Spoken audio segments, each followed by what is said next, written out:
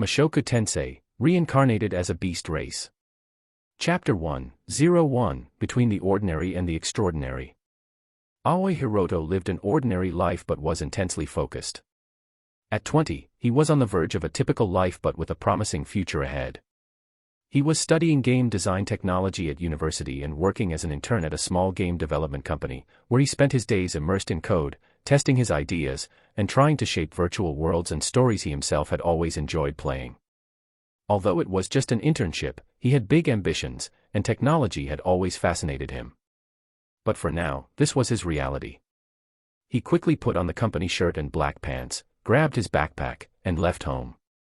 On the way to the train station, Aoi passed the same street, saw the same shops, the same hurried faces heading to work. He didn't feel particularly different from any of them. He was just another person in the crowd, trying to find some meaning amidst the daily chaos. When he arrived at the station, he saw Yuka, a coworker who usually took the same train. They exchanged a quick nod and a tired smile as they got on the train. "Aoi, you've been too dedicated to that game. Have you thought about taking a vacation?" she said, noticing the dark circles under his eyes. "I think my vacation will be when I finally finish this damn project," he replied with a sigh. Looking a bit concerned, she warned, "You're going to end up collapsing from exhaustion. I know it's your first independent project, but you need to take it easy." "Ha ha ha, but it'll be worth it soon." Aoi and Yuka continued talking as the train moved on. She joked about his serious demeanor, nudging his arm and saying he needed to relax a bit, and that games should be more about fun than obligation. He smiled slightly but looked away, a little embarrassed. As much as he admired Yuka, he knew he had no room for anything besides work and training in his schedule. However, when he saw her laughing, he caught himself thinking that maybe going out with her might not be a bad idea, a thought he quickly brushed aside, refocusing on what he needed to do at the office. When they arrived at the office, the routine continued without surprises. Aoi greeted his boss, took the file with the day's tasks, and sat down at his desk. The office was simple, with white walls and a constant smell of coffee. His boss, a middle-aged man with a serious demeanor, handed him yet another challenge for the day. "Aoi, I need you to adjust the combat AI. Let's make the enemies adapt better to the player's style." "Got it, I'll start working on it right away." The day went by with few interruptions, except when Yuka came over to discuss the development progress. She was more experienced and always brought new ideas, but Aoi was too focused on his project to pay attention to anything beyond his monitor. When the workday finally ended, Aoi felt a momentary relief. He turned off the computer and packed his things. Yuka was still chatting with some colleagues about new projects and inviting everyone for a drink after work, but Aoi had somewhere else to be tonight. He put on his headphones, picked up his backpack, and waved goodbye. When he got home, no one was there yet. His mother was still at work. She had been working alone for some time to allow him to focus on his studies, which had made their situation quite difficult since his father's death. Despite this, she always worked hard to give him the best opportunities, and with some help from his aunt, he managed to get into university.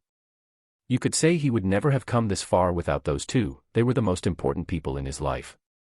He quickly prepared something simple for dinner: rice, fish, and vegetables. While he ate, he put on the latest episode of the anime he was following.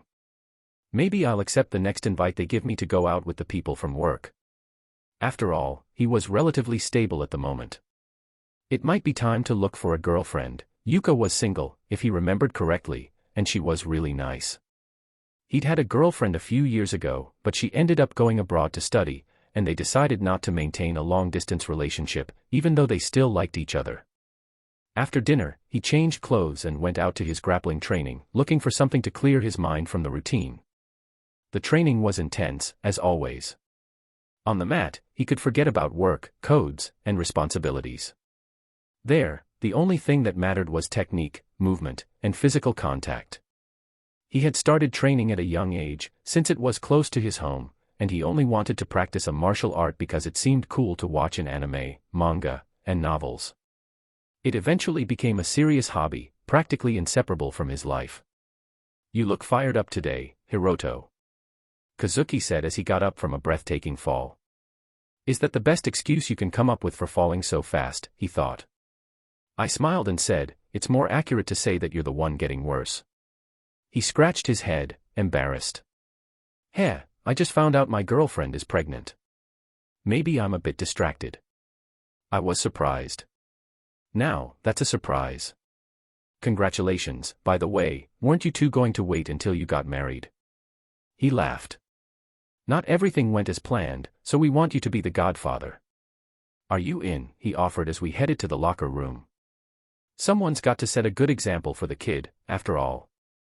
I said, laughing as I dodged the punch that followed.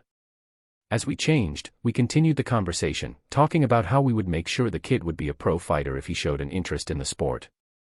In the parking lot, I headed toward my bike and got ready to leave when I heard Kazuki again. Still with that nervous smile, he said, "Thanks, man. Seriously, it means a lot." I nodded with a sincere smile, and we both went our separate ways, each heading home. The night was cold, and the damp air cut Aoi's face as he pedaled quickly home after training. The traffic was at a standstill, but the city still vibrated with nightlife.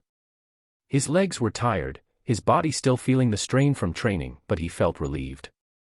Today's training had been intense, and for at least a few hours, he hadn't thought about codes or the project consuming him. He was filled with a moment of serenity. Suddenly, the peace he felt was shattered. Aoi looked ahead and saw, further down the street, a truck speeding towards a group of teenagers apparently arguing on the sidewalk. The driver slumped over the wheel, seemingly asleep. In their argument, none of the three noticed the danger coming their way. With quick thinking, he pedaled towards the accident, intending to throw his body over the kids by throwing himself from his bike while shouting, "Watch out, get out of the way." His heart pounded in his chest. He saw the three teens now realizing their situation, as well as a homeless man trying to push them out of the way, and he threw himself with all the strength he could muster. But to his despair, his leg, tired from training and the sudden effort, stiffened as a cramp hit him at the worst possible moment, and he didn't manage to throw himself with enough force to get them out of the way. In fact, the only thing he managed to do was increase the number of victims.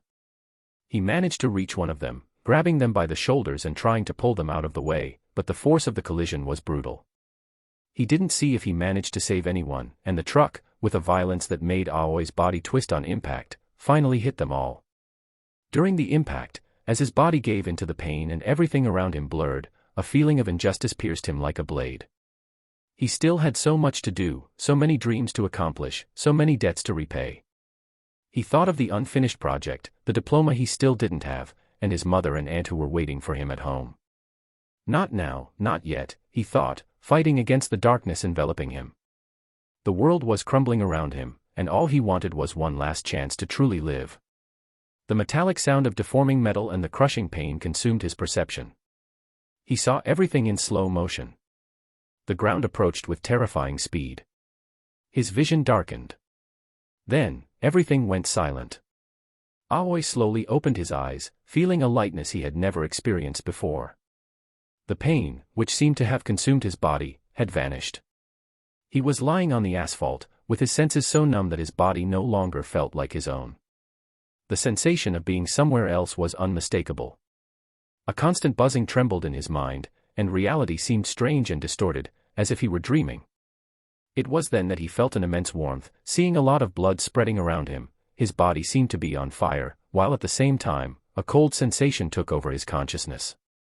The vision of people crowding around him and the sound of honking deeply resonated in his mind as he sank into darkness.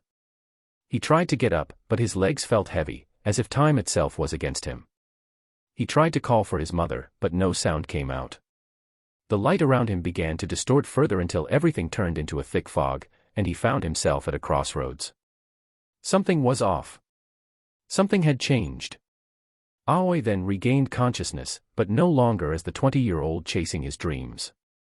Now he was facing something much deeper. He saw his own reflection in a shattered mirror, fragmented. It was as if he was watching his life unravel, the moments he had let slip by, the choices he hadn't made. Time seemed to have sped up. Back in the intense light, Aoi felt his mind finally quieting down. He didn't know if he was dead, just dreaming, or merely delirious. But what he knew with absolute clarity now, more than ever, was that he couldn't go on like this. I still had so much to do, he whispered to himself as the light around him began to dissolve. Before he could fully understand what this realization meant, everything faded to black. Chapter 202, Awakening in a Strange Land. I woke up with a strange feeling, as if my body wasn't the same, as if I wasn't the same person. Something was wrong. No, that wasn't quite it. It was more like everything around me was different, more expansive and more wild. For a second, I wondered, what is happening? Where am I? XXXXXXXXXXXXX. I tried to open my eyes, but everything was blurry. My eyes. They felt heavy, though not uncomfortably so. Blue spots moved everywhere, making it hard to focus. It was as if I could see the world in a different way, more sharply. With my vision still blurred, I tried to focus on anything around me. I noticed something different about myself. My hands, they weren't the same. They were smaller, with shorter fingers, small claws emerging from them, and dark skin. Looking around, or at least at what I could see, I began to move my tiny hands around and then noticed something else. My ears, were they large? And furry? They had a strange shape, like a cat's or a dog's. Is this me? Are these my ears? Like an animal's? My memories, everything felt distant. It wasn't like I had forgotten who I was, but more like a weight had settled on my chest, something that made me feel disconnected. What I knew for sure was that this was not Kyoto. As I continued to feel around, I discovered a soft skin, what felt like fur, fluffy and smooth. It seemed like a person, but very large, or maybe I was just very small. I heard something close to me again, as if someone was trying to get my attention. XXXXXXXX. XXXXXXXXXXXXX. Another voice, a bit further away, spoke this time. I started trying to discern the sounds around me, only to realize they weren't Japanese. From what I could tell, they weren't English or Spanish either. Nothing anyone was saying made sense to me. Everything felt strange, the way people moved, the nature surrounding me, the sounds. None of it was familiar. And then, the faces started to become clear. A large, serious face bent over me with a stern expression, but when it saw me, healthy and unharmed, his look softened slightly. He was smiling. A small but genuine smile that soon faded. He looked strong, with dark skin, dog-like ears, and silver hair. He seemed impassive, yet I noticed a tail wagging animatedly. What is this, are we all cosplaying here?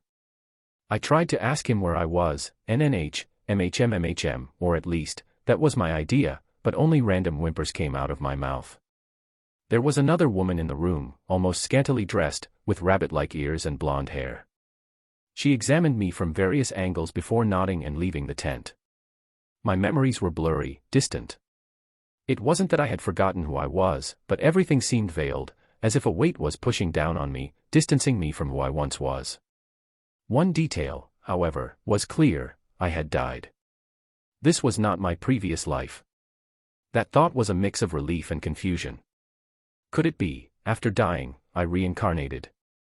XXXXXXXXXXXXXXXXXX. The men said something before leaving the tent. I thought this was fiction. Was this really happening? I was so lost that I didn't even notice when something, or someone, picked me up. A warm, safe feeling, and the gentle scent of skin and leaves comforted me. This someone had a serene, loving presence, and though I didn't know her, a primal instinct whispered in my mind. My mother. I couldn't understand a word that people around me were saying. Everything sounded strange, even the words spoken by the gentle face looking at me. The woman had an expression of tenderness, and even without understanding her language, I could feel her intentions. She seemed joyful, caring. She had short white hair and red eyes, with dog-like ears that I guessed were just like mine. I didn't know what she was saying, but the calm tone and genuine smile were something my heart understood. Still stunned by all these new experiences, a wave of tiredness suddenly washed over me, and I passed out. In the early days, this new reality was harsh and bewildering. I could feel my muscles growing stronger than I expected. My hands, still small, were already stronger than those of other children, and though my movements were clumsy, they were agile. As the days went by, Celine, as my mother seemed to be called, took me to explore what I somehow understood to be our home. She carried me through branches, enormous trees, climbing through the heights of the forest. My mother carried me with a gentle smile, as if she wanted to show me every bit of this new world. As we climbed each step of trunks and vines, a thought echoed in my mind. This certainly doesn't seem safe to do with a baby, and at the same time, I was fascinated by the natural way she moved. She showed no fear, was perfectly in control, leaping from branch to branch, and I, with no other option, could only watch with a mix of trepidation and admiration. The forest was indescribable. Massive trees whose thick leaves filtered the sunlight into fine, bright rays, casting a soft green glow in the air. The constant humidity and the fresh, damp smell of leaves filled the air. Looking at it all, I thought, is this my new home? How can something like this even exist? By now, I was almost certain that I wasn't on Earth anymore. I doubted trees could grow this huge there. None of these people seemed to be at some cosplay event, and this superhuman physicality couldn't be faked.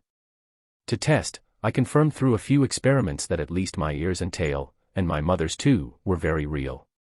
It seemed I had reincarnated into a beast race tribe, living high up in this vast forest. Well, first of all, I was doing my best to learn the language quickly, but I could only recognize names for now. When we finally arrived at the suspended cabin that was our home, I noticed how it was both carefully and simply built. Made of wood and leaves, it looked fragile but safe, with openings that let in the fresh wind. Still, I couldn't shake off a certain uneasiness. Will I fall if I get too distracted? As time went on, I started to understand the complexity of my new body. At only 3 weeks old, I was already able to crawl. This was fast, even by my race's standards, judging by the surprise my parents showed. There was a strange strength I still didn't know how to control. My movements were clumsy, and my strength, disproportionate. One day, I was headed toward a water pot, moving too quickly and ended up twisting my arm. The pain was intense, surprising me, and I let out a whimper, which worried my mother, as I was usually a quiet baby. Actually, it's quite absurd, I just broke a bone, and all I did was whimper. Do babies normally break bones so easily? Or is something wrong with me? My mother left the house and returned in about 3 minutes. Alongside her, another figure appeared. A tall woman with pointed ears, bright eyes, and golden hair, wrapped in a soft cloak, leaned over me. After saying some words I didn't recognize, a warm light ran through my arm, and as I felt the pain vanish, a thought crept into my mind, could she be some kind of healer? Who is this woman? And was that magic? Though I already suspected, knowing there was actual magic here was truly exciting. Having played so many games, I'd always imagined what it would be like to be inside a game myself. I looked at the woman I assumed was an elf, with shining eyes. Celine and other members of the tribe seemed to respect this mysterious woman. I looked at my mother and saw her grateful, yet worried expression. Well, they have the ability to heal, maybe I can trust this world more than I thought. But now, who was this woman? I wanted to ask, but didn't know how. None of their words made sense to me yet. I just observed her, trying to understand what was happening. She spoke with Celine and other tribe members, but I understood nothing. All I knew was that she had healed me, and the pain that had consumed me had disappeared. My mother looked at me with a concerned face, but also with a look full of love. She didn't seem angry. No, she seemed grateful that I was okay, yet a bit worried about what had happened. Even with the pain fading, I still couldn't fully control my body. Something in me was different. I was stronger, faster, more wild. My instinct for survival and the urge to explore were intense. I didn't want to be weak. I didn't want to depend on anyone. I wanted to be strong. Over time, my mother took me to a tent to interact with other children. I felt a constant need to prove myself, to test my strength. It was an instinct that made me want to appear the strongest among those my age. This, however, wasn't going well. Other children seemed more fragile, smaller, and often ended up crying or getting scared. What's wrong with me? Why am I intimidating a bunch of kids? But they are really weak. Wait, that's not the point. An instinct to stand out and show what I was capable of burned within me, but I tried to control it. I would need to be stronger in this world, and for that, I would need to adapt and learn everything I could, even if it was at the pace of this small, beastly body. Celine, my mother, watched over me with immense patience, even when I caused small incidents. There was a tenderness in the way she handled me, gently pulling me away from anything dangerous or calming me with a soft touch. Her touch, even without words, conveyed a sense of peace I couldn't fully understand. One day, my father, at least, that's how I called him in my heart, came to check on me. He was a strong presence, always with a serious expression, yet there was a respectful look in his eyes. Somehow, I felt that he was proud of me, even without saying a word. When he placed his hand on my head, I felt something new, perhaps a sense of pride. It was as if he saw potential in me that I didn't yet understand. I truly missed my former life. I spent so much time with my new mother because she reminded me of my mother from before. I wondered if my friends missed me. Kazuki was probably annoyed that I'd left just when he was about to become a father. I hoped Yuka had taken over my project. It was almost finished, and I couldn't bear the thought of anyone else taking credit for something I'd worked so hard on. I didn't know what the future held for me, but I knew that this body and this world were now my reality. I didn't know my own name until I heard it repeated to me several times, Rigor. Something inside me said that this name was part of who I was now. I reborn in a new world with a strength I didn't yet know how to control, and a fate that seemed to be calling me. I didn't fully understand everything around me yet, but one thing was certain: I was Rigor Adoldia, a new being in a new world, striving to adapt and find my path forward. Chapter 3:03 Rigor Adoldia. There I was, hair blowing in the wind, head held high and chest puffed out, gazing at the vast green expanse from the top of a tree, an epic scene, at least in my mind. Because I noticed my mother laughing behind me, genuinely finding my attempt at looking heroic, despite my size, to be cute. It had been a little over a year since I reincarnated into this world, and every day brought a new challenge and discovery. From my first movements to finally being able to stand and walk, I felt that I was making progress. Today, I can run, and even though I'm not as fast as an adult, considering my size, it's already something quite impressive. I may be small, but every step, every run through the forest, is a reminder that I can grow and improve. My strength was also not typical for someone my age. If I had to estimate, I'd say I had the strength of a 6 or 7-year-old from my previous world, something remarkable for my small, still developing body. My family and the rest of the tribe noticed this quickly, especially when I was able to move things that no one would expect someone my age to be able to lift. I thought it would be wiser to hide this strength, but every time someone was surprised by it, I felt a strange but pleasant sensation.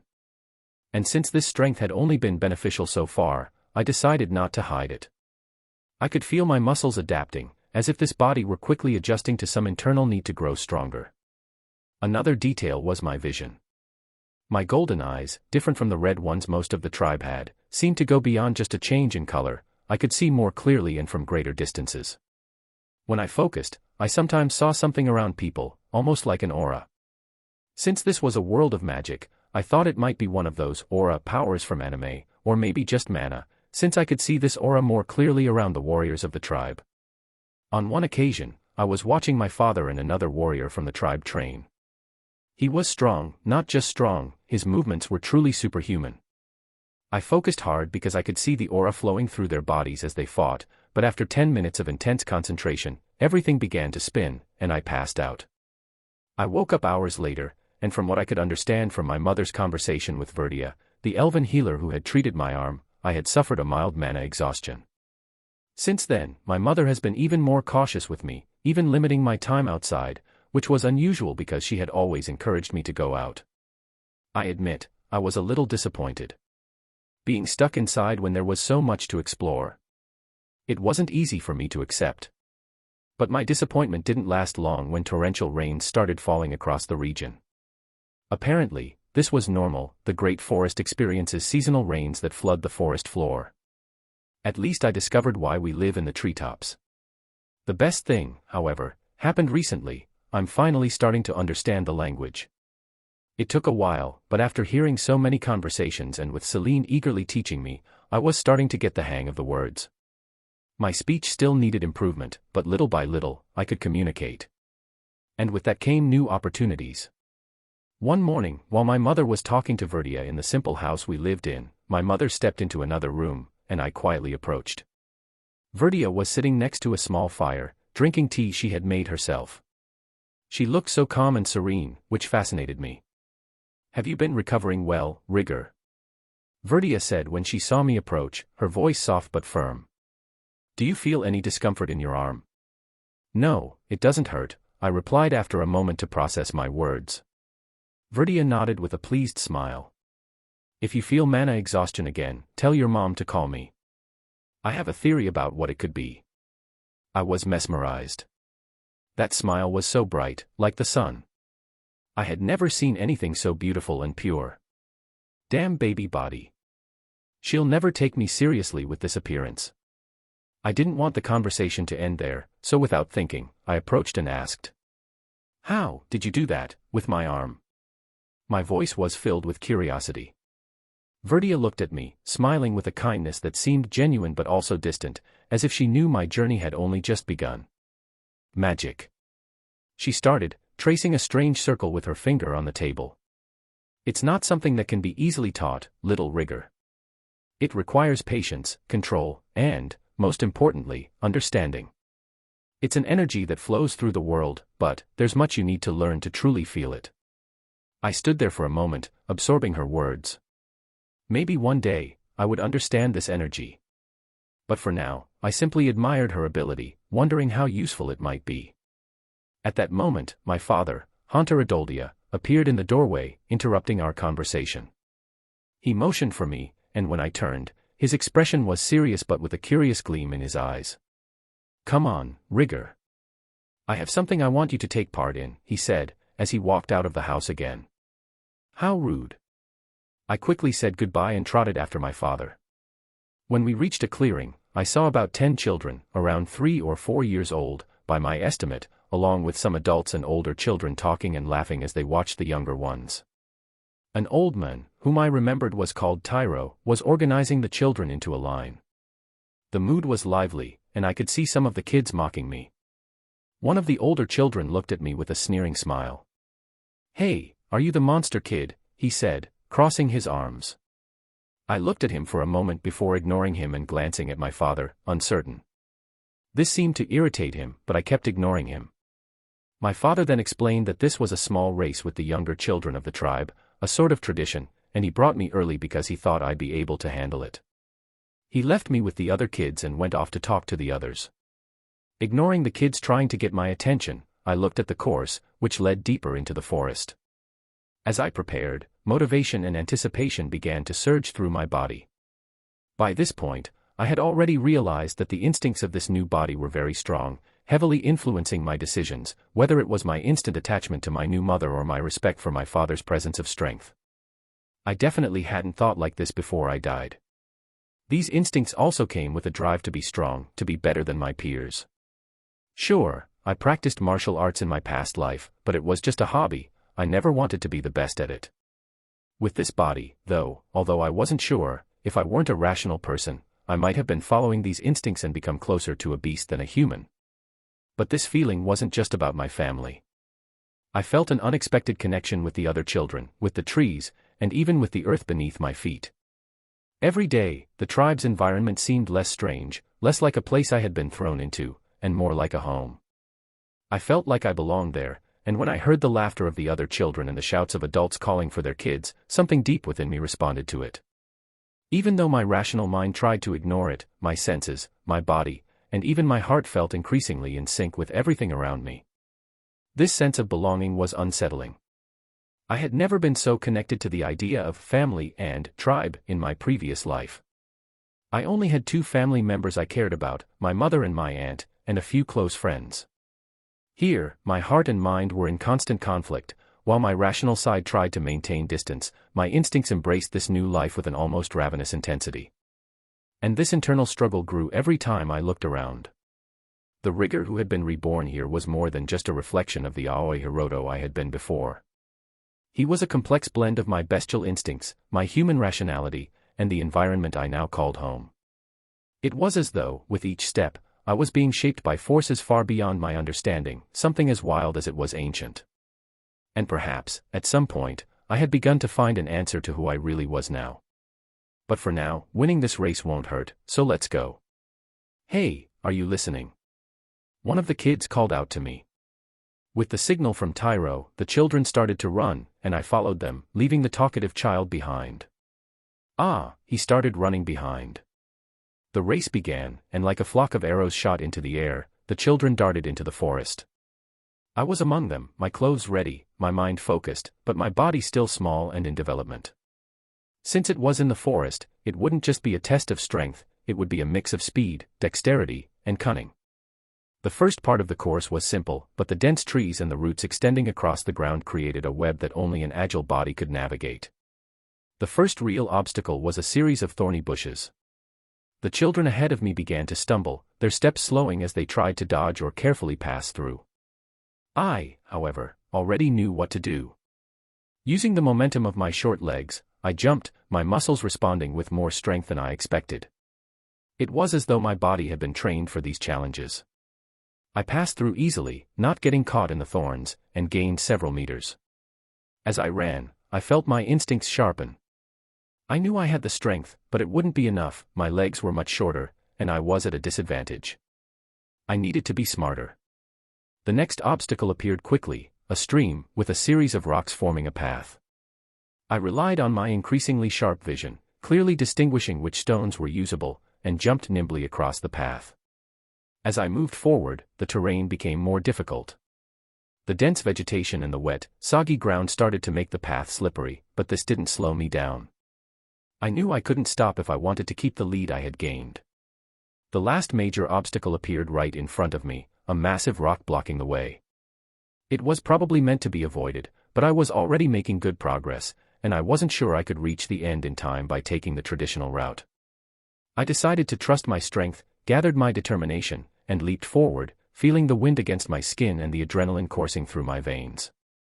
As one of my feet barely grazed the top of the rock, the tree signaling the end of the race came into view.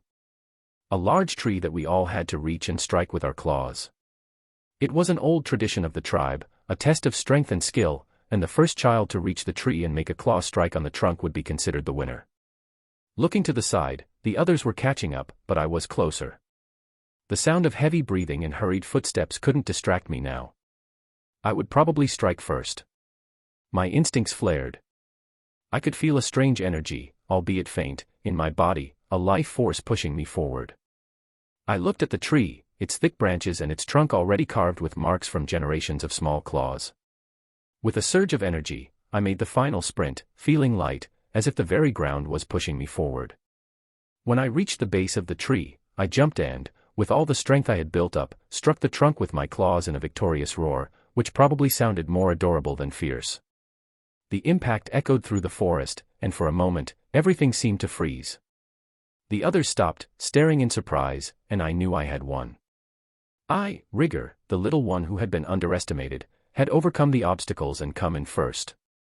As the others began to arrive, one by one, they all looked at me with a mixture of surprise and respect. Taze, the boy who had called me monstrous earlier, arrived second, but he didn't look upset. On the contrary, he seemed impressed. Hunter, my father, was watching from a distance with a serious expression, but when he saw my victory, his eyes lit up with a pride I had never seen before. And, although this race didn't mean much, I felt a strange sense of accomplishment and pride. I, Rigger, had won. And in that moment, I thought to myself that my journey had only just begun. Chapter 4:04 The Way Forward. POV Hunter Adoldia. My name is Hunter Adoldia, a warrior from the Doldia tribe. You could say I'm relatively strong. If I had to estimate, I'd say I'm at the level humans would consider advanced among warriors, which makes me one of the strongest in the tribe. I've never left the Great Forest, except for one time when I joined an expedition to rescue our enslaved people. It was also when I met and saved my wife, Celine Adoldia. Perhaps because she had been influenced by human society and had lived much of her life as a slave, she was different, but not in a bad way. When I saw the lifeless look in her eyes turn to radiant hope after I rescued her, I had already fallen in love. Celine didn't stop me when I confessed my love. It was more as though she had been eagerly waiting for it. She never spoke much about her time as a slave, saying it was a dark period, in contrast to her current cheerful and affectionate self. It was as if every second after that was making up for the lost years. But I wasn't complaining. It was that kindness and brightness that made me fall in love with her in the end. Our life reached its peak after the mating season. Celine was pregnant, and I was so excited, but I made sure to keep my exterior calm and serious. Celine, in contrast to what I expected, was calm and relaxed, not seeming worried at all, just genuinely happy.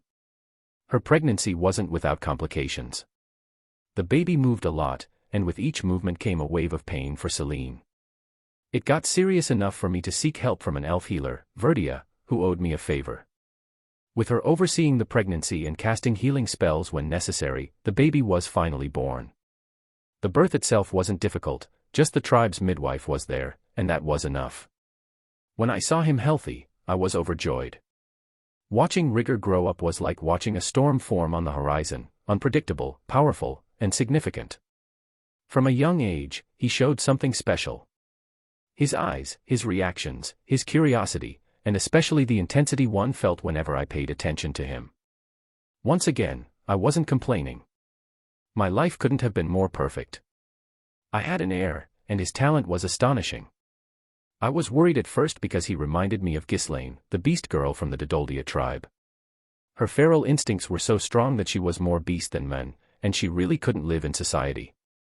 But, fortunately, my son didn't have that problem. He was the complete opposite, very intelligent, learning and absorbing everything around him quickly.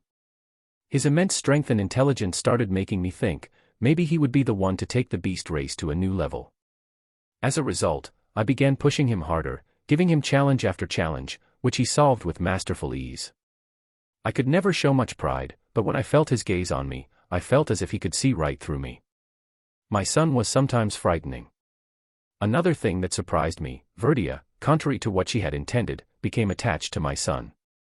She had initially planned to leave after confirming he was healthy, but due to his persistent attachment, she decided to stay a few more years until he grew up. Elves are strange when it comes to time, what feels like nothing to them could be years to us. She told me that my son might have talent for magic. I'm starting to wonder if there's anything he isn't good at. Except for those times when he's overtaken by his instincts, of course, where apparently all his cunning and intelligence vanish. I smiled as I remembered him running on all fours after a rabbit, as if it were his prey. His love for meat was evident. May the great fire's protection be in the place you seek. I call the bold heat of a torch here and now. Fireball. I did it. A child's voice pulled me out of my thoughts. Rudeus had called me to follow her and Rigor to a small clearing to witness something. Now I could see a small fireball floating in front of my excited son. Rudeus, with her serene gaze and a smile on her face, turned to me and said, "I didn't expect less. He learns quickly."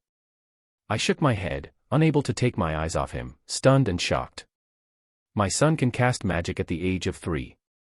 Indeed, you can already consider yourself a beginner fire mage, little Rigor, Rudeus replied, lifting the boy into the air by his arms. My son looked as though he had been punched by an invisible force upon hearing the last part, but soon recovered and smiled. "Let's try the others now." And so, on that day, my son became a beginner mage of fire, water, earth, and wind, struggling a bit with the last one, trying 3 times before succeeding. MC's POV. These last 2 years have been filled with new discoveries, first and foremost, magic. After seeing my growing interest and insisting so much, Rudeus agreed to teach me, as long as I had my parents' approval. My father agreed easily, but my mother was more demanding. She declared that she would only allow me to learn magic once I could read and write, arguing that mages needed to be intellectually prepared. While this might have seemed like an obstacle, I took it as just another challenge. I had always been interested in languages, and the morning lessons with my mother quickly had me mastering the written language of the tribe. When I asked to learn the human language too, she was surprised but pleased with my insatiable curiosity. Another thing I was able to confirm was my theory about mana strengthening. After watching many of my father's fights, it became clear that many fighters enhance their blows with mana. I tried to replicate the result during this time, but I didn't have much success until now. When I asked my father about it, he told me that this energy was called battle aura, something you acquired naturally through training. I didn't really need it at the moment, as my natural strength was growing faster every day, to the point where my strength already rivaled the adults in the tribe. But I didn't know how far it would take me, so I continued my battle aura training for now. The most significant discovery, however, came when I realized something extraordinary about my mana. One day, after focusing my gaze to the point of exhaustion and almost passing out from a lack of mana, I noticed that, when I recovered, I could keep my magic eye active for longer than before. This discovery led me to conduct several experiments, where I confirmed that whenever I completely drained my mana reserves in a day, they regenerated bigger the next day. When I shared this with Rudeus, she was surprised, as she believed, like most mages, that the amount of mana was fixed since birth. I realized that this peculiarity could be a unique advantage, as long as I continued to use it strategically. These 2 years were full of discoveries and advancements, but I knew I still had much to learn. With each small victory, my curiosity grew, and I sought to learn more about this new world. In the following months, before I turned 3 and started my physical training with my father, I spent my days discovering new things. My mother, Celine, was tirelessly kind and loving, and her affection reflected in everything she did. When Rudeus began teaching me magic, my mother was always close by, often watching with a look of pride or encouraging me with kind words. Rudeus, in turn, was a well of patience. I felt comfortable asking questions, even when I knew they might seem obvious or annoying. One day, while learning fire magic, I asked, "Why does magic exist?" Rudeus smiled. "I've always thought it exists to remind us that limits are meant to be challenged and that even the impossible can be shaped by the right hands. Controlling it is understanding its nature, but also respecting it. That's what separates a talented mage from a reckless fool." Those words stayed with me, and I applied them to other aspects of my life. It was a good philosophy to follow when it came to magic. The sound of the wind passing through the treetops filled the clearing where we were training. My father was focused, his voice firm as he adjusted my stance during a combat drill. As soon as he noticed my talent for magic, he began my hand-to-hand combat training, fearing that I might not find it as interesting. From what I understood, warrior training usually began at age 5, but he thought it wouldn't be a problem if it were me. Keep your center of gravity low, rigor. That way, you can resist the impact. The first drill was a strength contest. My father was much bigger and stronger than me, but I had something he didn't expect, knowledge of grappling from my past life. When he lunged to grab me, I quickly lowered myself, using his movement to seize his leg and pull it, unbalancing him for a moment. He laughed, surprised. "Interesting. Where did you learn this?" "I just thought quickly," I lied, trying to cover it up. Even so, he noticed something different. My approach was more strategic than instinctive, and that intrigued him. Gradually, I began incorporating more complex techniques, like holds and locks, which, although not perfect for my child's body, gave me an unexpected advantage. "You're small, but you fight like an experienced predator. That's rare for someone your age," he said as he knocked me down so quickly that I couldn't react. "Ag. You're getting better. Again." We trained until dusk, and by the end, he gave me a proud look. "You have much to learn, rigor. Remember, you may be strong, but you're small and inexperienced. Don't blindly rely on your strength," he said wisely. Of course I know that, but did he have to beat me so much? I'm only 3 years old. This is child abuse. I'm calling the police, of course, father. I definitely won't forget that, I said with a sinister smile, which only looked strange on my child's face. At night, after dinner, came the moment I looked forward to most, sitting beside Rudeus and my mother while they told stories of places beyond the great forest. Rudeus started, as usual, drawing maps on the cabin floor with a stick. "Rigor, did you know that beyond this forest, there are lands so different they could seem like another world?" she asked as she made winding lines. "What are they like?" I asked, my curiosity growing. She smiled. "Meles, for example, is a kingdom of religious humans. Their cities are surrounded by tall walls, and many people there follow the laws of Saint Meles. They believe in order and purity, or at least, that's what they say." My mother, Celine, leaned in, adding, "But not everyone in the world follows those beliefs. The kingdom of Azura, on the central continent, is very different. They are the wealthiest and rule as a great monarchy. It's a place of intrigue and luxury, but also of inequality." Rudeus continued, her tone more serious, "Little rigor, there's something you always need to be aware of in this world. There are those who see people like us, the beast race, as tools or objects. They're the slave traders." My mother sighed, the usual brightness in her eyes dimmed for a moment. "I was a slave myself, rigor. I've seen up close how they treat those they capture. That's why it's so important that you grow up knowing the value of freedom." These words resonated with me. While my body sought physical strength through training, my mind sought to understand what it meant to be just and strong. After 3 years living with these people, I noticed that despite their animalistic traits, they weren't so different from humans. The idea of others thinking they had the right to enslave them just because of their race seemed repugnant. But that wasn't something I could change in this world, at least not for now. During my explorations of the forest, I began to notice that the other children looked at me differently. Some started following me wherever I went. Maybe it was my unusual ability to think logically and strategically, or my strength, which surpassed theirs despite being the same age. When we played fight or explored the more dangerous areas of the forest, I instinctively took on the role of leader. "Let's go this way," I said, pointing to a less obvious route. "The rabbits tend to hide on this side, and the vegetation is denser, so we might find tracks." "How do you know that?" asked a boy named Karun, eyeing me suspiciously. "I observe," I replied, shrugging. "The forest speaks if you know how to listen." They laughed but followed my instructions, and we ended up finding what we were looking for. Thus, my position as leader began to solidify, even though I never asked for it. It was during a family dinner that my father mentioned something that stirred the entire tribe. "Guys is excited," Hunter started, with a light smile on his face. "His wife is pregnant." Celine beamed. "That's wonderful. The next generation of the Dodoldia clan is on the way." Hunter nodded, but his expression grew thoughtful. "Rouge is also expecting a child. 2 heirs to chiefs being born almost at the same time. This will strengthen the bonds between the clans." I fell silent, absorbing the information. I knew that these children would play an important role in the tribe's future, but I also wondered what kind of relationship we would have. My father said that the holy beast had also been born, but this will be kept secret from everyone until it is old enough. Legends say that this beast will join the hero who will save the world or something like that. I don't know how much I believe in this, but I guess I'll have to wait to see this holy beast first. During the quieter nights, I found myself thinking about what I wanted for myself in this world. I felt the desire to explore, to live adventures beyond the forest. But I also knew I had a responsibility to my family and my tribe. "Strength without purpose is nothing," I remembered my mother's words. My decisions would be shaped by these stories, by these teachings.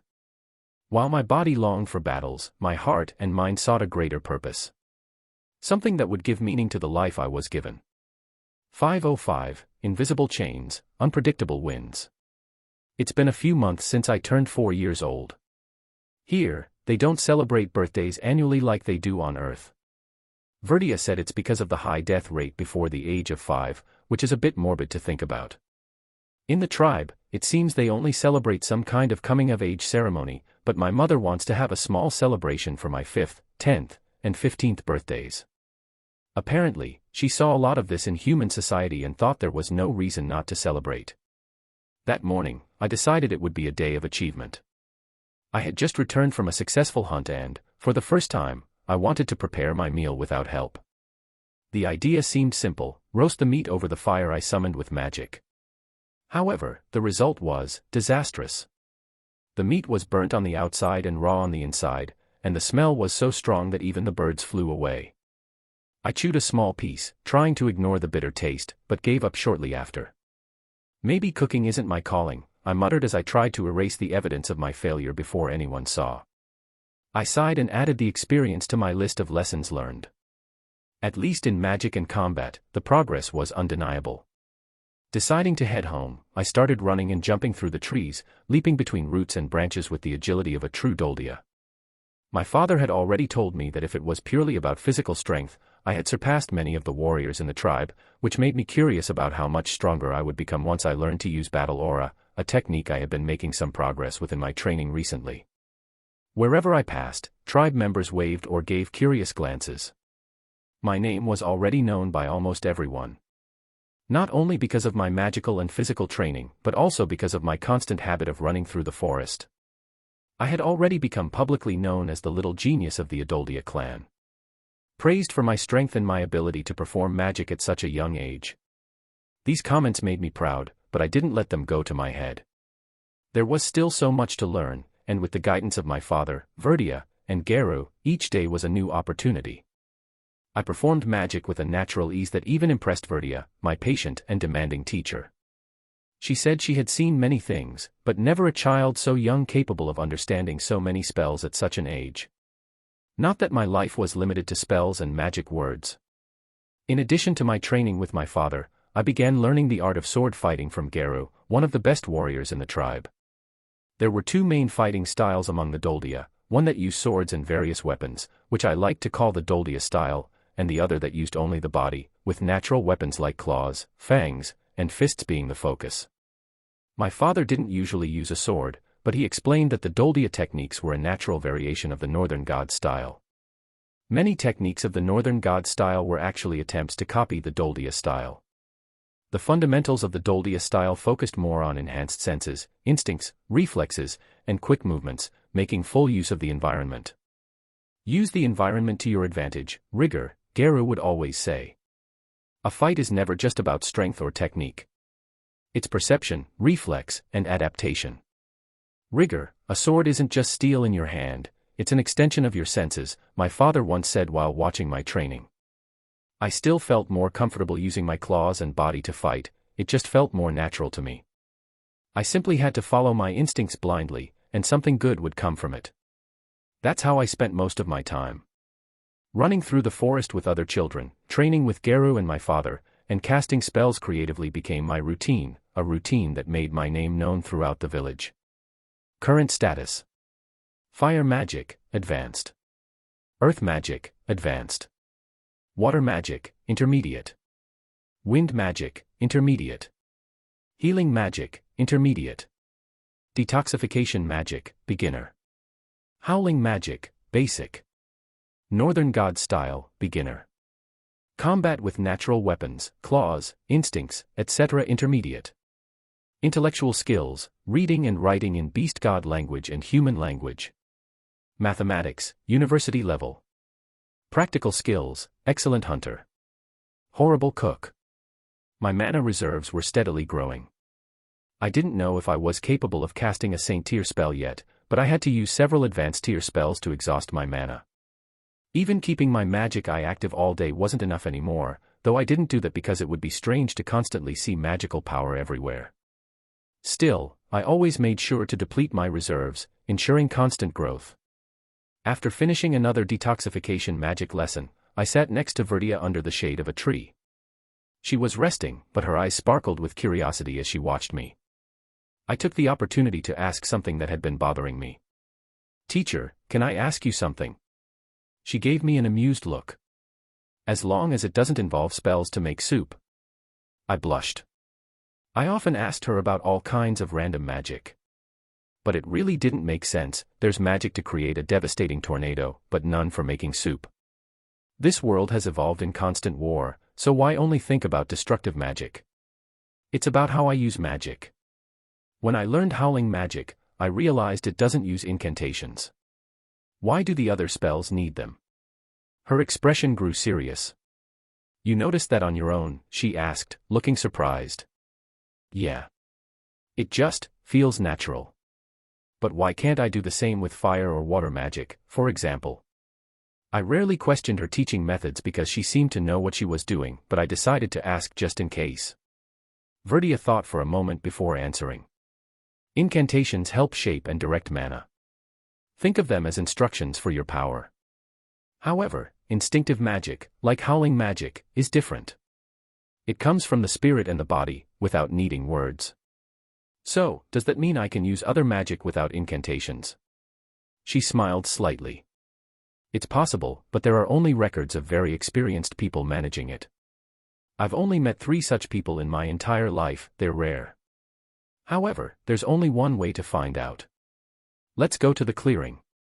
The place was surrounded by tall trees and bathed in the soft sunlight. Rudeus gestured for me to position myself. Let's start with something simple. Focus on a water spell, but without incantations. I don't have much to teach you about this since I don't have this ability, but try to replicate the feeling and say the incantation in your mind, it might help. I closed my eyes, feeling the mana flow like a current inside me. Normally, I say the words, but this time I kept silent. I visualized a sphere of water forming in my hand while thinking about the incantation. To my surprise, it appeared almost immediately. I did it, I exclaimed, looking at Rudeus. Impressive. That's a rare skill, little rigger. I was planning to have you try this when you were older, but it seems I underestimated your talent. She looked genuinely surprised this time. It was hard to get that expression from her. I nodded, taking a deep breath. I imagined a flame floating before me, dancing in the air. Once again, without saying a word, the mana responded. A small flicker of fire sparked, vibrant and warm. Rudeus laughed, clearly impressed. Rigger, this is a truly special skill. You have a natural talent, so remember, how much you develop this ability depends on your effort. Keep in mind what I've taught you about magic, and just follow your own path. She hesitated for a moment, then said, Little Rigger, do you want to be my disciple? It would still be the same, but we would be bound by something greater than just teaching. I noticed a hint of melancholy, but I was excited. Of course, Master. I would love to. She smiled. That's when a chill ran down my spine. What was that? I murmured, instinctively activating my senses. Rudeus noticed it too. Something's wrong. Stay alert. We decided to investigate the surroundings and found strange footprints marking the ground.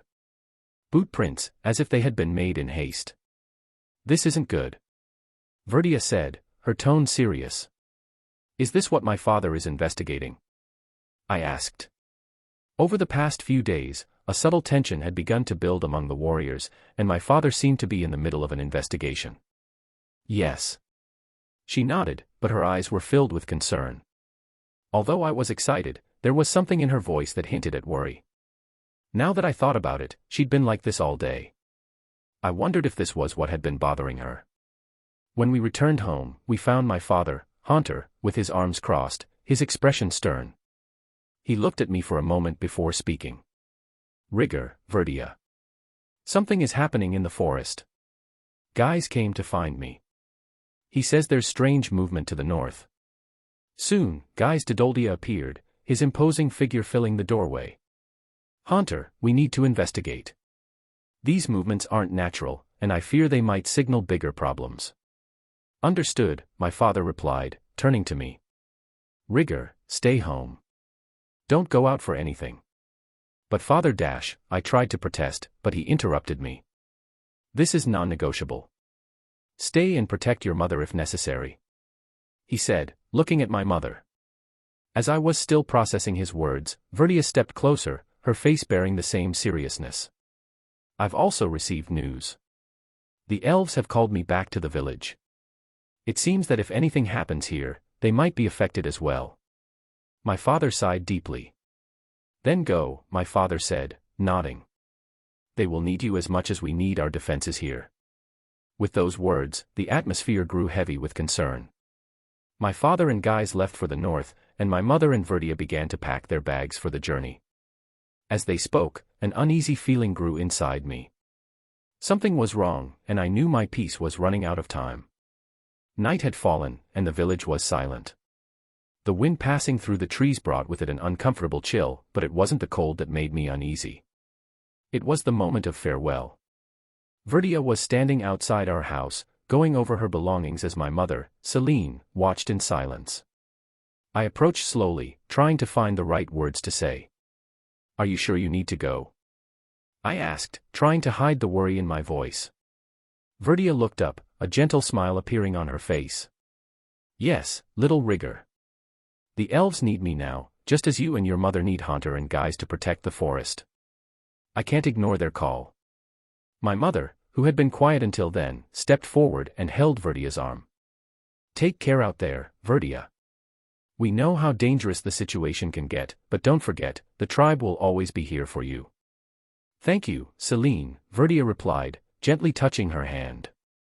I'll return as soon as I can. Rudeus turned to me, and her eyes seemed to shine, as if she was trying to capture every detail of the moment. Rigger, listen to your mother. And, more importantly, keep practicing.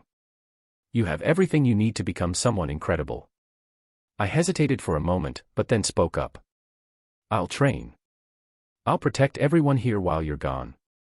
Just, come back as soon as you can. I really liked her, I truly did. She had taught me so much since I arrived in this world, and there was this gentleness and elegance about her, an aura that was truly hypnotic. She smiled, but there was something melancholic in her expression. Don't worry. I'll come back. And when I do, I want to hear all about your progress. Suddenly, she knelt down, holding my face with both hands. Remember, Rigor, even when you're alone, you're never truly alone. Your strength lies in the people you love, and they are always with you, in some way. My words caught in my throat, and all I could do was nod. My mother placed a hand on my shoulder, squeezing gently as if to offer comfort. Verdia, you are already part of our family. Go in peace, but know we'll always be here if you need us, my mother said firmly. Verdia stood up, adjusting the quiver on her back, and gave one last look at both of us. You're my family too. I'll come back.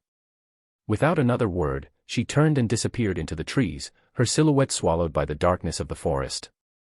We stood there, my mother and I, in silence, staring at where Verdia had gone. Finally, my mother broke the silence. She's strong, Rigor.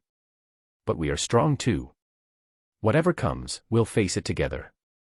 I nodded, but something inside me still weighed heavily. The night felt darker than ever. If danger is waiting, how can I stand still? I thought, feeling the unease take over me.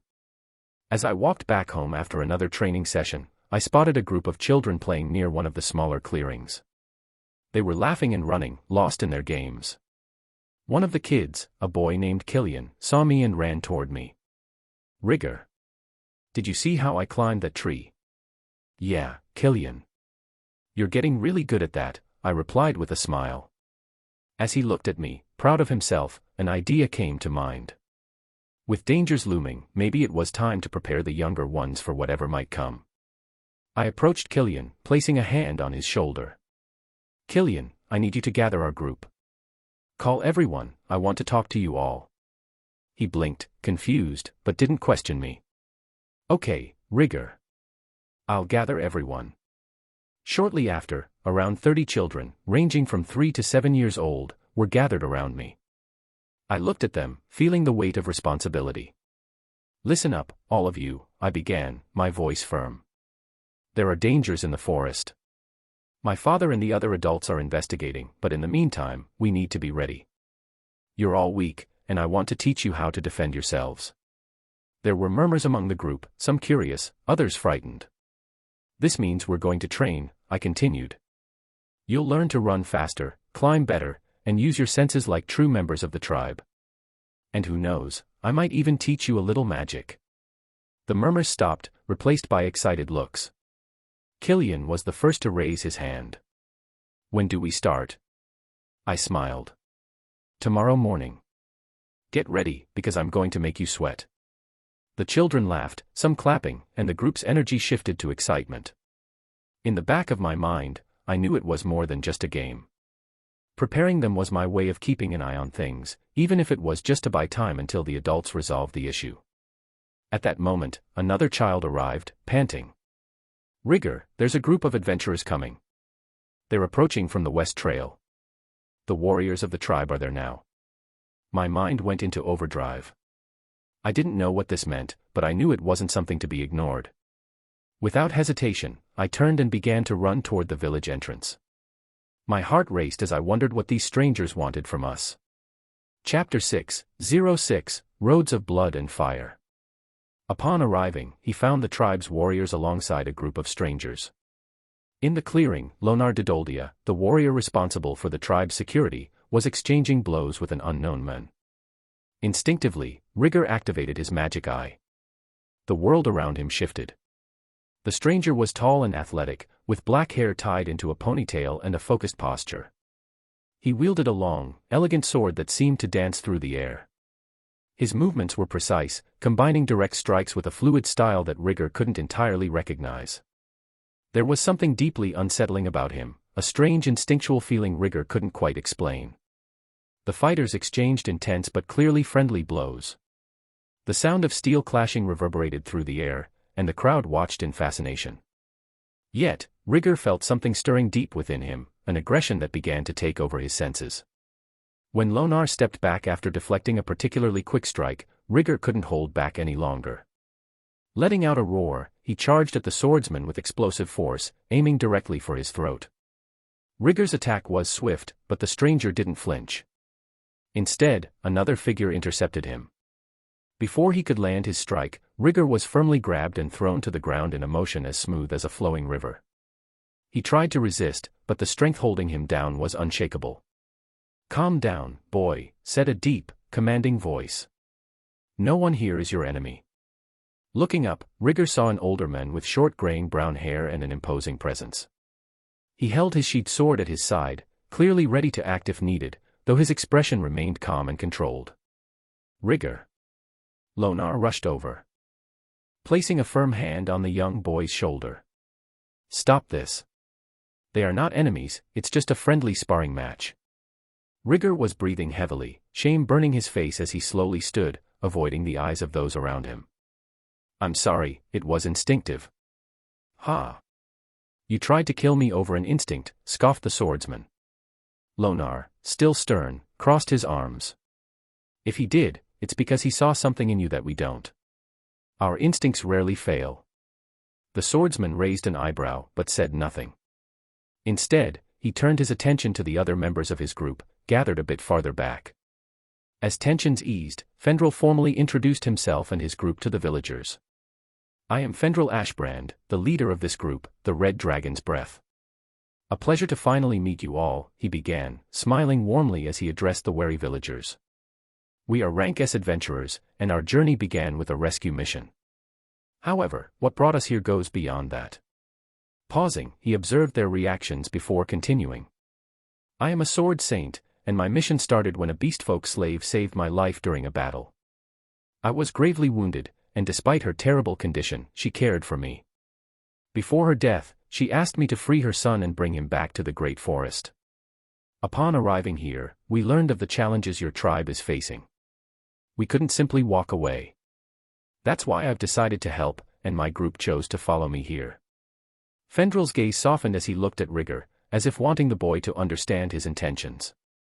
"The debt is mine, and I see it as my responsibility to repay it." He gestured toward his companions. Darien, the swordsman, gave a simple bow. "I'm Darien. Swordsman. Not as skilled as Fendril, but my blade is sharp." Irina, the elven archer, spoke with an indifferent tone. "I'm Irina. Archer." She eyed Rigger, noting the distrust still present in his gaze. Gorin, the dwarf, raised his voice jovially, trying to lighten the atmosphere. "Name's Gorin, the drunkard of the forge. Not a saint, but good with an axe and a barrel of ale." Marla, the healer, followed with a calming presence. "I'm Marla. Healer. If anyone needs care, I'm here." Lastly, a halfling introduced himself with a mischievous grin. "Zen. Thief." A young beastfolk child hiding behind him piped up shyly, "I'm Jannar." The village's reception was far from warm. Despite Jannar's account, which confirmed Fendril's story and eased some tension, the villagers remained skeptical. Having lived in isolation and with internal struggles, they watched the adventurer's every move with suspicion. Outsiders weren't easily trusted, especially during such uncertain times. "Who are these people? What do they want here?" one elder murmured, glaring at the group. "Our tribe has its own warriors, we don't need strangers." Even with Fendril's explanation, doubt lingered. It was hard for the villagers to believe that a group of adventurers would come all this way out of pure altruism. Rigger felt the unease in the air. He too harbored reservations, particularly about the swordsman Darien, whose earlier sparring match had set him on edge. Yet, Fendril's calm demeanor and sincerity made Rigger hesitate in outright dismissing him. Over the days that followed, Rigger observed the adventurers closely. Darien was almost too composed, revealing little about himself. Irina maintained a detached curiosity about the villagers, never venturing too close. The others, more willing to engage, were met with cool politeness but little warmth. Still, Rigger couldn't shake the feeling that Fendril carried a unique burden, one that resonated with him. Perhaps there was more to this group than met the eye. As the days passed, Rigger began to hope the tribe's warriors would return soon. Their presence would make him feel more secure amidst the growing tension. One day, during one of his training sessions, Fendrel watched as Rigger moved with the natural weapons inherited from his Doldia lineage. His sharp claws and the instinctive agility of his body allowed him to adapt to improvised combat styles. Fendrel crossed his arms, studying the young warrior as he blocked and dodged Geru's attacks. "You have what I'd call natural talent," Fendrel remarked. Rigger paused, looking at him curiously. "Talent for what?" "For the sword god style. It's the way you move, direct, efficient, focused on ending a fight with a single lethal blow." Though Fendrel seemed impressed, he didn't dwell on the comment. To him, talent only mattered if paired with hard work. Don't let it go to your head. Talent is just a seed. Whether it grows depends entirely on you. Rigger didn't respond. While he enjoyed using a sword, he found it far easier to improve by fighting with his claws and fists. As the weeks went by, Rigger became more involved in the village's daily routines, including helping younger children learn the basics of combat and patrolling the area. Initially, it was just a distraction, something to fill his time when he wasn't training with Geru or pushing his own limits. But soon, he realized he enjoyed teaching. "Focus on your balance," Rigger told a small group. "If your feet aren't steady, any strike will throw you off." The children looked up to him with admiration, eagerly mimicking his stances and movements. Despite his youth, Rigger already stood out as someone with the strength and skill of a seasoned warrior. As the months passed and he turned 5, Celine held a small celebration for just the two of them. She gifted him a ring engraved with a wolf design. The adventurers were gradually integrating into the village's routine. Rigger, though still wary of Darien, began training regularly with Fendrel. Despite his growing respect for the group leader, Rigger couldn't ignore something peculiar. Whenever he activated his magic eye during their training sessions, he noticed Fendrel's battle aura was unlike anything he had ever seen. "It's sharp," Rigger reflected during a break. "Every movement is like a blade, but controlled. It's as if he doesn't waste a single drop of energy." One day, after an especially intense sparring session, Fendrel commented, "You've got monstrous strength for someone your age." He rubbed his shoulder where a strike from Rigger's claws had torn part of his light armor. "If you learn to control it, you could become something truly dangerous, in a good way." Rigger felt a mix of pride and frustration. Despite his strength, he knew Fendrel still outclassed him in technique and experience. "My strength means nothing if I can't use it properly," he thought. During training, Rigger began to blend his natural grappling knowledge, something he had learned in his past life, with the instinctive combat techniques of his new body. In one bout, he managed to take down the veteran swordsman by grabbing his arm during an attack, twisting his body, and pinning him to the ground. Of course, he knew that if Fendrel had been serious, his head would have been severed before he realized it. "Interesting," Fendrel said as he stood up with a grin. "You don't limit yourself to one style. That flexibility will take you far." "It's not like I choose to do this," Rigger replied, panting. "It feels like my body just reacts." "Then start training your reactions, too," Fendrel retorted. "Reacting without thought is useful, but reacting with intent is what separates a common fighter from a master." Apparently, there were two kinds of warriors, instinctual and rational. Fendrel categorized Rigger as a pure instinctual fighter and noted that, while this approach made initial progress easier, it wouldn't take him as far in the long run.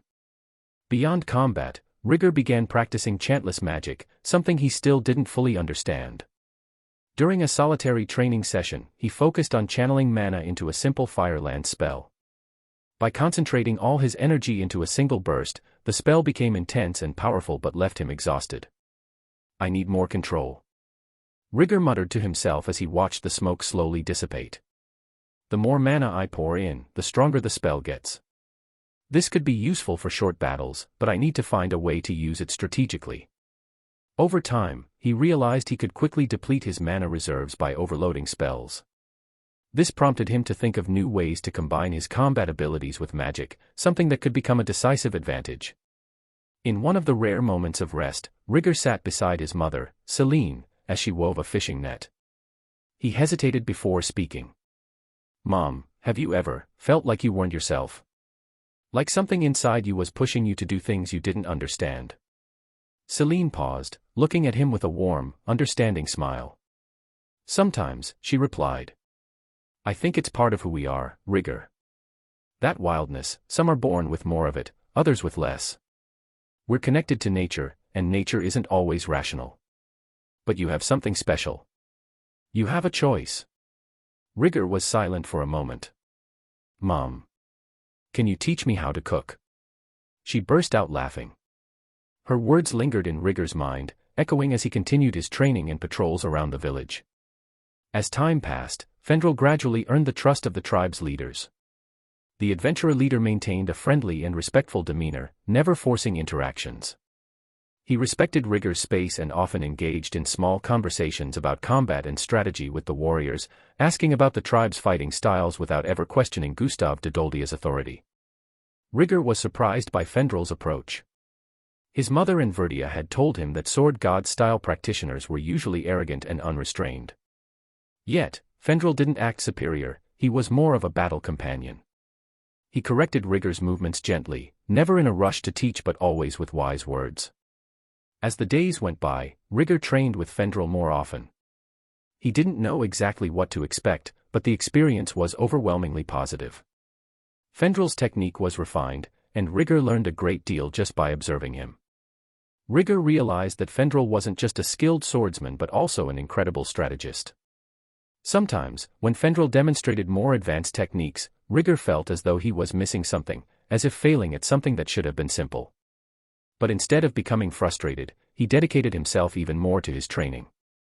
With every sparring match, he felt something changing inside him, though he couldn't yet identify what it was. You're already at an advanced level, Rigor, at least in your style, Fendrel once commented after an intense training session. But you need to learn to control not just your strength but also your emotions. Battle isn't just about brute force. Like I said, you've gotten this far relying purely on instinct, but it'll be hard to progress much further that way. I know, Rigor replied, breathing heavily. It's hard not to follow my instincts when they feel like the best move in a fight. It's been years since I left the Sword Sanctuary, but I heard there's a new Sword King called the Black Wolf. She's also from the beast race. I don't know if she had the same problem, but if you ever want to advance further, you could seek her out, or go directly to the Sword Sanctuary. You might even have a chance to become the Sword God's disciple. Each day, Rigor became more aware of how far he was from mastering his strength. But training with Fendrel was the right path. He could pinpoint Rigor's mistakes and tell him exactly what needed to be done to improve further. Rigor was steadily becoming a stronger leader, increasingly aware of his abilities. His training sessions with the village children continued, but now he incorporated techniques he had learned from Fendrel, blending grappling maneuvers into his combat style. His ability to immobilize opponents before delivering a decisive blow was unconventional but remarkably effective. He noticed that his beastly nature was becoming harder to control, yet it seemed to manifest precisely when he needed it most. Over time, Rigor also grew closer to Irina, the elven archer from Fendrel's group. Initially cold and distant, she eventually warmed up when she realized that he was simply curious about her mentor, Verdia. Now he knew her full name, Verdia Solarian. The forest was quiet that night. Rigor's footsteps were muffled by the dense undergrowth, his senses sharpened by months of training and patrols. He moved cautiously, yet his mind remained on high alert. Slave traffickers and smugglers still posed a constant threat in the area, and his mission was clear: patrol and protect the village. As he neared the forest's edge, where the terrain opened up, distant voices caught his attention, sharpening his hearing. His magical eye activated instinctively, and his vision focused on the source of the sound. 4 figures moved briskly through a clearing, their pace urgent. Rigor crouched low, hidden among the foliage, and observed. What he saw made his jaw tighten with restrained anger. 2 smugglers were carrying beast children, bound and teary-eyed. A wounded beast woman was slung over one man's shoulder, her body limp. The other man held her upright by a rope tied around her neck. The children, though visibly terrified, resisted as much as they could, their defiance a testament to their spirit despite their dire situation. Slavers, Rigor thought, his blood boiling. They won't leave here alive. With his heart pounding, he activated his magic eye and locked onto his targets. His perception sharpened, and the metallic tang of blood and the acrid stench of sweat mixed with fear filled his senses. 2 of the men carried swords and appeared reasonably skilled, though still no match for him. Nonetheless, caution was essential. The man leading the group barked, "Hurry up. The crossing will be tough if we don't move faster." The other men glanced around nervously but kept walking. Damn beast folk. One more ambush, and we're done for. Let's get this over with. Rigger crept closer, a shadow in the darkness. With a deep, guttural growl, he unleashed his howling magic. A powerful, deafening wave of sound rippled through the clearing. The smugglers staggered, clutching their ears as they reeled from the sonic assault. The beast children and woman winced, but the slavers were left completely vulnerable. Rigger pounced like a predator from the shadows, moving with surprising speed for someone his size. His first target, a man wielding dual swords, tried to react but was too slow. Rigger's clawed hand wrapped around his throat, his sharp nails digging into flesh. A savage smile crossed Rigger's face as his beastly instincts took over. With a brutal squeeze, his claws tore through the man's neck, ripping flesh and severing arteries. The slaver crumpled to the ground, lifeless. Nearby, the second swordsman, still dazed, struggled to regain his footing. Rigger turned to him with predatory precision, conjuring a flaming spear in his hand. Without hesitation, he hurled the spear, and it struck the man square in the chest. The explosion of flames consumed him in an instant, his screams echoing into the night. The remaining two slavers panicked. One attempted to flee, but Rigger was faster. He sprinted after the man, tackling him with monstrous strength. Pinning him against a tree, Rigger's claws tore into his throat, silencing him forever. The final slaver, desperate, drew a knife and turned toward the beast woman. She was too weak to resist as he raised the blade, but before it could descend, Rigger was there. In a blur, he struck the man with an open-handed claw swipe, the force enough to send him sprawling. The knife clattered to the ground, and Rigger delivered a final, fatal blow. The clearing grew silent except for the labored breathing of the rescued captives. Rigger turned to the children and the beast woman, his earlier rage subsiding. His predatory expression softened as he crouched near them. "You're safe now," he said, his voice low but steady, as he began to heal their wounds with magic. Cutting their bonds carefully, he freed them. The children, still trembling, stared at him with wide, tear-filled eyes. The beast woman, though gravely injured, managed a faint smile of gratitude. "Thank you," she whispered, her voice breaking with emotion. Rigger nodded solemnly. He picked up the two children, cradling them gently in his arms as the woman limped alongside him, following his lead back toward safety. His thoughts churned. This was his first kill, yet it felt natural. Instinctual. A necessary act to protect those who couldn't defend themselves. But a small, primal part of him relished the hunt. Months passed with several small skirmishes around the village. Each time, the tribe's warriors swiftly handled the threats. Finally, the expeditionary warriors returned to the village. Their arrival brought both relief and unease. Exhaustion was etched into their faces, and it was clear that their journey had been grueling. Rigger stood beside Fendrel as the returning warriors entered. The initial tension between the tribe and the adventurers had eased over time, thanks in no small part to Fendrel's calm demeanor and their actions in protecting the village.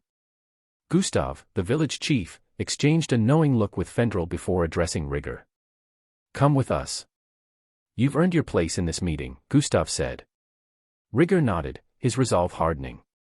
Whatever news the warriors had brought back, he was ready to face it. The weight of responsibility hung heavy in the air, but for Rigger, it was yet another step on his path to becoming stronger, for his tribe, and for himself. Chapter 7:07 The Shadow of War. The familiar figures of Guise, Haunter, and a small group of warriors appeared on the horizon. In the village, murmurs of anticipation quickly gave way to worried expressions. Children ran to their mothers, while the elders exchanged tense glances. Guise, the seasoned tribal veteran, walked at the forefront, his demeanor serious and his eyes scanning the village. Beside him, Haunter bore the hardened expression of someone who had faced difficult days. Their leather armor was worn, marked with fresh battle scars that told their own story. Gustav, the tribe's leader, quickly approached, his eyes scrutinizing the group. "Just you," his voice came out colder than he intended, but the question was unavoidable. Guise stopped and motioned for the other warriors to disperse and rest. Turning to Gustav, he responded gravely. The others stayed behind. There were many problems. Haunter, standing beside him, added. "We found clear signs of movement from the underworld. Large groups. Too large for us to face directly. Part of our group remained at the borders to monitor them, but we don't know if they'll return, Guys finished, his voice heavy with the weight of uncertainty. The news hit the village like a stone. Villagers began murmuring, and a tense atmosphere spread quickly. Some mothers clutched their children tightly, while others searched for answers in the warriors' eyes. Gustav stood silent for a moment, assessing the situation before commanding. "Come to the central tent. We need to discuss this immediately. Fendril, Rigger, you're coming too." "Who are they?" Guys asked sharply, glaring at Fendril and his group, his body tense. After months of fighting slavers, it was difficult to mask his bloodlust and disdain. Gustav cut him off. "They've been helping defend the tribe these past months. So wipe that look off your face and offer your thanks." Hearing this, the warriors calmed, and Guys offered an apology. Inside the central tent, the atmosphere was heavy. Besides Gustav, Guys, and Haunter, several of the tribe's most experienced warriors were present. Rigger had been allowed to participate due to his strength and recent contributions. It was the first time he had witnessed something so serious, but he knew this was an important moment to understand what was happening. Gustav looked directly at Guys. "Explain in detail. What did you see?" Guys crossed his arms, taking a deep breath before replying. "We found organized groups at key points along the borders. These aren't just merchants or common hunters. They carry symbols of known underworld factions. They're armed and appear to be preparing for something big. We tried to send messages to other tribes, but we've received no response." Haunter added, "The worst part is that they know about us. We encountered ambushes and signs that they've been monitoring our movements. And they don't seem to care that we're aware of it." Gustav furrowed his brow, processing the information. "And the rest of the group? Why did they stay behind?" "They volunteered to continue surveillance and buy us time. They're also tasked with warning us if anything happens. We know the risks, but we had no other choice," Guys replied, his tone laced with regret.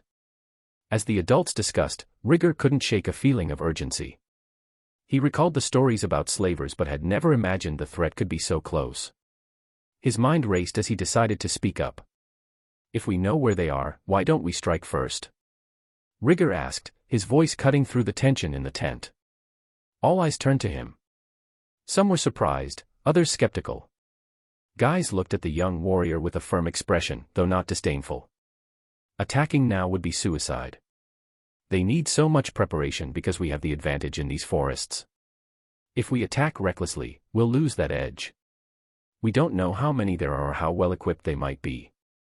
Haunter nodded in agreement. "We need more information before acting. Any rash move could cost us dearly." Despite their words, Rigger felt that something was being withheld. The meeting dragged on as Gustav and the other leaders debated their next steps. The possibility of an attack on the village seemed increasingly real, and the distrust toward the recently arrived adventurers only added to the tension. When the meeting finally concluded, Guys placed a hand on Rigger's shoulder as they exited the tent. "You're growing fast, boy. But remember, patience is as powerful a weapon as strength." Rigger nodded, though his clenched fists betrayed his lingering unease. As night fell, the young warrior couldn't help but look toward the horizon, where the other tribal warriors still remained. Perhaps they were fighting for their lives. He also thought constantly of his master, Verdia. Were the elves facing something similar? Worry gnawed at him. He knew that sooner or later, it would be his turn to confront the looming war. While the village remained on high alert, Rigger exhausted his mana reserves by practicing earth magic, making it as dense and rigid as possible. He was confident he could already use a saint-level spell, but lacking a proper benchmark made it hard to gauge his current capabilities. He was about to cast another spell when his heightened hearing detected movement several hundred meters away, far from the tribe. Approaching stealthily, he saw Zen, the halfling rogue. He almost called out but paused. What was Zen doing here? Without drawing attention, Rigger followed him through the forest, hiding in the shadows. When they reached a clearing, Rigger watched as Zen exchanged signals with hooded figures. He could clearly hear murmurs about the village and its weaknesses. Anger flared in his chest, and it took every ounce of self-control to keep him from leaping forward and tearing them apart. He knew that confronting Zen directly would be unwise. Instead, this information had to remain a secret. He waited for the right moment and then returned to the village, where he confided in Guys and the tribal leaders about what he had witnessed. Gustav immediately devised a plan to capture Zen and his allies by surprise, ensuring they remained unaware they'd been discovered. They decided to inform Fendrel as well, reasoning that if he had wanted to harm the tribe, he could have assassinated the leaders quietly and escaped. Fendrel was visibly shaken upon learning of Zen's betrayal. He assured Gustav that the treachery was isolated and reaffirmed the loyalty of Darien, whom he had known since childhood and trusted with his life, as well as Irina, his lover, who had as much to lose as the tribe's residents due to being an elf. Even so, it was decided that only Fendrel would be privy to Zen's betrayal. With the growing need for protection, Rigger decided to begin training the children he deemed most man-attuned in magic. His physical and combat training had been progressing well, but he wasn't sure if everyone would excel in magic. To test his theory, he chose Killian, 5 years old, Lysena, 4 years old, and Taze, 7 years old, the 3 children with the greatest amount of mana and potential. If guided properly, they could become a significant asset to the tribe. Rigger started with simple instructions on beginner-level water magic, using this opportunity to test a theory he had recently developed about magic in general. If he was right, he was confident he could become a pioneering force in the magic of this new world. Haunter was hurled into the air, caught in the impact of a fiery explosion. Rigger emerged from the flames, his skin scorched, but his eyes fierce with determination. A roar echoed as he unleashed his howling magic in quick succession. Haunter was momentarily stunned midair before hitting the ground. When he regained his bearings, Rigger was already on top of him, his claws hovering mere centimeters from his jugular. The clearing was silent, broken only by their heavy breathing. Too fast. Haunter muttered. Do you yield? Rigger asked, his teeth clenched. Haunter let out a short laugh, filled with pride and surprise. All right, boy. I yield. Rigger stepped back, releasing his father, and exhaled deeply, a victorious smile spreading across his face. His mother, Celine, clapped enthusiastically, while Fendrel whistled in approval. You're really growing, Geru, his sword instructor, remarked with a thoughtful gaze. But remember, defeating your father once doesn't mean you've surpassed him. He's right, Haunter added, standing with some difficulty. But it was a good fight. I'd say, your best so far. Rigger nodded, trying to conceal the pride that burned within him. For a brief moment, he was not just a young apprentice, he was a true warrior. The shadow of night blanketed the forest canopy as Rigger and 3 other warriors moved silently under the faint glow of the moonlight. Rigger had his magic eye activated, scanning the surroundings for suspicious movement. Beside him, Geru led the formation with steady steps, while 2 other warriors held the rear. These tracks are fresh, Geru said, crouching to inspect the ground. Looks like they're trying to lure us somewhere.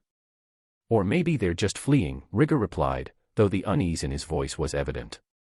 A distant snap froze the group. It wasn't the natural sound of breaking branches, it was deliberate. Spread out. Geru commanded in a low voice. The battle erupted suddenly, like thunder shattering the silence of the night. The intruders advanced swiftly, but Rigger was prepared. Using his magic eye, he immediately detected the movement patterns and positions of the enemies. Each step, every motion, was clear to him, as though a web of energy illuminated the battlefield. With a primal roar, he charged forward, already conjuring earthen spears that erupted from the ground toward the invaders. The stone's impact echoed through the forest, forcing the enemies to dodge. Rigger seized the moment, casting advanced fire magic, Flame Slice, with a swift motion of his hands. The flaming blade sliced through the air, striking one man diagonally and leaving a searing cut across his chest. The explosion of fire hurled him backward, screaming as the ground around him cracked from the force. But there was no time to revel in the success. For more enemies charged with renewed ferocity. Rigger surged ahead, his sharp claws gleaming in the moonlight. He grabbed the wrist of an enemy, an armored man, and, with a fluid motion, disarmed him. In a single turn, he twisted the man's arm and slammed him into the ground with a resounding thud. The enemy was left vulnerable and stunned. Without hesitation, Rigger pounced, sinking his claws into the man's throat. The move was swift and brutal, leaving no room for defense. He felt the life drain from the body beneath him, but his instincts didn't let him stop. The thrill of the hunt clouded his senses, driving him to be fiercer, deadlier. As he stood, another enemy lunged with a sharp blade aimed at his neck. Rigger ducked, letting the blade pass over his head, and retaliated with a powerful kick to the attacker's knee. The man stumbled forward, and Rigger leaped onto him, tearing him apart with his claws like a predator overpowering its prey. Nearby, the other warriors fought with equal intensity. One sliced through an enemy's neck with a clean sword strike, while Geru disarmed opponents with precise cuts, targeting vital points. But the enemies weren't simple foes, for more remained standing, and the battle was far from over. Rigger, now in a near-trance state, fought with savage precision. His strikes became faster, more instinctive. His mind blurred as his body moved on autopilot, driven purely by the need to dominate the battlefield. As another enemy tried to attack from behind, Rigger spun around, grabbing the man's shoulders and slashing his neck with his claws. Then it happened. One of the tribe's warriors, approaching to celebrate the victory, placed a hand on Rigger's shoulder. Reflexively, Rigger spun and delivered a violent kick to the warrior's chest. The impact hurled the man backward, slamming him into a tree with a dull thud. Rigger. Geru's voice rang out, sharp and commanding. Rigger stopped abruptly, mere steps from his ally. Realization struck him like a lightning bolt, and his eyes widened in horror. His blood still roared in his veins, but something deep inside broke as he saw the damage he had inflicted. Rushing to the fallen warrior, who was struggling to rise, Rigger immediately cast healing magic, his hands trembling as the energy flowed into the injured man. The wounds closed, but the guilt in Rigger's heart remained raw.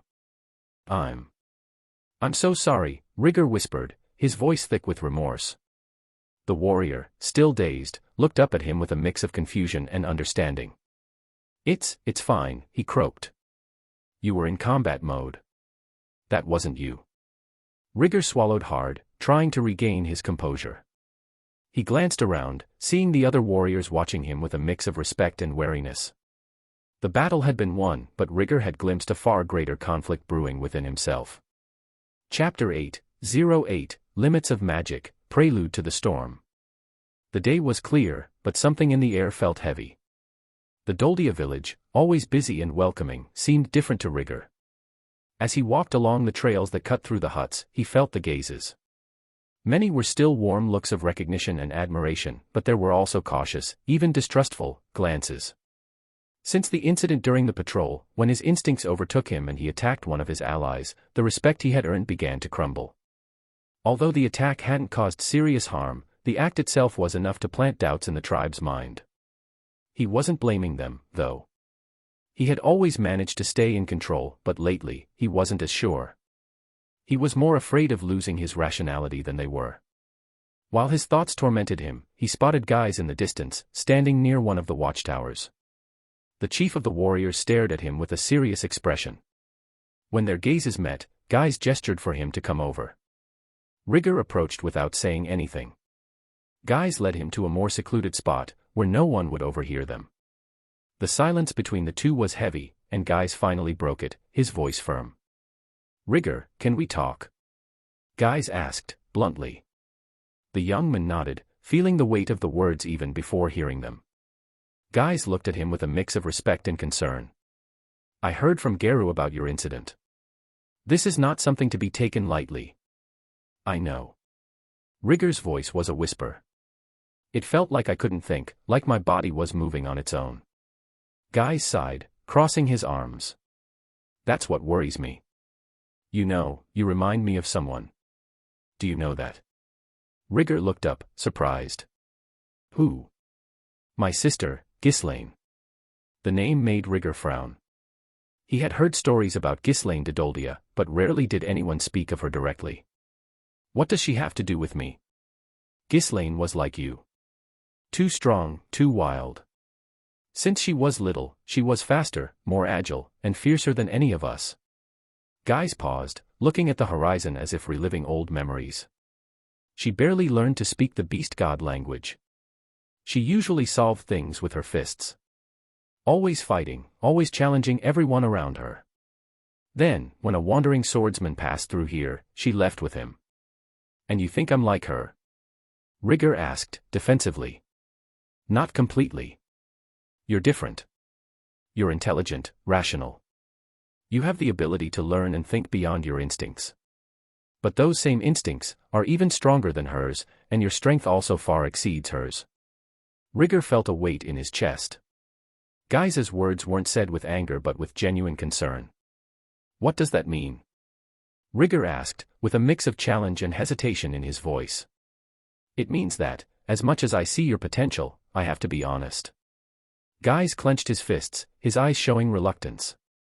Ghislaine could be controlled, she wasn't as strong as you, your potential becomes something dangerous instead of something good. What I mean is, no matter how many contributions you make to the tribe, if one day I believe that you are a threat to us, I will have to ask you to leave. The words hit Rigger like a blow. I don't want that. I don't wish for that. Guy hesitated, his voice heavy with regret. But as the next leader, I need to protect our tribe above all else. Rigger didn't answer. He remained silent as Guy walked away, leaving him alone with his thoughts. Rigger found an isolated spot near a stream, far from the village. He needed to think. Am I just a beast? He was reincarnated, and although he had realized his instincts early on, he always thought his rationality and adult maturity would prevail. But was that really the case? Is my place really here? These questions burned in his mind. He thought of his previous life, of who he was as a human. There, he had control. He had logic and reason. Here, however, it seemed like his instincts were always lurking, ready to take over. Am I a human reincarnated trying to live as a Doldia? Or am I a Doldia fighting against what I really am? These reflections led him to think of his mother. When Rigger got home, his mother immediately noticed something was wrong. She stopped what she was doing and walked over to him. Rigger, what happened? He hesitated but eventually told her everything, the looks from the tribe, the conversation with Guy, and his own fears. Mom, what if I really am a danger? What if I end up like a beast? His mother cupped his face with both hands, forcing him to look directly at her. Rigger, you are my son. No matter what happens, you will always be my son. But, what if I can't control it? Then we'll work on it together. She smiled, a warm smile that seemed to chase away all the shadows. You're not alone, Rigger. You'll never be. Those words brought him some comfort.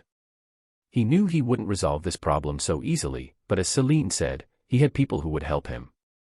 For the first time, it sparked curiosity in him. Why did he come to this world? Was it for a purpose? Was it by chance? He didn't know, and honestly, he wasn't sure if he wanted to find out. Later, Rigger joined his subordinates. He started calling them that because they asked him to, and they were increasingly acting like an organized group. As Rigger instilled discipline and knowledge during their training, they realized that they weren't living in easy times, and they adapted to this reality. His group was already 50 members strong, with 5 main leaders commanding 9 others. As for his magic apprentices, Killian, Lysena, and Taze, the training was becoming more serious, and results were starting to show. Killian, the most promising, could already cast magic without chanting, something that impressed Rigger. Lysena was also close to reaching that level, while Taze was still struggling with the basics. Good job, Killian. Rigger said, trying not to show favoritism. But remember, it's not just about power. Control is equally important. Okay, now can you teach me fire magic? Sure, I said I'd teach you once you mastered the chantless magic, but remember, fire is different from water, earth, and wind. You could hurt yourself if you get it wrong. As he trained the children, an idea began to form in his mind. The ideas about mana and magic he had theorized seemed to be correct. Mana reserves, for example, seemed to grow in childhood, contrary to what magicians believed. And from Killian's example, and soon Lysena's as well, chantless magic followed the same pattern. Even if only the most talented might learn it, it would still be a drastic change to the magical and combat systems in this world. If this knowledge was wrong, what else could be? He decided that he needed to experiment more, think outside the box. Perhaps the limitations of magic were more psychological than real. And if that was truly the case, he was confident in his creativity to create all kinds of magic. While he was reflecting on this, 2 little girls appeared, both around 3 years old. The one with cat ears, with her arrogant posture and nose in the air, approached with confidence. Are you Rigger? She asked, arms crossed. Yes. And who are you? I'm Linnea. And this here is Persina. She pointed to the other child, who had drooping dog ears and was absent-mindedly chewing a piece of meat. Rigger chuckled to himself. Well, what do I owe the pleasure?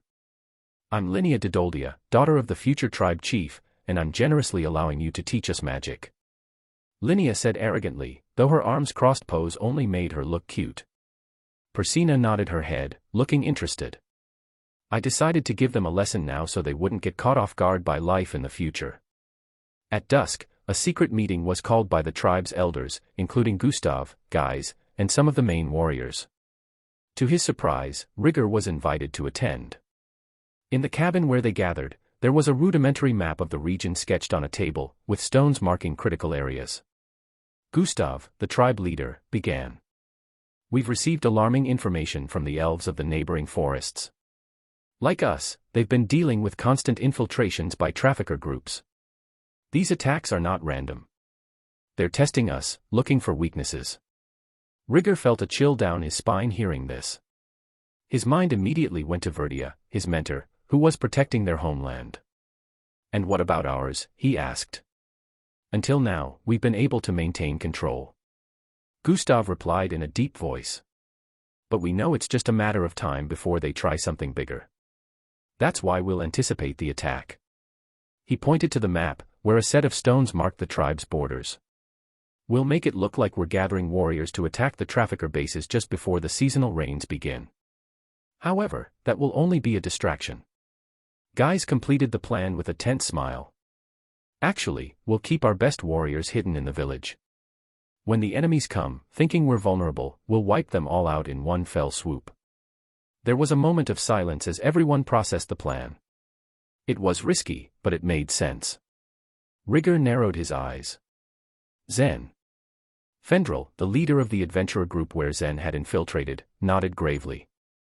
We know he's passing on information, so we'll use that to our advantage. He'll send false reports about our movements to lure the enemies into the trap. It was an intelligent plan, but Rigger knew that its success depended on everyone's execution.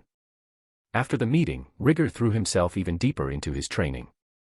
He began to learn the sword styles more seriously, thinking that relying only on his instincts could become even more dangerous. Dividing his time between the sword god style with Fendril and the northern god style with Geru, he began to perceive the limits and advantages of each technique. While training with Fendril, Rigger noticed something intriguing. In moments of high tension or concentration, he would unconsciously activate his battle aura, as if it were a natural reflex. However, trying to use it consciously was a completely different experience. The sensation was like trying to hold an uncontrollable flow of energy, something he couldn't direct or maintain for long. Even with all Fendril's explanations and demonstrations, the process seemed almost like a puzzle. He didn't understand how his mentor could summon and control the aura with such precision, as if it were an extension of his own will. I'm still far off, Rigger thought, clenching his fists, determined to overcome this challenge. What would be possible if I combined the speed of the sword god with the unpredictability of the northern god? The idea of creating his own style wasn't new, but now it seemed more tangible. He realized that magic was heavily constrained by stigmas, and sword styles might be the same. After all, he knew that in his previous world, there were hundreds, if not thousands, of different martial arts. He knew he would have to learn everything he could before embarking on this path. Additionally, in his practice with magic, he experimented by combining earth and fire magic. The idea of creating lava had seemed absurd at first, but he managed some small successes. Magic is more flexible than we think. Maybe it's possible to completely rewrite what we know about it. These experiments filled him with determination. He was starting to see his strength not just as a weapon, but as a tool for change. With the young apprentices, Rigger became even firmer. He knew that to protect them, he had to instill discipline and responsibility in them. He had called Irina, the archer from the group, to teach the basics of archery to the children who were interested. Considering the difficult times ahead, she was happy to help. No matter how talented you are, without discipline, talent is nothing. He would often repeat. Killian, who had already mastered silent magic, received special attention. This is just the beginning. Don't slack off in your sword training. Physical combat is just as, if not more important than magic. Losing control of magic can be more dangerous than failing to cast it. Lysena, who was close to reaching this level, was showing signs of frustration. Don't compare yourself to others. Everyone has their own pace, Rigor advised, though he knew his words sounded empty to a child. Taze, on the other hand, was the most challenging. Though he worked hard, he clearly struggled with the fundamentals. I can't do it, he exclaimed during a training session. Rigor approached him. Don't say that. I can see with my own eyes that your mana is getting more familiar with the process. At this point, he was almost sure that the younger the student, the easier it was to teach them magic. In addition to the three, Linnea and Persina, his new students, began to approach more. Linnea, though only 3 years old, exhibited a striking arrogance. I'm Linnea Didoldia, heir to the chief. I don't need lessons. Rigor laughed. Heir or not, everyone starts somewhere. And with that attitude, it looks like you didn't learn your lesson last time. He said, as balls of mud began to form in his hands while he walked toward her. Dash. Persina, with her piece of meat always in hand, was quieter but watched everything with interest. I train after I eat, she stated before taking another bite. The two were different challenges, but Rigor knew he needed to integrate them into the group. They would be important in the future, of that he was certain. As the days passed, the tension in the village increased. The warriors were restless, and the news from the elves kept everyone on high alert. Rigor, for his part, did his best to prepare. Between training, magic experiments, and reflections on who he was, he knew the confrontation was approaching. And when the time came, he would be ready. Current status: Fire magic, advanced. Earth magic, advanced. Water magic, intermediate. Wind magic, intermediate. Healing magic, intermediate. Detoxification magic, beginner. Howling magic, minor mastery. Merged spells, lava ball, mud field, mud trap. Northern god style, intermediate. Sword god style, intermediate. Combat with natural weapons, claws, instincts, etc. advanced. Intellectual skills, reading and writing in beast god language and human language. Mathematics, university level. Practical skills, excellent hunter, good teacher, horrible cook. Chapter 909, The Destiny is Forged by Blood and Steel. POV Killian Didoldia. The rainy season was approaching. My nose itched, and the wind carried the scent of wet earth mixed with the fragrance of trees. Whenever that smell came, it meant the storm was near. It was familiar, but today, it felt different, heavier, almost suffocating. While practicing fire magic, a flame dancing in my hand, I glanced at Rigor. He was sitting near the edge of the clearing, as sharp as ever, carefully adjusting his sword. I'd seen him do this before, but today, it felt like he was elsewhere. His eyes gleamed with determination, but there was something more, concern, perhaps. Rigor was never like us. From the day I saw him leaping through the trees at just 2 years old, he already seemed different. Not just because he was astonishingly strong and talented. He was more. Not in size, but in what he represented. He always knew what to do, always had a plan, even when everyone else was confused. When he stood, everyone stopped to watch. I remember the day he started training us. I had just turned 4, barely knowing anything about life. That towering figure became my teacher. I would have called him master, but he firmly forbade it. From that moment, I followed him wherever he went, except during his own training. When he wasn't around, we trained and played together, our group roaming the village under Rigor's banner. No other group of kids dared to challenge us, and we eventually absorbed any rivals into our own circle. Even with this new, larger group, Rigor always remained impartial and fair, resolving every problem and complaint with ease. My respect and admiration for him grew each day. Then came the day when Rigor was officially recognized as a warrior of the tribe, not just for his power but also for his intellect and maturity. I heard he had defeated his father, one of the strongest warriors in the village. That day, we celebrated as if the achievement was our own. Despite his new responsibilities, he never abandoned us, not that anyone expected him to. He could do it all, and he never made mistakes. I think it was on that day that I realized my goal.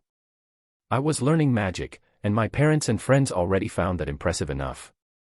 But what rigor was teaching me was a unique skill, one that I might never fully master. You can do it, Ghislaine. Just guide your mana naturally, rigor said, pointing at my chest and then my hand. Let it flow like a river. Don't try to control it all at once. And it worked. For the first time, I created a ball of water, small and fragile, without using any incantation. He smiled, and in that moment, I knew I wanted to follow him.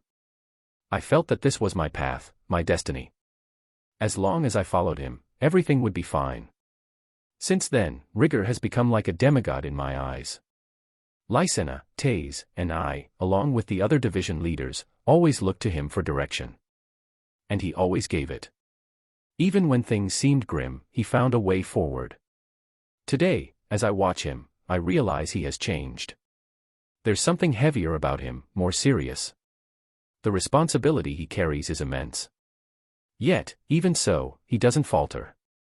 As I observed him, Lysena approached. Ghislaine, what are you looking at? She asked, her voice curious, a faint smile on her face. Rigor, I replied, my voice quieter than I expected. Are you worried about him? I thought for a moment before answering. No. I want to help him in any way I can. Lysena fell silent, but I could tell she felt the same way. We weren't just his students. Rigor was our leader. That day, I made a silent vow. No matter what happened, I would stand by him. Because deep down, I knew he was more than just a boy. He was rigor. And rigor would make a difference. MC's POV. The room was quiet, save for the sound of blades being sharpened and the occasional crackle of the firewood in the hearth. Fendrel stood against the log wall of the cabin, arms crossed, his eyes fixed on me. Irina sat beside him. Darian stood on the other side, spinning a knife between his fingers, his relaxed demeanor contrasting with the tension in the air. The two were inseparable, childhood friends. Whenever they spoke of each other, there was a camaraderie I envied. They seemed so synchronized, so human. Beyond them, the rest of the adventurers were scattered around the tent.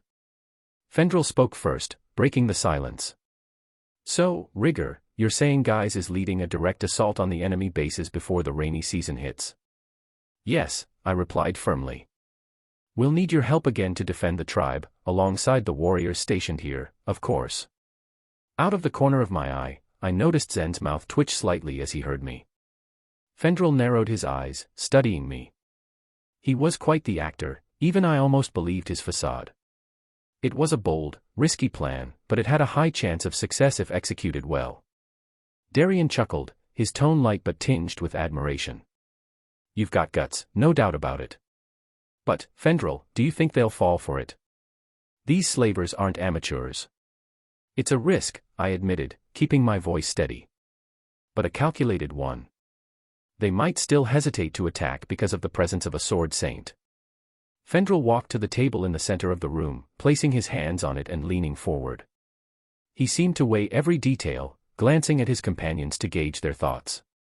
Finally, he sighed and nodded. All right. We'll do it. We'll do our best to protect the tribe in their absence. I nodded, swallowing the tension rising in my chest. I followed him silently, keeping myself hidden among the trees. Zen was careful, but not careful enough to lose me. He walked quickly, his eyes scanning the ground ahead as if afraid of being followed. And rightly so, I thought. My breathing was steady, my footsteps light. It was dark, but my eyes adjusted easily to the dim light, a gift of my race. Still, I knew that if Zen turned at the wrong moment, he might see me. He paused for a moment, tilting his head slightly. I crouched low, pressing my body to the ground, and held my breath. He glanced around, suspicious, but soon continued on his way. He left what appeared to be a letter inside a hollow log before moving on. When I was sure he was far enough away, I headed back to the village. When I arrived, I gathered Ghislaine, Lysena, and Taze, along with Erat and Leone, the other two division commanders. They were waiting, their faces a mix of excitement and fear. Listen, I began, my voice firm. You cannot reveal yourselves, no matter what happens. Stay hidden until I give the signal. And if something goes wrong, We run to the forest, Killian finished, his eyes shining with determination. I nodded. Exactly. Protect the other children. And don't look back. No matter what you hear, don't stop. They nodded in unison, and I felt an immense weight settle on me. Before leaving, I went to my mother. She was organizing items in the cabin, likely trying to keep herself occupied. "Mom," I called, and she turned to me, her face weary. "Don't worry about me. Just stay safe." She hesitated, her eyes filling with concern. But finally, she nodded and pulled me into a hug. Her warmth gave me strength I hadn't realized I needed. Hunter, Guys, Geru, and several other warriors stood in a tense circle, their expressions grim. Gustav repeated the plan, detailing every movement with precision. "Zen has delivered the false information. This should give us the advantage we need. When the battle begins, Rigger will launch a large-scale ice attack to destabilize them. I need all of you ready to strike as soon as their formation breaks." "What about the enemy's strongest warriors? Any new information?" Hunter asked, his concern evident. Gustav took a deep breath. "They're the biggest threat. We know Fendril is here, but the slavers don't seem to fear him. That means they have something, or someone, they believe can counter him." Guys clenched his fists. "If they have a saint-level warrior." "We can handle it," Gustav interrupted. "Our losses might be greater, but no single man can stand against an army of warriors alone." I watched the discussion, conflicted. What if I lost control? It had happened before, and the fear of it haunted me. But I couldn't fail, not now. Days passed. The warriors had departed on an expedition to eliminate the slavers. To make the ruse convincing, none of the families had been informed. The farewells were somber and heart-wrenching. I was now secretly standing guard at the edge of the tribe's territory, keeping my magic eye active and scanning for any movement in the distance. Suddenly, I spotted dozens of mana signatures approaching. I quickly sent a signal to alert everyone to prepare. Moments later, I sensed a presence. Fendril emerged from the main trail, followed by Darien and several other warriors from the tribe. They were armed and ready for battle, but something felt off about Darien. He seemed uneasy. "The rest of our group will launch an ambush on their rear," Darien said, his voice laced with confidence and a faint smirk. Fendril nodded, his gaze sharp as it locked onto mine through the underbrush. I returned the gesture, signaling that we were ready. The moment the enemy entered the clearing, we would begin our attack. "We're under attack. Gather all warriors now," Fendril shouted, his voice commanding.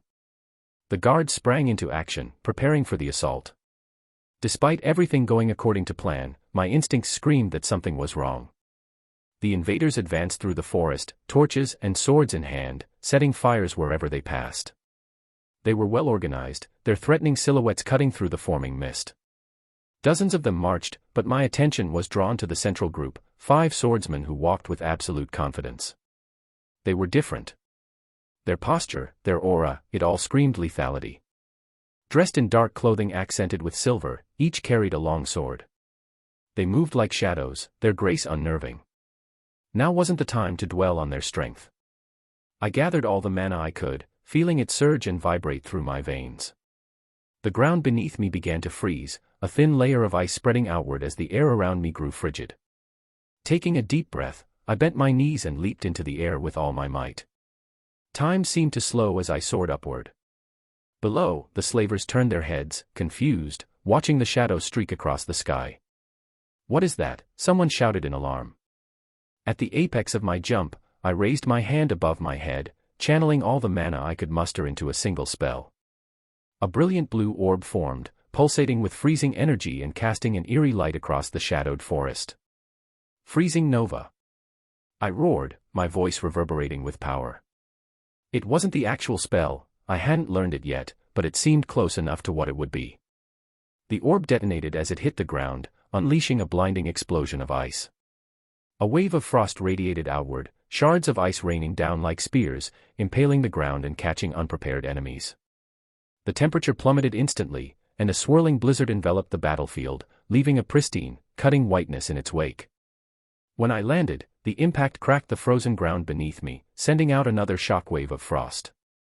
Trees creaked and shattered, transformed into crystalline sculptures of ice. Many slavers screamed, trying to flee, but the cold claimed them before they could escape. A significant portion of the enemy was caught in the storm, frozen in place with their terrified expressions preserved in ice. As expected, the 5 swordsmen dodged the attack effortlessly, retreating before it struck. One of them stepped forward, the leader, by his demeanor.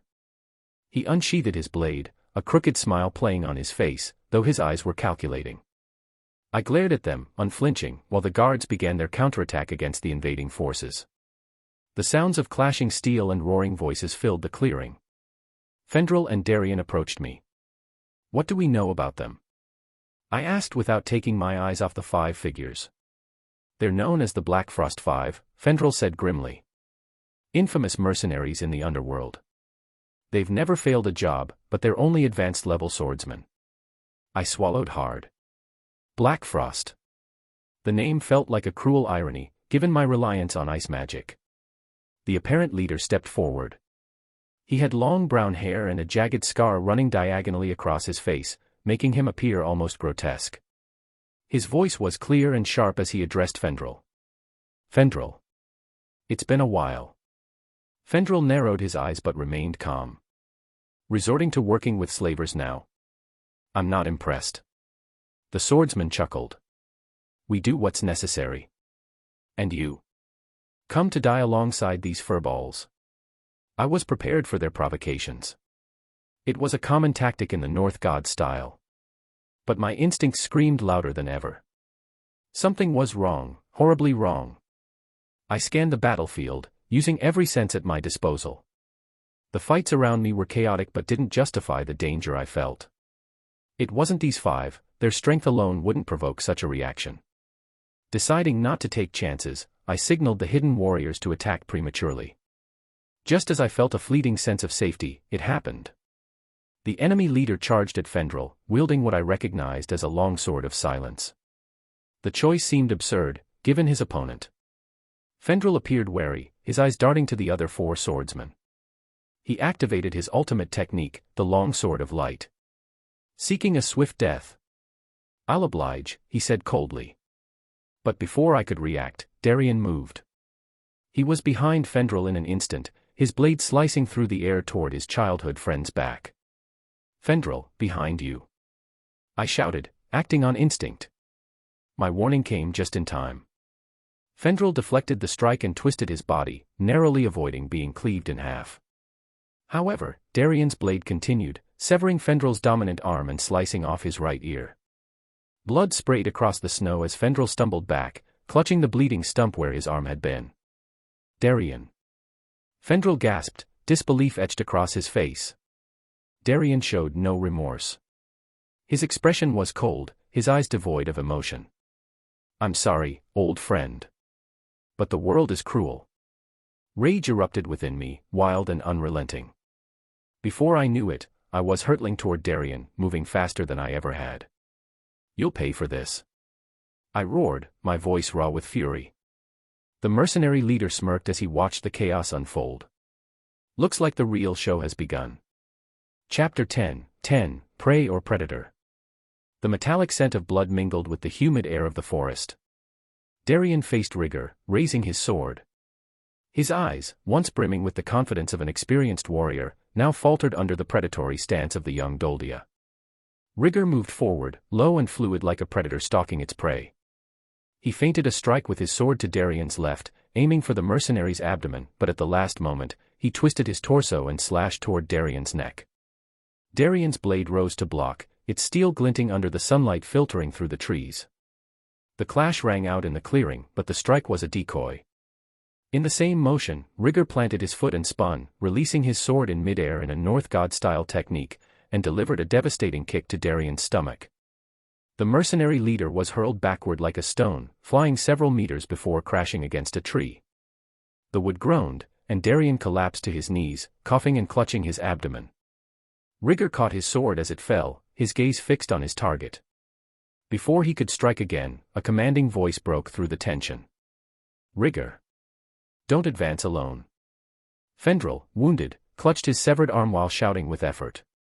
His voice stirred something within Rigor, briefly pulling him back to rationality. Rigor blinked, the world around him realigning. Quickly, he reached Fendral's side and cast healing magic to stop the bleeding. He lamented his lack of advanced healing magic, which could have reattached the arm if the wound were fresh. He tried pushing the limits of intermediate healing magic, but to no avail. While Rigor paused to regain focus, Darien staggered to his feet, still clutching his pained stomach. "You're as impressive as ever, Rigor," Darien spat, a mocking smile on his lips.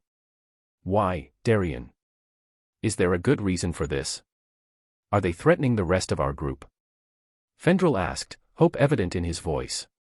"The rest of the group is safe, secured somewhere," Darien replied. "I don't have time for a melodramatic explanation, we're short on time, after all." Before Fendral could respond, the remaining 5 Black Frost mercenaries began to encircle him and Rigor. "But if you need a summary," Darien continued, "it's about always living in your shadow, being weaker, slower, less talented. When we formed our adventurer group, you were the undeniable leader. When the woman of my dreams joined, she chose you. Call me crazy, or whatever you want, but this job pays more than we've earned in all our adventures combined, enough for me to live in peace with Irina and the others in the north. Without you. But don't worry, our friendship was real. I'll make sure they know you died a hero." His tone was cold, but the emotion in his eyes betrayed him. Fendral crumbled, his last hope crushed mercilessly. "How touching," one mercenary sneered, sharpening his blade against his hand. "Let's wrap this up, kid." The sound of snapping branches and rustling leaves filled the air. One by one, the Dodoldia warriors emerged from the shadows. Guys led the charge, sword in hand and a deathly glint in his eyes. "Rats like you should never have entered this forest," Guy said, his voice low and menacing. Haunter appeared beside him, his fists clenched and his claws already stained with the blood of earlier battles. More Dodoldia warriors emerged, surrounding the mercenaries with deadly precision. "Why didn't they attack our bases? Isn't that what Zen told us?" one mercenary muttered, his gaze darting nervously. "Something went wrong." Another replied, but before they could act, Guys raised his sword and shouted. "Advance." The battlefield erupted into chaos. Guys charged first, targeting 2 mercenaries with surprising speed. He swung his sword in a horizontal arc, forcing them to retreat. Before they could recover, he roared, releasing a howling magic that stunned them. Seizing the opening, he struck diagonally, his blade slicing through one mercenary from shoulder to chest. Across the clearing, Haunter fought with raw power and precision. He punched a mercenary in the face, breaking his nose with a single blow. When another tried to attack from behind, Haunter spun, grabbing the man's arm and snapping it before slamming him into the ground with his claws. In the center of the battle, Rigor regained his confidence. Leaving the unconscious Fendral in a safe spot, he rejoined the fray. He moved like a blur, using earth magic to create small protrusions under his enemy's feet, throwing them off balance before striking.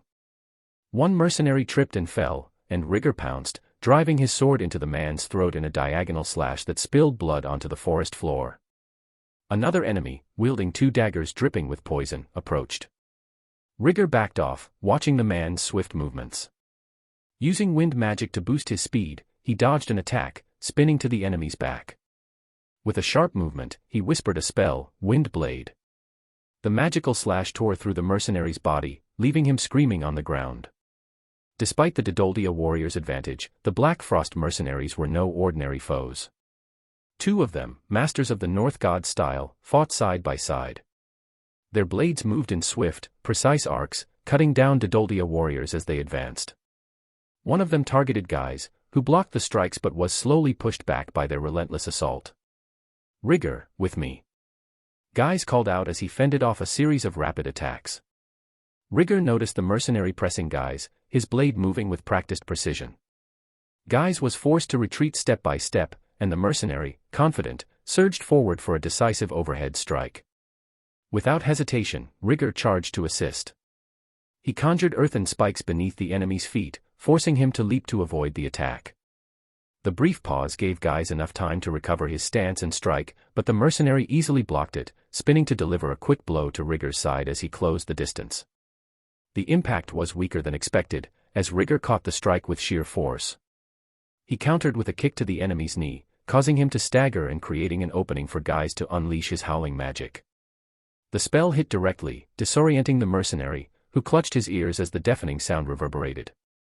Also stunned, but already accustomed to the magic's effects, Rigger seized the moment of vulnerability and dealt the final blow. He leapt forward, his blade slicing cleanly through the mercenary's neck. The opponent collapsed to the ground, his sword clattering against the stones. As the remaining mercenaries struggled to hold their ground, one of them, scanning the battlefield, realized what was happening. They knew everything. "We were deceived," he shouted, eyes wide as he looked at Darien.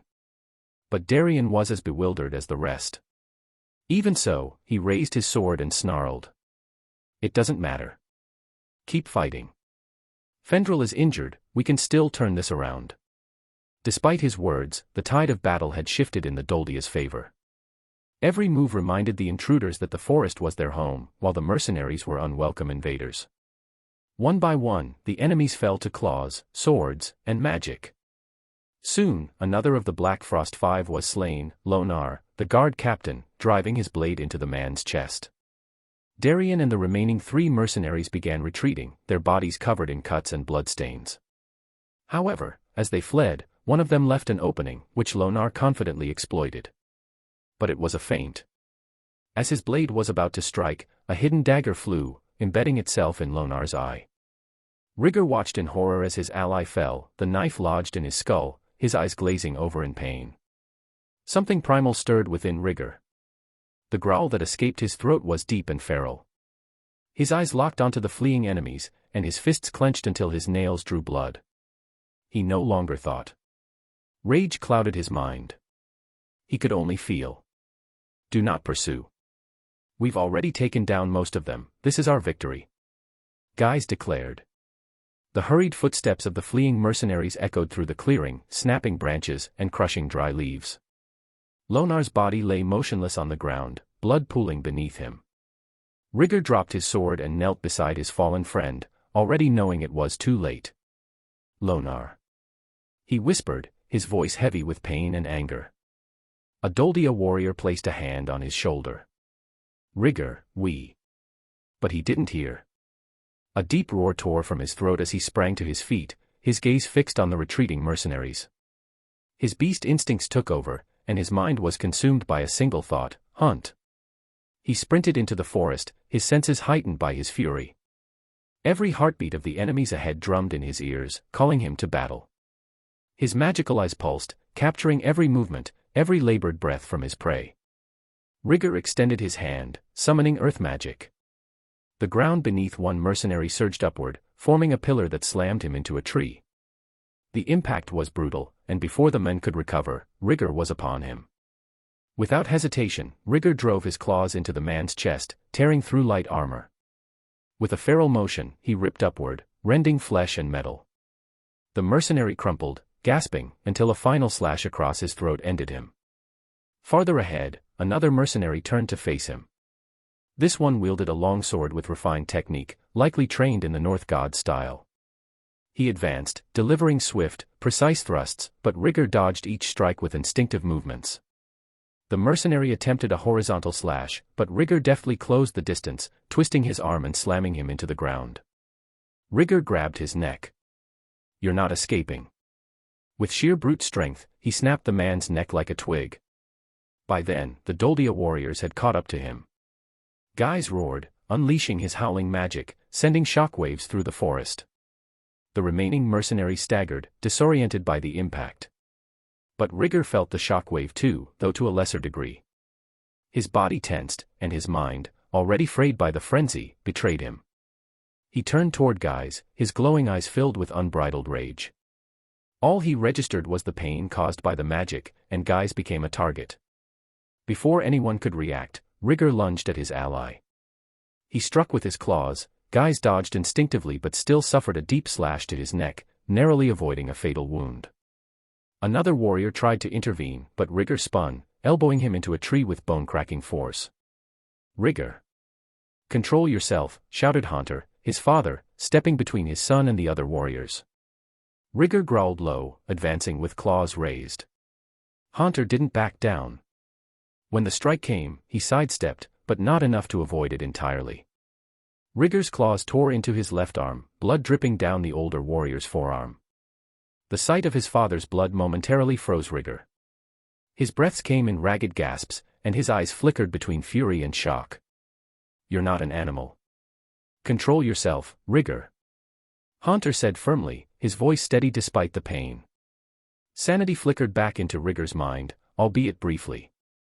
He stepped back, staring at his blood-stained claws and the wound on Haunter's arm. The sound of the fleeing mercenaries, however, pulled his attention again.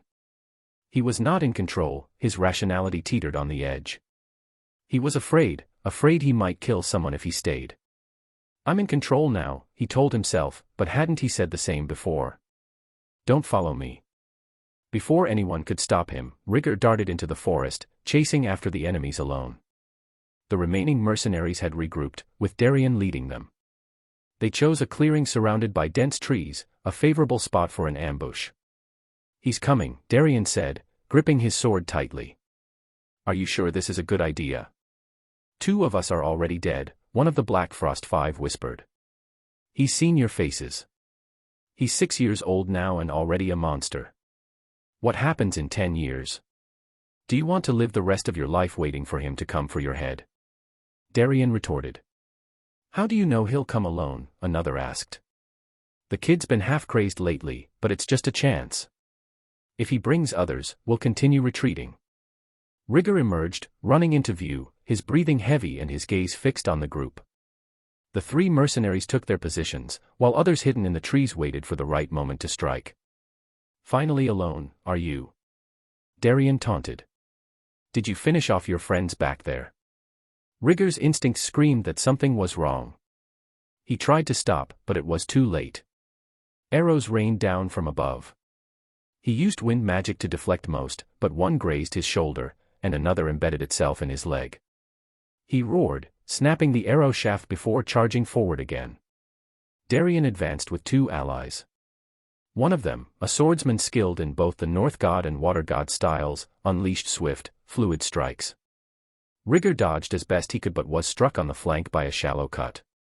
Reacting quickly, he used earth magic to conjure a column of stone, forcing his opponent to back off. However, another mercenary attacked from the side, leaving Rigger surrounded on all fronts. His eyes sharpened like a predator's, his ears catching even the faintest sounds. The battle dragged on. Rigger possessed extraordinary vitality, but even he was beginning to feel exhaustion setting in. Sensing danger behind him, he spun around just in time, his heightened senses alerting him to an incoming strike. He cast his howling magic to gain a brief respite, but the mercenaries were prepared. Covering their ears, they pressed forward, and a diagonal sword slash tore across his back, leaving a searing pain that clouded his mind. Driven by pure survival instinct, Rigger retaliated with a sonic blast to his right, using the recoil to launch himself in the opposite direction. He collided with one of the mercenaries, the impact leaving him disoriented. He knew he was at a severe disadvantage, his body moving on sheer willpower as he desperately sought an opening. Rolling to the side, he contemplated using large-scale magic, but his dwindling mana made the idea impossible. He felt his reserves nearing depletion, forcing him to conserve what little he had left. Rigger stumbled, his body battered and covered in cuts and bruises. The taste of iron filled his mouth, and blood trickled down the side of his face. Breathing heavily, he remained defiant, his eyes blazing with both fury and determination. The 3 remaining mercenaries surrounded him with calculated precision. Darien stood at the front, his sword poised, while the other 2 flanked Rigger with deliberate steps. "Still standing." "Impressive," Darien sneered.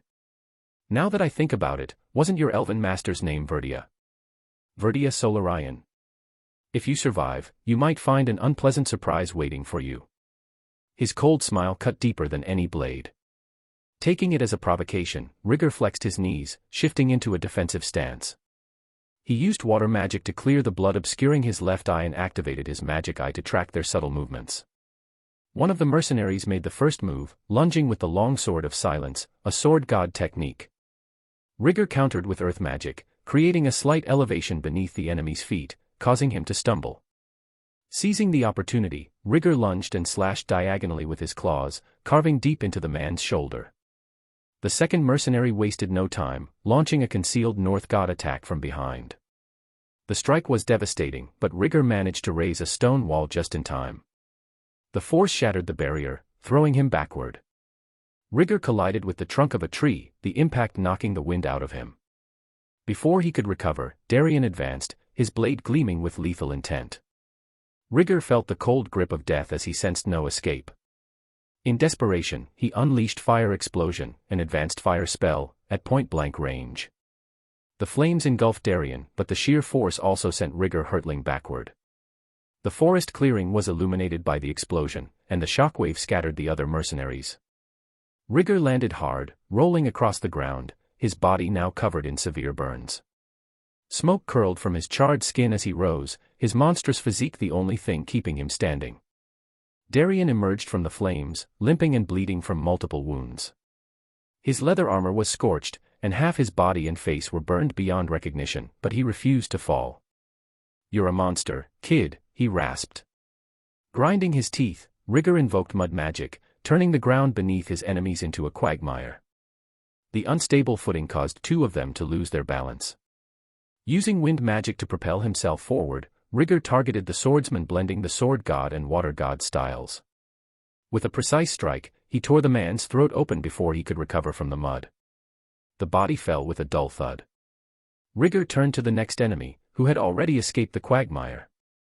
This mercenary employed advanced North God techniques, delivering a series of rapid, heavy strikes. Rigger dodged as best he could, but one slash caught his shoulder, cutting deep. Ignoring the pain, Rigger executed a risky grappling maneuver, slipping inside the mercenary's guard. He locked the man's neck in a leg hold while grabbing his sword hand with raw strength. With one sharp motion, Rigger finished him with a lethal claw to the throat. Now only Darien remained. Both combatants were bloody, exhausted, and on the brink of collapse. Darien, unable to escape, leaned on his sword for support. He smirked. "My team's at the training grounds, 500 meters that way," he said, pointing in a specific direction. Rigger stood silent, his breaths ragged as rage consumed his thoughts.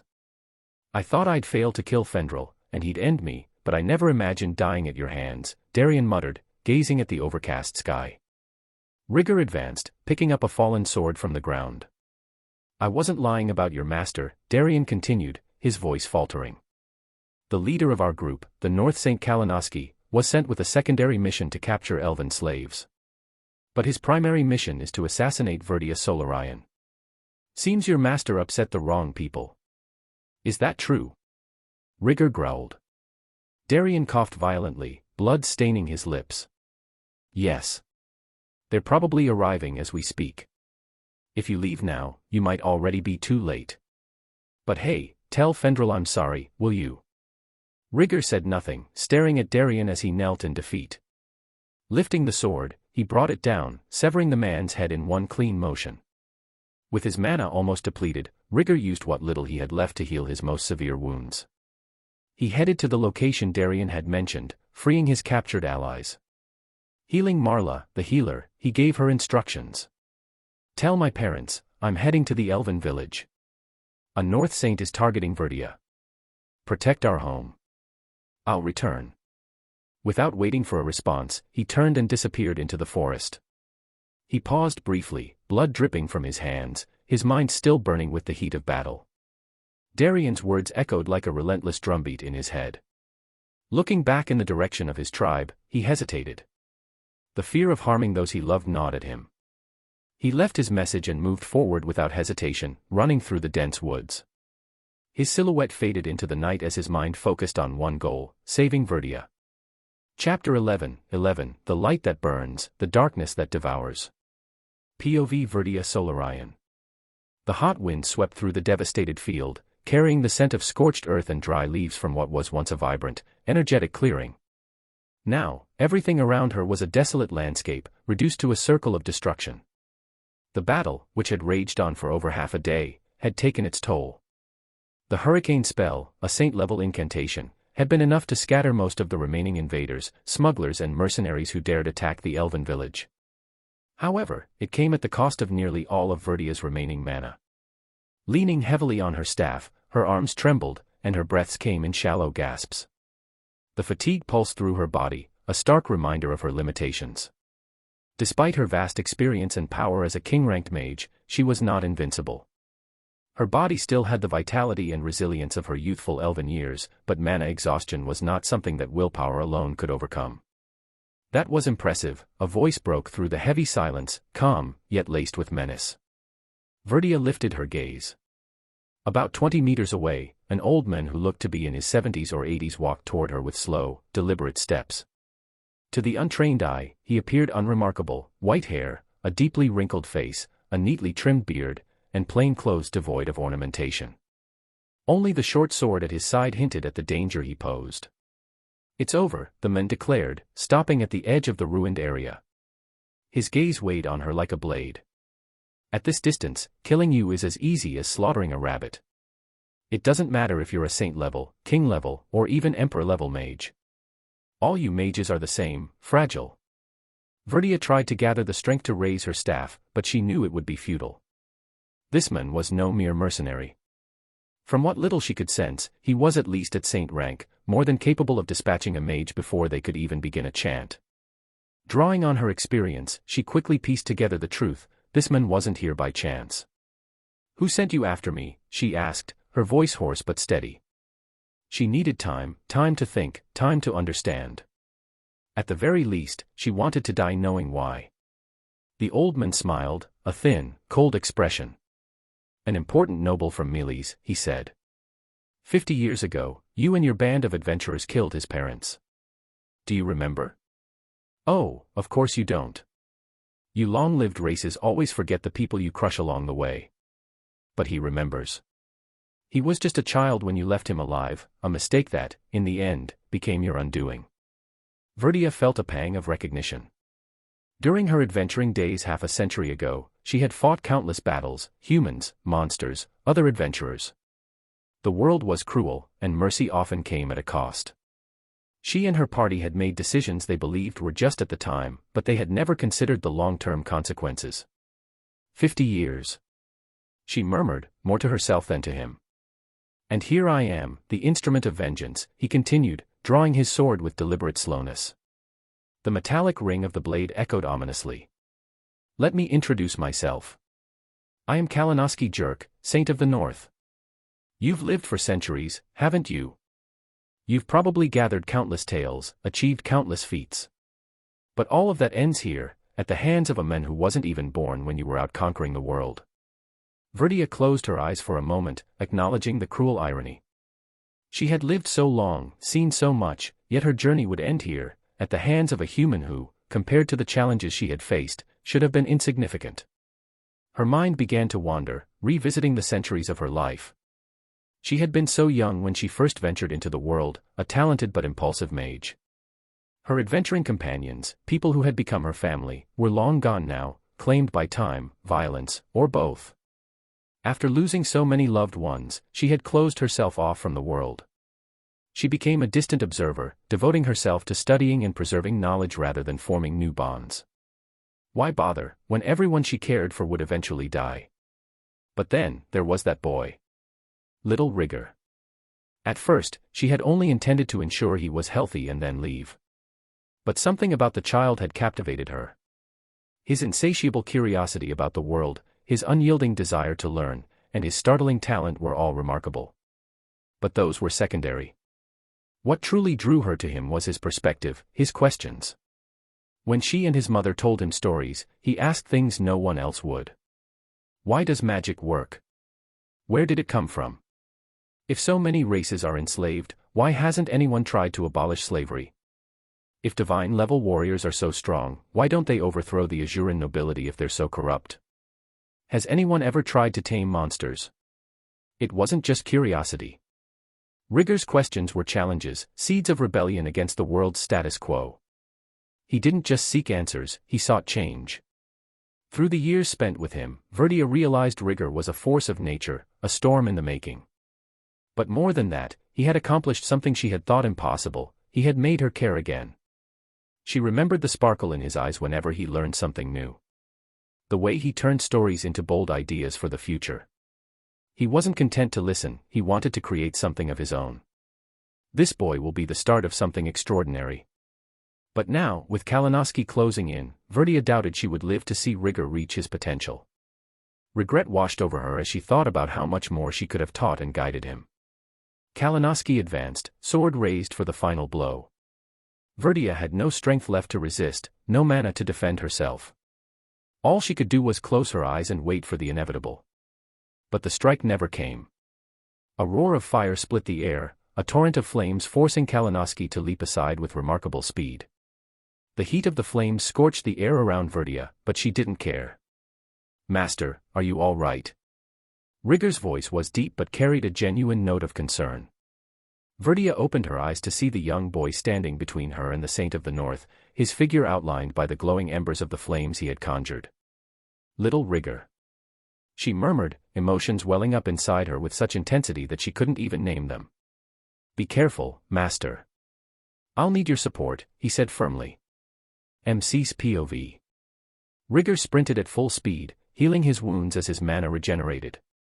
His strength and stamina returned, even during his frantic dash. Upon arrival, he saw a few elves firing arrows at fleeing mercenaries. He quickly dispatched the attackers and demanded to know where Verdia Solarian was. After getting a direction, he dashed off without a second thought. He silently thanked himself for his haste. His master was on the brink of death when he arrived. Without hesitation, he unleashed an advanced fire spell, Flame Lance, forcing the old man to retreat. It seemed to work. "Master, are you all right?"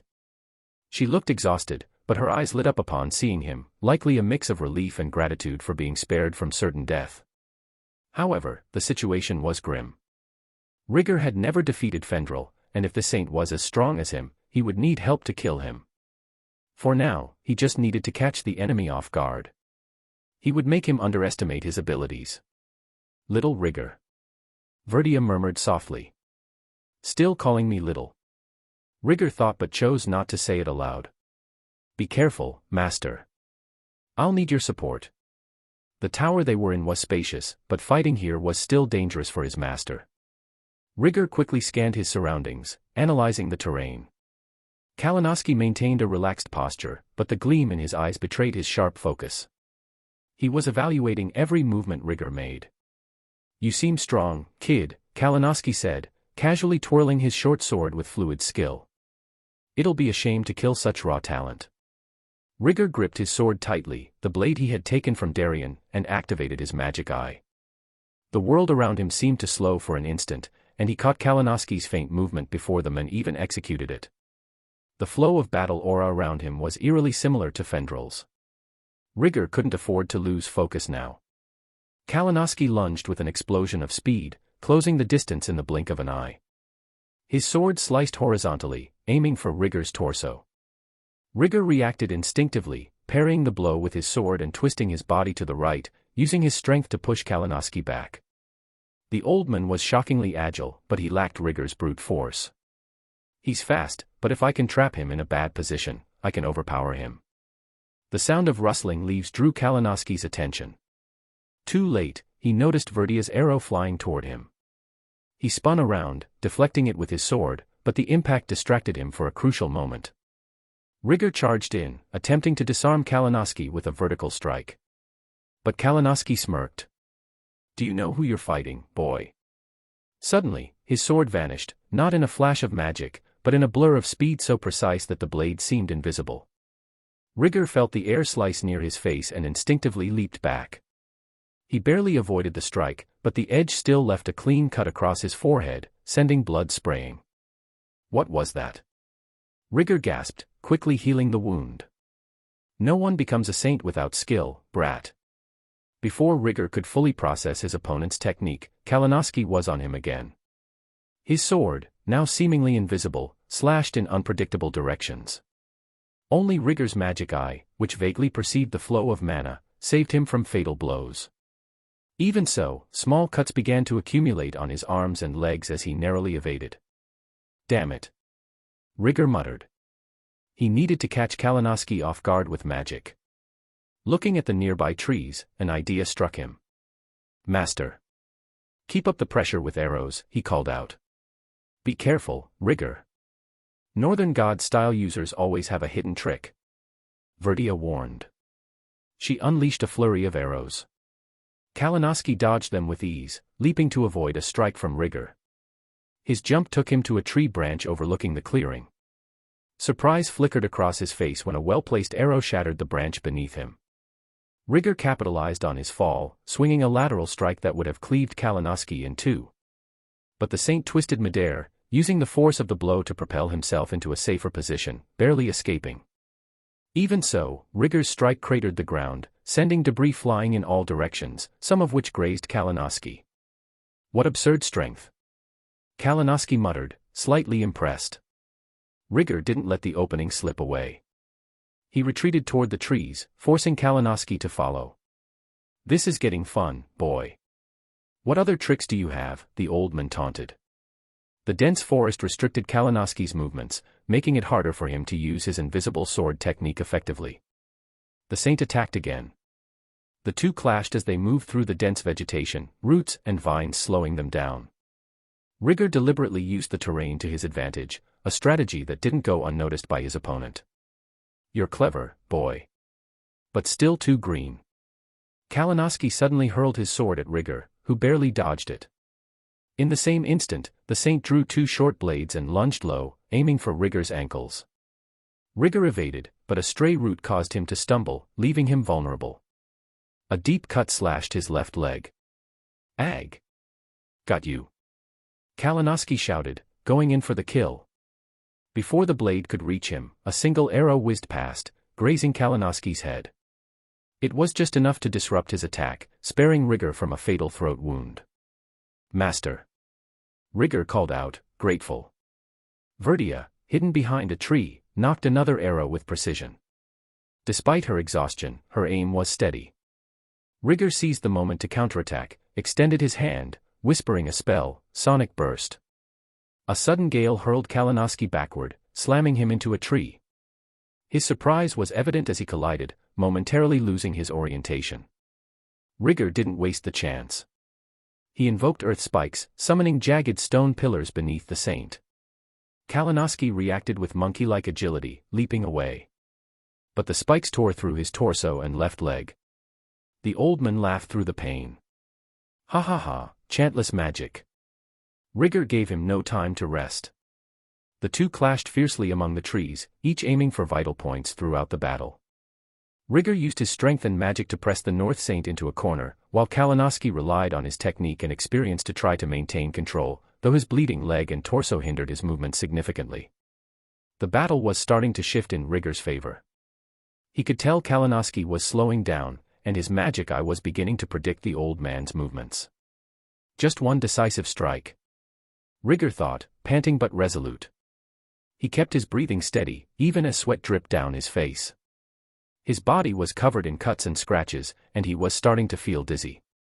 His strikes grew more erratic, and his senses blurred. It didn't take long for him to identify his condition. Damn it, poison. Kalinowski, on the other hand, was also showing signs of exhaustion. His technique was still impeccable, but his movements had lost their fluidity. Rudeus, hiding among the trees, carefully adjusted her bowstring. Even with her evident fatigue, she knew she couldn't stop. Each arrow she fired served to keep the North Saint under pressure and provide Rigger with much-needed openings. Are you immune to poison, kid? You should have been on the ground by now. Kalinowski shouted, his voice laced with mockery as he backed away slightly. You two are more persistent than I expected, he said, his tone heavy with frustration. But this little game ends now. With a swift motion, Kalinowski stomped his enchanted boot against the ground, activating a series of magical runes beneath him. A blast of wind erupted, sending dust and leaves flying as he propelled himself high into the air. Master! Watch out! Rigger shouted, using a gust of wind magic to propel himself forward in a desperate attempt to intercept. When the dust settled, Kalinowski was perched on a tree branch near Rudeus. In one fluid motion, he leapt down with both short swords aimed at her. The air rippled dangerously as he closed the distance. The boy's tough, but if I complete my mission, this will be worth it. Rigger screamed in desperation, bounding between the trees with all his might. He knew he wouldn't make it in time. What kind of boots are those? A magical item, he wondered briefly before realizing he had no other choice. If he couldn't close the gap physically, he'd have to gamble everything on one move. Even if it didn't work, it might be enough to save his master. He lacked the time to cast a spell, so he theorized that he could channel the magic directly into his sword. A technique like Flame Slice would be perfect. With a quick motion, Rigger poured his mana into his blade. Intense flames erupted around it, forming a blazing arc that illuminated the devastated clearing. Kalinowski caught sight of the flames in the corner of his vision and calculated quickly. He believed he could still kill Verdia and dodge the incoming attack. He didn't slow down. Verdia threw herself backward, trying to avoid Kalinowski's blade, as Rigger timed his strike for the last possible second. Flame Slice. Rigger swung his blade in a fluid arc, releasing a fiery crescent that surged forward like a blazing bolt of lightning. The heat was so intense it made the air ripple visibly. Kalinowski tried to evade at the last moment, but it was too late.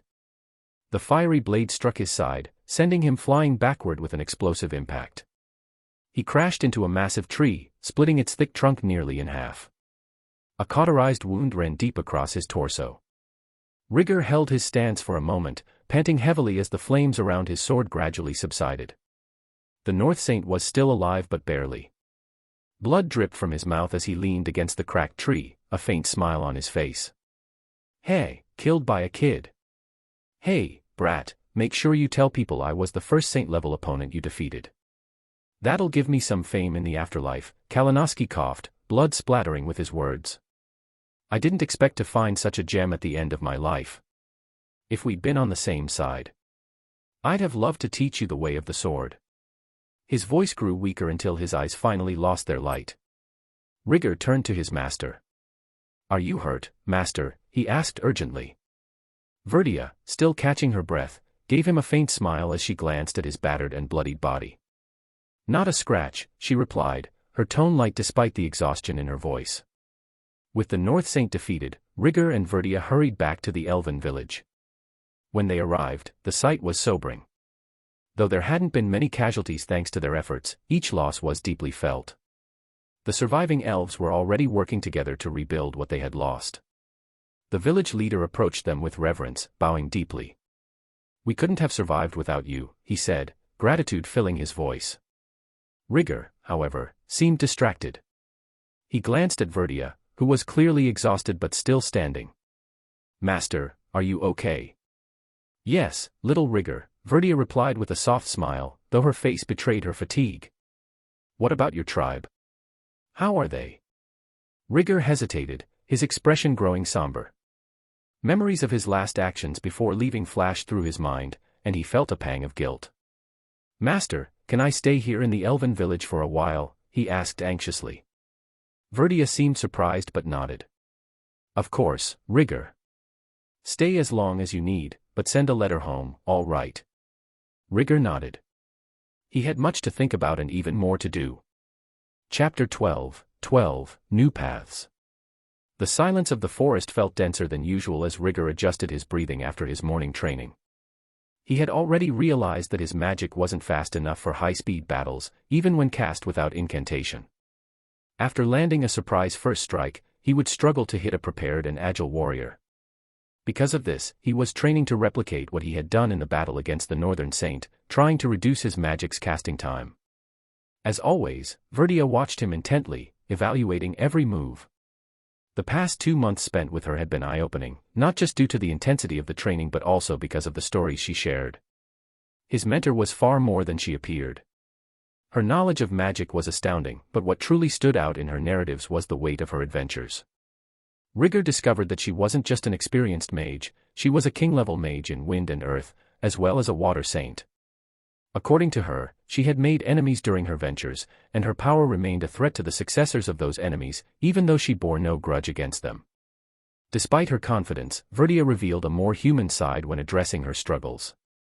Rigger, in turn, shared the issue that gnawed at him internally, his lack of control over his savagery. He explained how, in moments of rage, he was on the verge of completely losing control, his rationality vanishing as his feral instincts took over. This had led him to attack his father and other warriors in the tribe. Verdia had no ready answers but promised they would find a solution together. During the second month, Verdia brought him news. An elder elf named Ilya wished to meet him. Intrigued, Rigger followed her to an isolated clearing where the presence of the silver-haired elf was almost mystical. Her eyes carried the weight of centuries, and her voice was as calm as the whispering trees. "You resemble your grandfather, Rigger," Ilya began, her gaze studying the young Doldia. "Except for your eyes, of course. Verdia told me about you. I believe my knowledge may be helpful for your problem." What do you mean?" "Your struggle to control your instincts." Ilya explained that many years ago, her mother had told her stories about the second beast god, Geiger. He, like Rigger, had faced bouts of savagery in his youth. He was the first recorded case, though there may have been others before him who didn't leave as much of an impact. According to her, the problem wasn't uncommon among the most talented of the beast race. All those who displayed extraordinary potential faced similar challenges. She cited a personal example, Inger de Doldia, a warrior who had reached the rank of emperor 600 years ago. She had been very close to this warrior during his lifetime. "Inger was wild as a child, I can say that because I saw him grow up from a baby," Ilya said nostalgically. "When he chose the path of the warrior, a demon passing through this area accepted him as a disciple. Years later, he returned, and his savagery had become a controlled weapon, no longer something that dominated him. Though he was still quite energetic. I asked him what had changed, and he told me he had learned to channel all his aggression into his axe. He wasn't very bright, after all. But you are, or so Verdia tells me. You should understand." Ilya then shared her theory, knowing that Tuki, or battle aura, is the mana flowing through an individual's body. She hypothesized that when disciplined, it allows one to gain greater control over strength, speed, senses, and, consequently, instincts. From her understanding of battle aura, people gained better control over it upon reaching the rank of saint. She recommended Rigger aim for that level as a starting goal. It wasn't easy, of course, there had been few cases, but Rigger didn't need to fear or suppress his essence, he needed to learn to control the strength that stemmed from it. This revelation sent Rigger into deep reflection. He began re-evaluating his recent actions, his attacks on his allies, his impulsive decisions in combat. Perhaps his growing strength was both a blessing and a curse, something he needed to master to achieve his goals. "From what Verdia has told me, your strength is already absurd for your age, so it shouldn't be too hard," she concluded, sizing him up. That night, as he gazed at the stars, Rigger decided it was time to return to his tribe and share what he had learned. Knowing that others had faced this problem and overcome it made him feel more confident. He knew the journey ahead would be long, but now, more than ever, he had a renewed focus. Verdia decided to follow him to continue his training. They said their goodbyes and set off. The journey back to the Dodoldia tribe was silent yet meaningful. Verdia walked beside him, occasionally sharing small observations about the surrounding landscapes but respecting the young man's introspection. When they arrived at the village, the atmosphere felt tense. Some villagers watched them with distrustful glances, while others showed expressions of concern. Rigger's outburst months ago was still fresh in many minds, and the rumors of what he had done and endured in battle only fueled divided opinions. The first person to meet him upon entering the village was Celine, his mother. Her worried eyes scanned her son with the intensity of a protective parent. She noticed the small scars on his arms, the steadier gaze, and the more disciplined posture.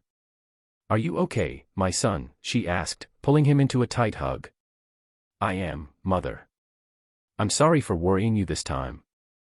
Celine seemed relieved, but there was still tension in the air. It wasn't just concern, there was something more, as if she knew Rigger's decisions would lead him down an even more dangerous path. Soon after settling in, Rigger requested a meeting with Gustav, Guys, Fendrel, and his father, Haunter. He knew he needed to clarify everything that had happened and pave the way for moving forward without leaving loose ends. At the meeting, he began with an apology. "I made a mistake. My outburst wasn't just a reaction to the situation but a reflection of my lack of control over myself. And because of it, I almost killed one of our own." Guy spoke sternly. "It wasn't just that. You disobeyed orders not to pursue the enemy, forcing us to follow you and putting your companions at risk." Haunter glared at him but said nothing. Rigger felt the pressure. No one would defend him here. If something had gone wrong, he could have caused a disaster. He had been lucky, and he knew he couldn't keep relying on luck. This is by no means an excuse. I won't shy away from my responsibility, but I've discovered the reason for this lack of control and how to fix it during my time in the elven village. He then shared what he had learned from Ilya, including all the relevant information to help them understand. I made an unforgivable mistake because of this. But now I know I can control it, and I promise I won't let it happen again. The room was silent for a moment before Fendrel spoke. Having lost an arm in Darian's ambush, he wore an expression of seriousness. You're still young, Rigger. Sometimes I forget that because you seem so mature and are already so strong. But I feel a bit guilty, with 4 of us intimidating a child. Young or not, we all make mistakes. What matters is what you'll do with this now. If you're committed to correcting your errors, I'll be here to help you, even with 1 arm. Fendrel then offered his assistance in Rigger's training, emphasizing that despite his physical limitations, he was still the only saint-level warrior in the tribe. His words brought an unexpected sense of unity to the group. Rigger finally relaxed a bit, the weight on his shoulders easing significantly. He then recounted the events that had led him to the elven village, the battle against the final 3 members of the Black Frost, the confrontation with Darian, the fight against the Northern Saint, and the revelation that the noble who had hired the assassins might still pose a threat to Verdia. I can't ignore this danger, Rigger declared firmly. If this noble tried to eliminate Verdia once, he might try again. And if he's a threat to my mentor, then he's a threat to me as well. Gustav and Guys agreed, albeit with some reservations, recognizing Verdia's contributions to the tribe during her time there. Hunter, on the other hand, supported his son with a subtle nod. Rigger's decision to confront such a powerful enemy directly was dangerous, but it also showcased his unwavering determination. After the meeting, Celine surprised everyone by inviting Verdia to live with them while continuing Rigger's magical training. Though hesitant at first, Verdia ultimately accepted, noting that there was still much she needed to teach the young Doldia. That evening, as the village quieted down, Rigger revisited his reflections. He stared up at the star-filled sky, recalling Ilya's words, Verdia's teachings, and the repercussions of his past actions. He realized that his goals needed refinement. The wind rushed through the forest, rustling leaves and cooling Rigger's face as he organized his thoughts and actions. He understood that moving forward required more than apologies or promises. It demanded strength, discipline, and reliable allies. In the courtyard of his home, alongside Verdia and his mother, Rigger began to strategize his next steps. Recent events had profoundly shaped him. His mind wandered back to the battles he had fought, the lessons learned, and the dangers looming on the horizon. The world around him was far vaster and more perilous than he had imagined, demanding preparation beyond what he thought was necessary. The morality of this world differed sharply from his previous one, as it brimmed with superhuman beings, near-omnipotent magic, gods, and demons. If this world has its own rules, I need to learn them, Rigger murmured, staring at his sword. I need to grow stronger, not just for myself but for my tribe, my family, and so I can live according to my will. He mentally organized his goals. Reach sword saint level and control his savagery. Controlling his power was his top priority. To achieve this, he committed to intensive training with Fendrel, his father, and other warriors while delving into the theories shared by Ilya. Build a network of strong allies. Rigger understood that individual strength alone wasn't enough in a world where even the most powerful kingdoms were ruled by weak kings. He resolved to gather trustworthy and capable individuals to protect his tribe and tackle future challenges. Eliminate the noble who is threatening Verdia. He couldn't ignore the men who attempted to take Verdia's life. This enemy was a persistent danger, and Rigger vowed to ensure the threat would no longer linger. Lay a foundation for the future. Beyond addressing immediate concerns, Rigger saw his strength as a resource with greater purpose.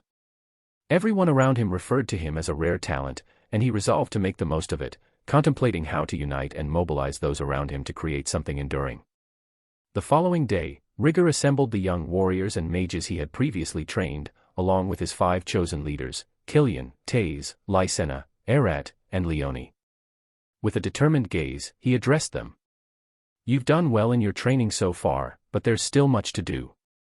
The challenges ahead will be unlike anything you've faced before. And I need you to be ready.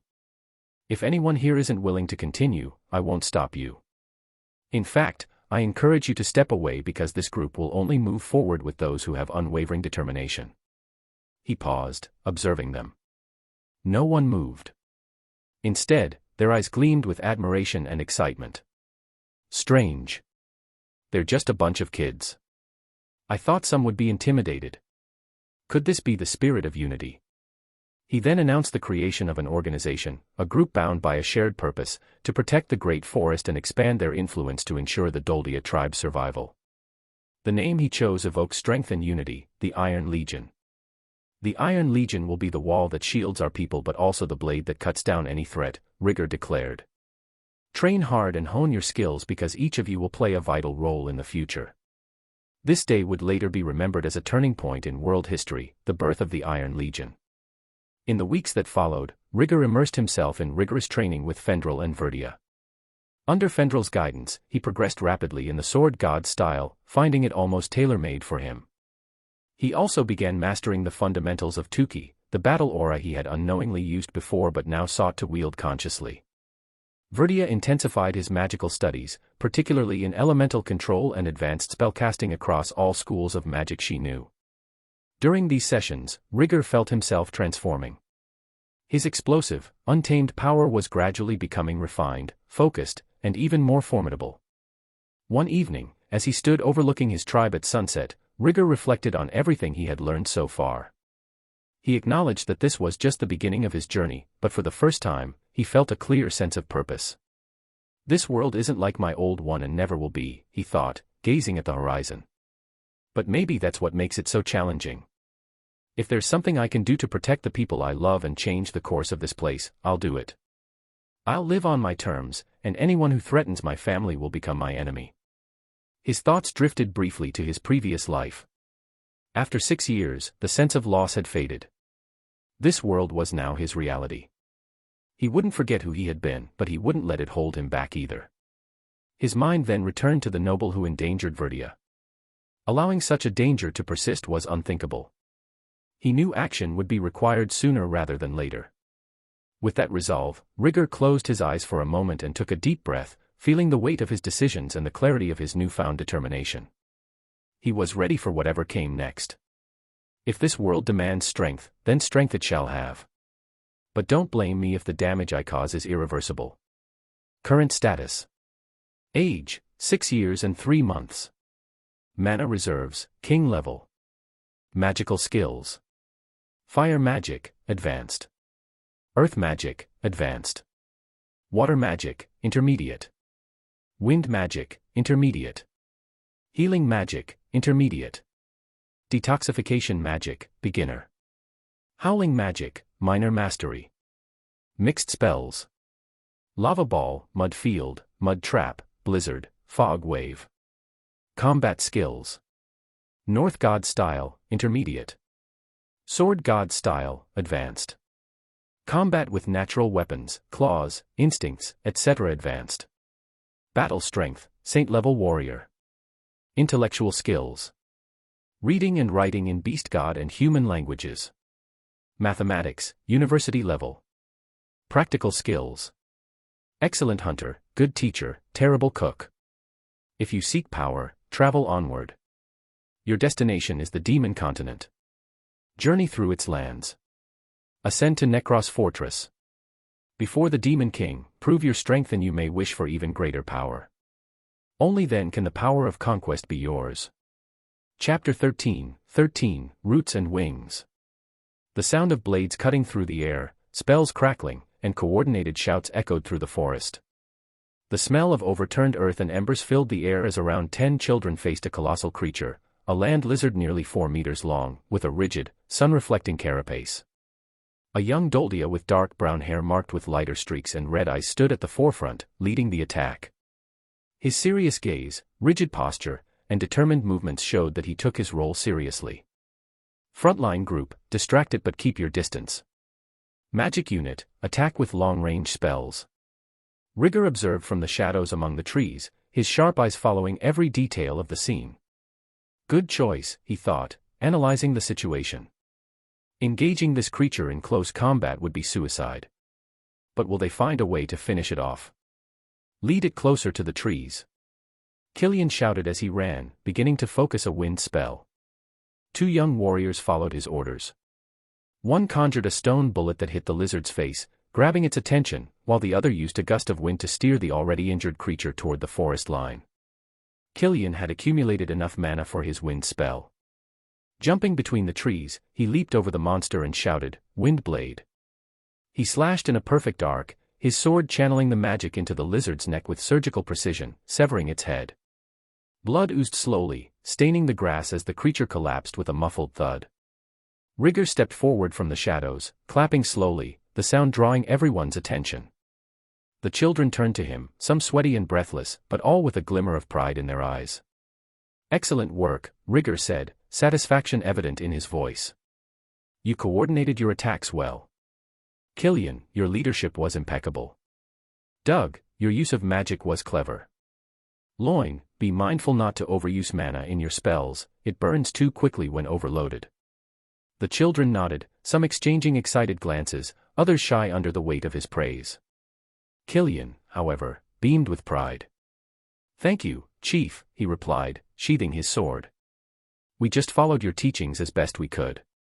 We're not as strong as you yet, but—" "Strength is just one factor," Rigger interrupted, his expression serious but kind. "You demonstrated teamwork, and that's something not easily learned. Keep it up." The young warriors celebrated quietly, tending to their minor injuries. Rigger watched them for a moment, his thoughts drifting. They're growing quickly. Soon, they'll be able to face challenges that even veteran warriors would struggle with. Perhaps even more than that. The Iron Legion had grown far beyond what Rigger had envisioned when he first created it. What started as an experiment with children had now attracted adult warriors, veterans who volunteered to train under his leadership. He hadn't expected such acceptance. "They trust me, but do they understand what I'm doing?" he pondered as he walked back to the village, hearing the distant sound of the children laughing and talking about the battle. Training so many warriors and building a unified force could be seen as a political move. But here, everyone is just happy to see the tribe grow stronger. That's one of the advantages of the beast races.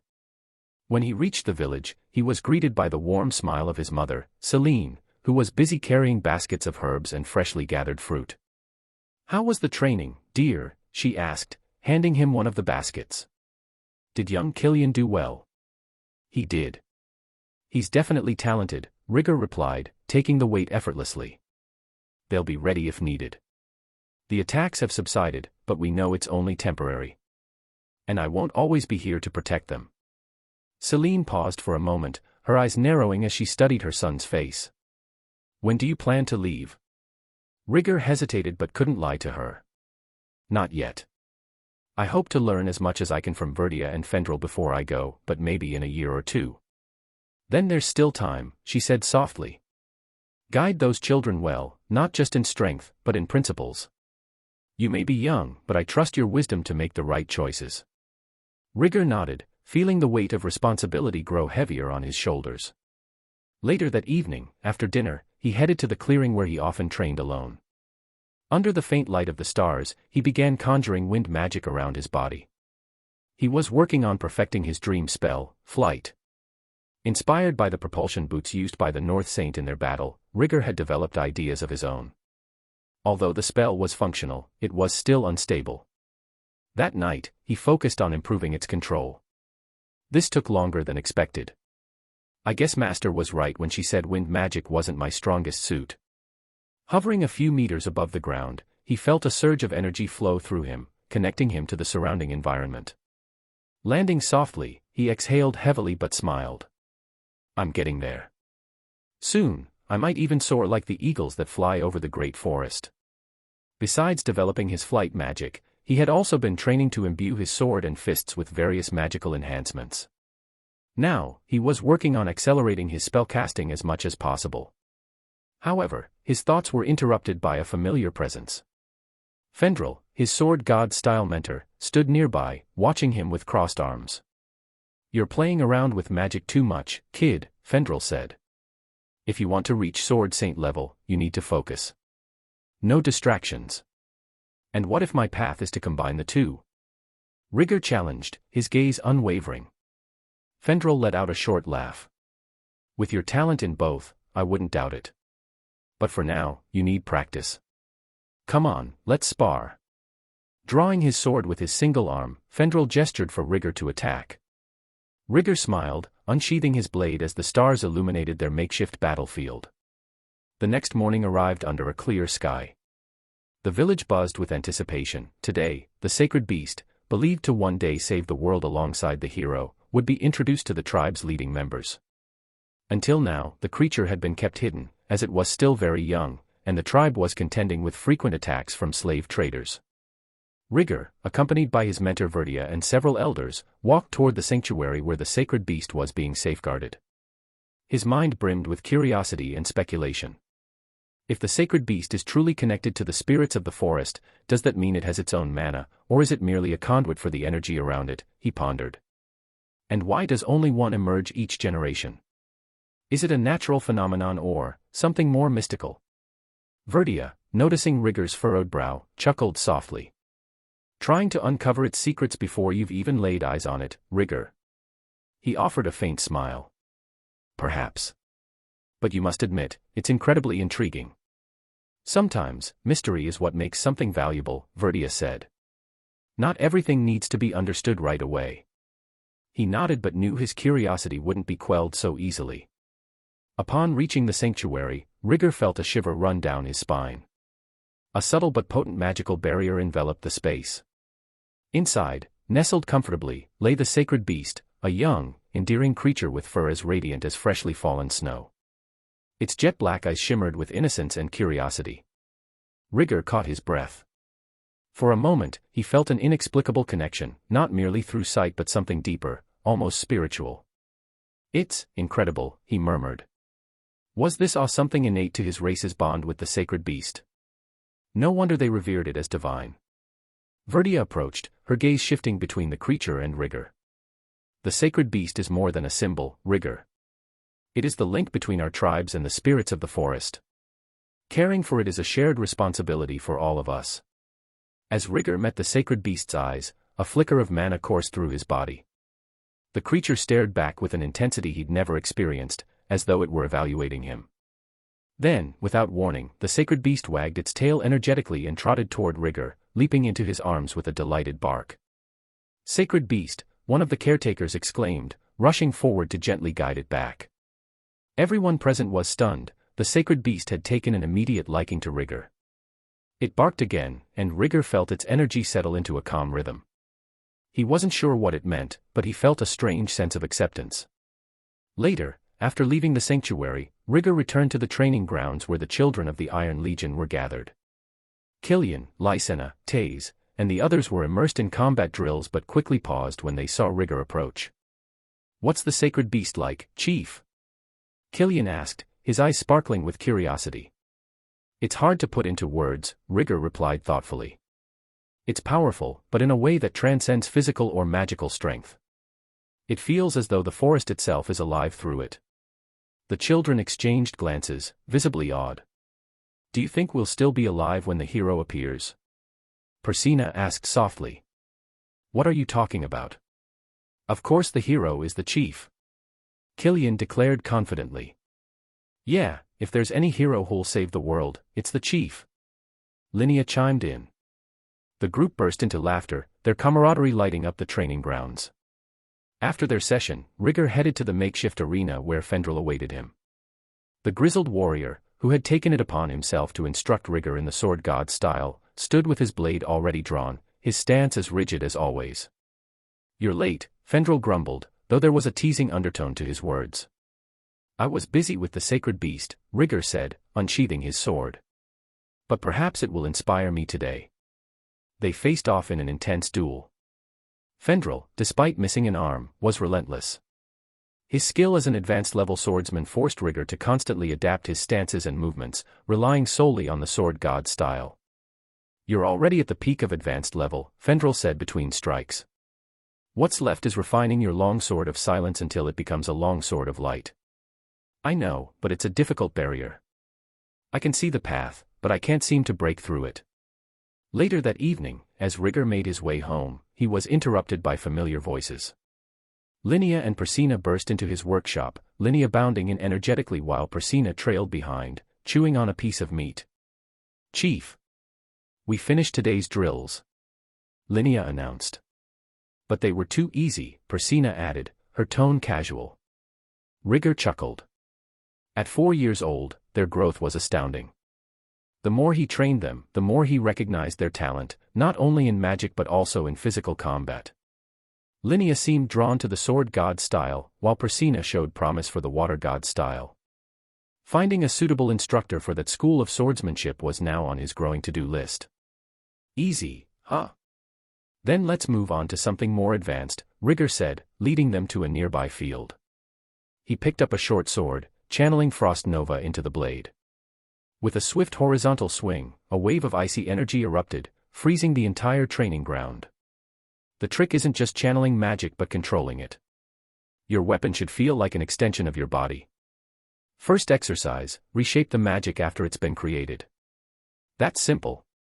Linnea exclaimed, attempting to form a fireball and alter its shape midair, only for it to dissipate into embers.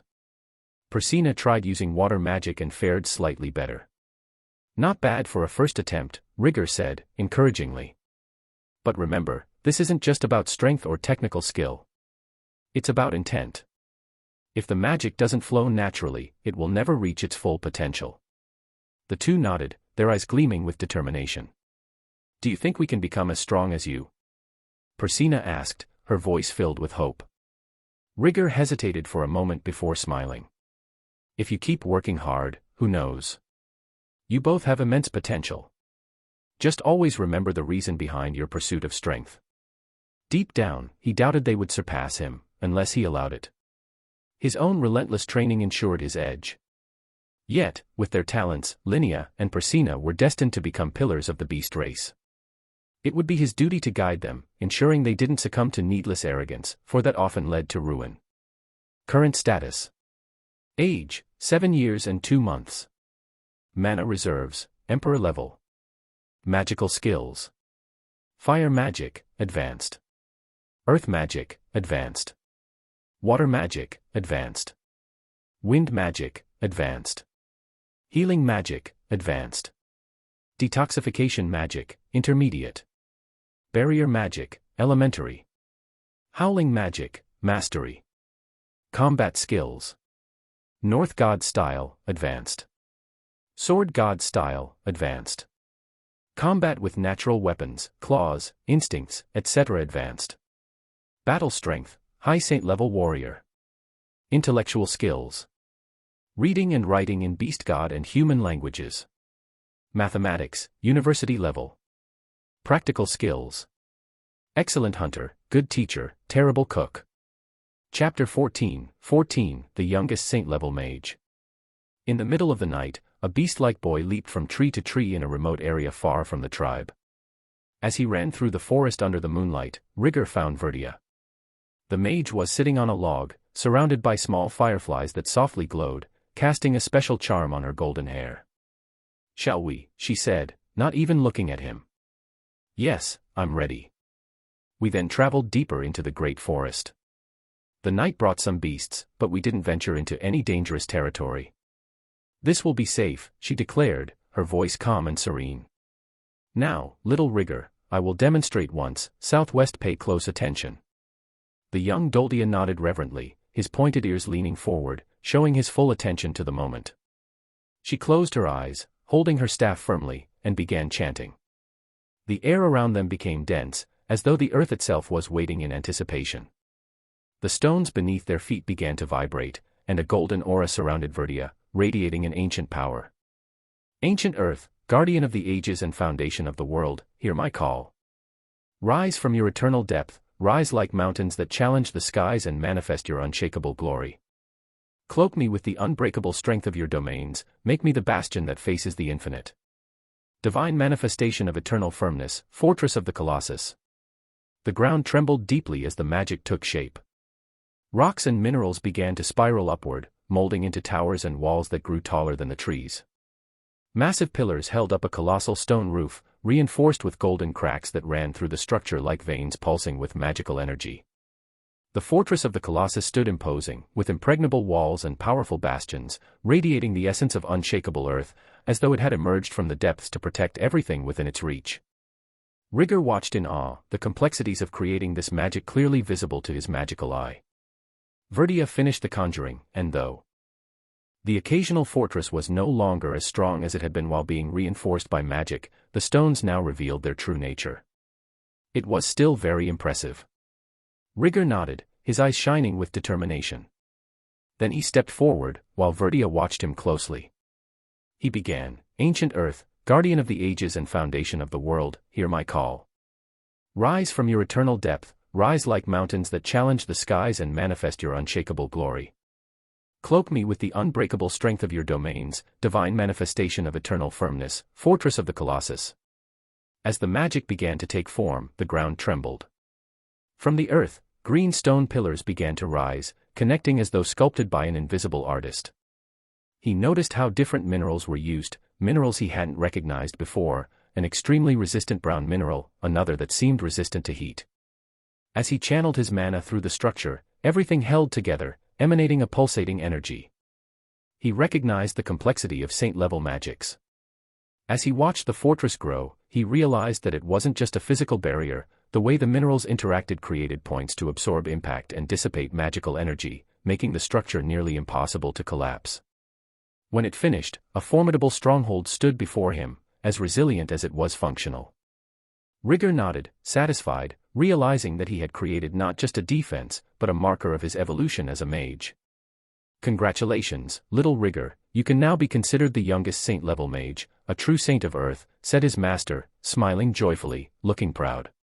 The next day, Rigor called one of the tribe's warriors, a member of the Iron Legion who patrolled the outskirts of the Great Forest. He was someone Rigor trusted absolutely, someone he had observed for a while. "I have a mission for you, Oigar," began Rigor, his tone serious, making him sound twice his actual age. "I want you to find an instructor in the water god style in the human cities. Advanced level, if possible, but there's a higher priority, trust." The warrior furrowed his brow, absorbing Rigor's words. "I understand, Chief. But the Great Forest attracts adventurers of dubious interests. How can I be sure the right person will be willing to teach here?" Rigor took a deep breath. This was his concern. "That's why I trust this mission to you. You've always been good at judging people. Find someone who poses no threat, even if they're not advanced level. The priority is ensuring that anyone who comes here doesn't jeopardize our security. They must be trustworthy above all." The warrior nodded and gave a respectful salute before departing to prepare for the journey. In the following weeks, Rigor delved even deeper into his magical experiments. His focus on learning from Rudeus included barrier magic and saint-level wind magic, and recently she had begun teaching him about magic circles. His small workshop, situated at the edge of the village, had become almost a sacred space. There, surrounded by stones and minerals, study scrolls, and makeshift tools, he explored the infinite possibilities of magic. That afternoon, as he manipulated a stone cannon shaped like a cone, made from heat-resistant rock, Rigor tried spinning it as fast as possible, creating intense friction, almost setting it on fire, eventually making the spell lethally powerful. "Seems good, I need to test wind spells to create vacuum magic, like Shimura Danzo in Naruto. This could be dangerous, I have to take precautions to ensure nothing goes wrong. But if I succeed, it will be deadly." He jotted down notes in a notebook, his mind teeming with ideas. Traditional magic was effective, but also limited. He wanted more. Summoning magic of the armored Dragon King's spirits, Aramanphi's light, the brilliant, even gravity control from the Dragon King's sword Kajakut, according to my master, all of these are real. If these kinds of spells truly exist, learning them would elevate my combat power to another level. But it's not something I can create out of nowhere without references on how they work. This isn't like creating magma or steam. I need a place to learn high-level magics when I leave here. My master already knows Wind and Earth King's magic. I hope these two will give me new ideas like the Fortress of the Colossus. Rigor then felt the need to test his combat skills. He needed to surpass his own limits, both in magic and hand-to-hand combat. He left the village alone, running lightly and quickly through the dense vegetation.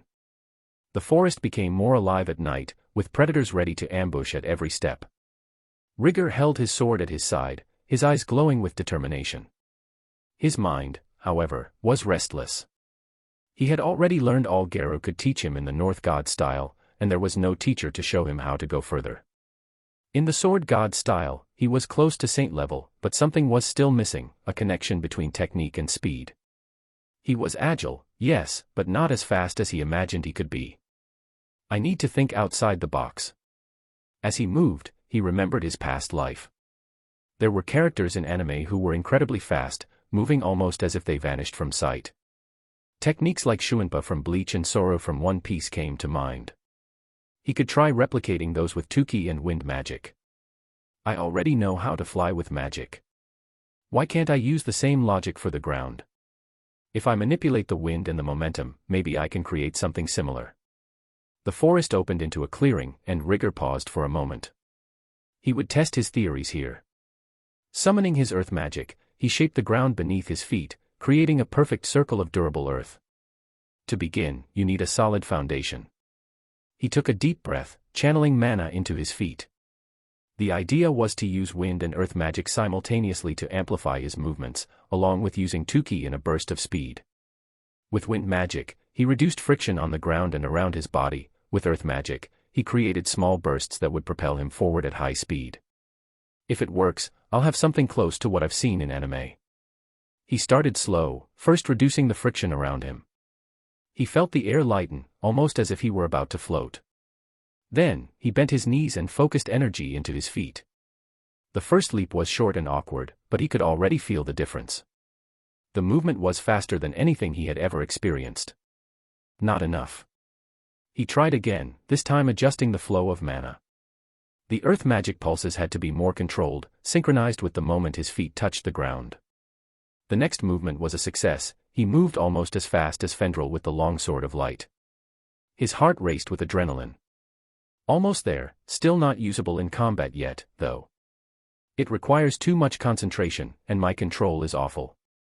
I could fly straight into a monster's mouth, but it's feasible. Rigger spent some time trying to repeat the movement but realized his control over earth magic still wasn't good enough. He had excellent control over wind magic due to his flight training. He reinforced once again that gaining greater control over the elements would only bring good things and allow him to create many new techniques. If this works in combat, I'll be able to face much stronger enemies. The technique still lacked a name, something that represented the concept of fast and precise movement. He thought for a moment before smiling. Flash step. It sounded simple. But Rigger knew that this skill was just the beginning of many techniques he planned to create. The moon lit the forest as Rigger walked, attentive to every sound around him. He was looking for a worthy opponent, something that would truly test his newly developed skills. It didn't take long for the opportunity to arise. A deep roar echoed through the forest, followed by the sound of trees crashing down. He approached, climbing a tall tree to assess the terrain. There it was, a colossal creature about 15 meters long, covered in scales as hard as steel, the scaled tyrant, a monstrous crocodile of rank A, known for its immense strength and almost perfect camouflage in swampy terrains. This is it. A perfect challenge. The tyrant detected his presence, turning its massive head toward Rigger. Without hesitation, he jumped from the tree, sword in hand, and cast an offensive spell before hitting the ground. Stone Cannon. A cone-shaped stone projectile was launched at high speed directly toward the creature.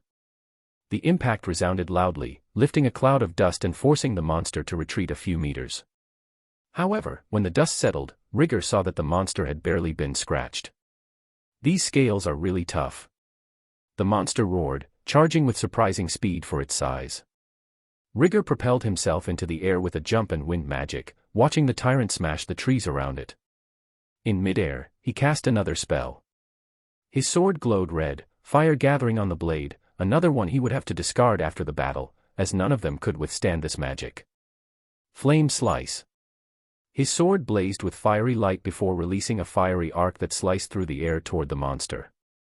The flame hit the tyrant's flank, exploding in fire around it, causing a roar of pain, but not enough to bring it down. Rigger landed quickly and began to alter the terrain to his advantage. He channeled mana into his feet and struck the ground with force. Rising Wall. Stone barriers rose around the monster, limiting its movement and creating an improvised maze. The tyrant, furious, began to blindly attack the walls, creating openings. Rigger took advantage of the distraction and advanced, strengthening his legs with Tuki, clearly seeing the monster's movements with his magic eye, even behind the walls. As the crocodile destroyed another wall, Rigger ran through the broken walls, reaching a spot out of the monster's sight, and used the characteristic move from the sword god's style. Long Sword of Silence. He slid along the monster's flank, leaving a long cut. This provoked a wild roar from the creature, which narrowly missed him with its tail. He cast another spell, this time focusing on restricting the monster's movements. Channeling mana into the ground, a mud field emerged, wrapping around the monster's legs. Mud Trap. The scaled tyrant struggled violently to free itself, but every second trapped was an opportunity for Rigger to strike. He ran forward, charging his sword with even stronger flames, and delivered a horizontal strike to the same wound as before. The flames engulfed the battlefield. This time, the cut was deeper, breaking scales and exposing half-burned flesh. The monster finally broke free and launched a sudden attack, swinging its massive body and slamming its tail like a battering ram. The impact was devastating, destroying the remaining stone walls and hitting Rigger, who was sent flying. He spun a few times before skidding across the ground, jumping to the side to avoid the beast chasing him, grateful that he had used wind magic at the last second to throw himself back, reducing the impact. Rigger landed on the ground and began to channel mana on a large scale. He pressed both hands to the earth, channeling his mana. Icicle Field. The ice quickly reached the tyrant charging toward him like a bull, freezing the lower half of its body.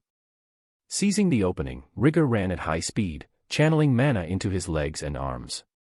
He jumped directly over the monster's head and prepared his most powerful spell. Blue flames began to flow along his sword as it reached extraordinary temperatures. Explosion. His sword was enveloped in a concentrated fire mantle. With a shout, Rigger brought the blade down directly onto the monster's right eye, focusing all his strength and mana into the attack. The sword pierced through, and the resulting explosion illuminated the forest, as the scaled tyrant let out one last roar before falling. As Rigger looked at the shattered blade of his sword and analyzed the creature's body, he felt the weight of the battle in his muscles and the disturbed mana flow. He couldn't remember the last time he felt tired or low on mana in battle. Even this fierce battle hadn't taken much from him. Even using several spells in succession, his body, extremely strong and resistant to constant training, reached levels of resistance he couldn't measure, and his mana reserves were already much greater than his master's. He speculated that he was at the Emperor level. This monster was really formidable. I need to improve my magical efficiency. Every technique has its value, but fighting something this resistant requires more refined strategies.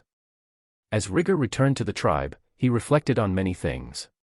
Everywhere he went, whether among warriors or villagers, they greeted him. It was impressive how his presence had already become a figure of respect in the tribe. It wasn't just his strength, but also the way he treated others. He inspired confidence, as if trusting him was the right decision. How far will my natural strength grow? That question echoed in his mind, especially after the fight with the scaled tyrant. No warrior in the tribe could match him in pure physical strength. Some of the strongest warriors were still superior in combat due to their vast experience and refined techniques over the years, of course, only if he didn't use magic, but Rigger felt that was only temporary. He had been improving so quickly that the gap seemed to shrink day by day. Moreover, his mana reserves continued to grow. It was almost intoxicating. He could feel the vastness of his capacity gradually increasing. But this made him think about something recently mentioned. Tay said his mana reserves stopped growing recently, 2 months after he turned 10. Maybe that's true for all of us. He didn't know if it was the same for everyone, as he no longer had any references. If there was a natural limit to mana reserves, he had just over 3 years before reaching his peak. This only strengthened his resolve to use every day to get even stronger. He thought about the children of the Iron Legion and the future of the tribe. Training them would be crucial, but he also needed to seek knowledge beyond the forest. When he entered his cabin, he found his parents eating. "Son, are you hungry?" Celine asked, serving him before he even answered. "Yes, Mom. I am." He replied with a smile as he sat at the table. Chapter 15, Future Leaders. The sound of leaves rustling in the morning breeze filled the air as sunlight filtered through the tall branches of the great forest. The training field buzzed with energy and enthusiasm as Linnea and Persina engaged in an intense sparring match. Their wooden swords clashed rhythmically, creating echoes that blended with the chirping of birds. Rigor, seated under the shade of a large tree beside Verdia, observed the match thoughtfully, his keen eyes picking up areas where both girls could improve. The duel carried a playful tone, yet it was clear they were taking it seriously. Linnea's aggressive attacks were swift and forceful, while Persina maintained a defensive stance, waiting patiently for an opportunity to counter. Linnea is faster than before, Rigor noted, his sharp gaze following the girl's movements. Verdia, sitting beside him with her chin resting on her hand, shifted her gaze between the training field and the clear blue sky above. She has spirit, she replied with a small smile. But she lacks patience. That's something Persina cleverly uses to her advantage. The two fell into a companionable silence, their focus drawn back to the sparring match. Rigor felt an unfamiliar yet soothing calmness in Verdia's presence. She seemed more at ease in this moment, her usual enigmatic demeanor softened by the relaxed atmosphere. Master, Rigor began, breaking the silence. What stops me from simply stealing higher-level healing magic from Meles? Many have tried, Verdia said, her voice tinged with a touch of amusement. But the Meles Church is relentless. They don't just pursue the thief, they go after their friends and family. Even the strongest aren't safe, they'll hire assassins, as they did with me, although I have my own particular enemy. Rigor fell silent, mulling over her words. Finally, he spoke, so replacing the entire upper echelon of their leadership would be necessary. Verdia gave a faint smile. That would be the case. He exhaled deeply, his gaze drifting skyward. It's so complicated. I'll leave that for the future. Verdia chuckled softly, her laughter almost musical. The world does have its share of complications, but it also holds wonders waiting to be discovered. There's so much to live for and countless memories to be made. She held up her staff, adorned with an enormous red magic stone. This staff came from a red dragon my group and I killed when it attacked a village. Afterward, the village celebrated for 7 days and nights without pause. The atmosphere is something I'll never forget. She then touched a star-shaped pendant with 6 points hanging around her neck. This was given to me when I helped a princess reclaim her throne. It's said to have been passed down through generations of her royal family. I stayed there for a time. That was 200 years ago, but I still vividly remember the gratitude of the servants and villagers for overthrowing the former ruler. Sometimes, changing a nation's leadership can lead to an entirely different future. Rigor looked at her with admiration. You've truly lived a life full of adventure. But, if you love traveling, exploring, and adventuring so much, why did you return to the forest? From the way you describe your adventures, I'm surprised you're not out wandering the world right now. Verdia tilted her head, a thoughtful expression crossing her face. Her gaze lingered on Linnea and Persina, now exchanging blows with greater intensity. Even adventurers need a break sometimes, Rigor. A place to recharge, reflect, and decide their next steps. The forest is peaceful, and the elves welcomed me kindly. But the truth is... She paused, watching as Linnea landed a decisive strike, winning the duel. The girl raised her wooden sword triumphantly, her infectious joy evident as Persina folded her arms, already plotting her comeback. The great forest can't hold me for long, Verdia finished with a nostalgic smile. I've lived in many places, Rigor. Among humans, demons, elves, even the beast tribes. I don't belong to any single place. I've always been a free spirit.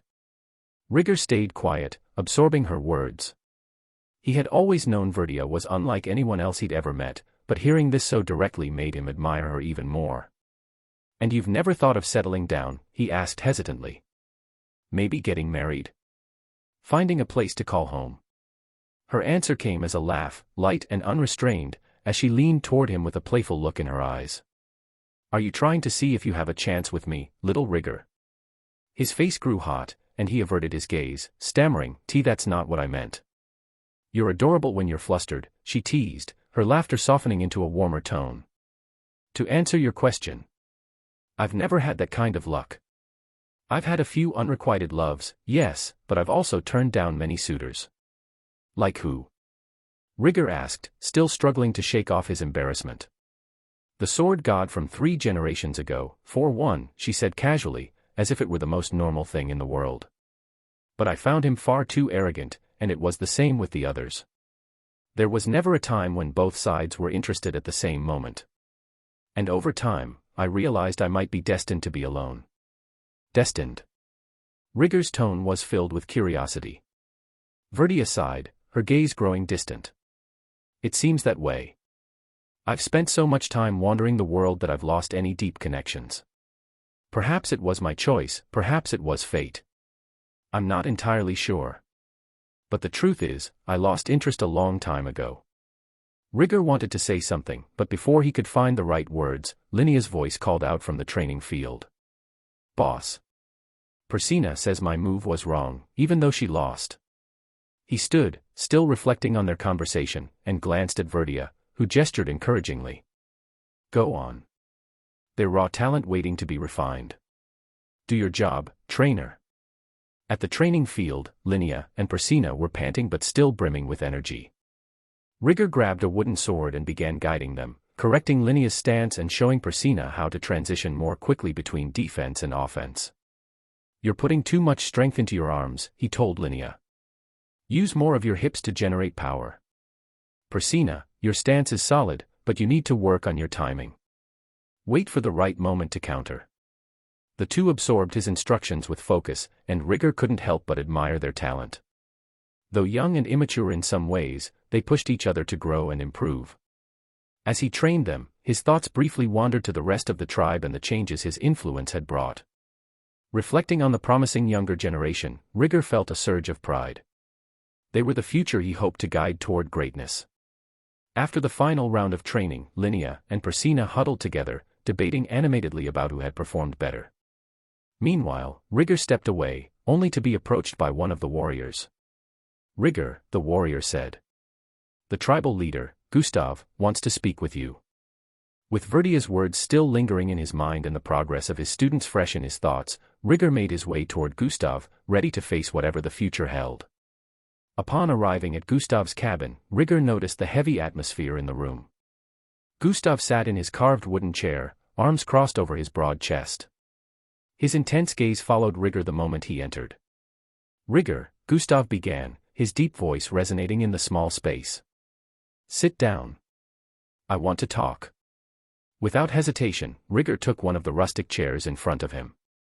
The young man noticed more than just seriousness in Gustav's expression, there was a hidden concern in his tone. I've been watching you, Gustav said, his fingers tapping rhythmically on the armrest. Not just as a warrior, but as someone who is becoming increasingly important to our tribe. Your growth and strength is remarkable, as is your ability to teach and inspire the younger generation.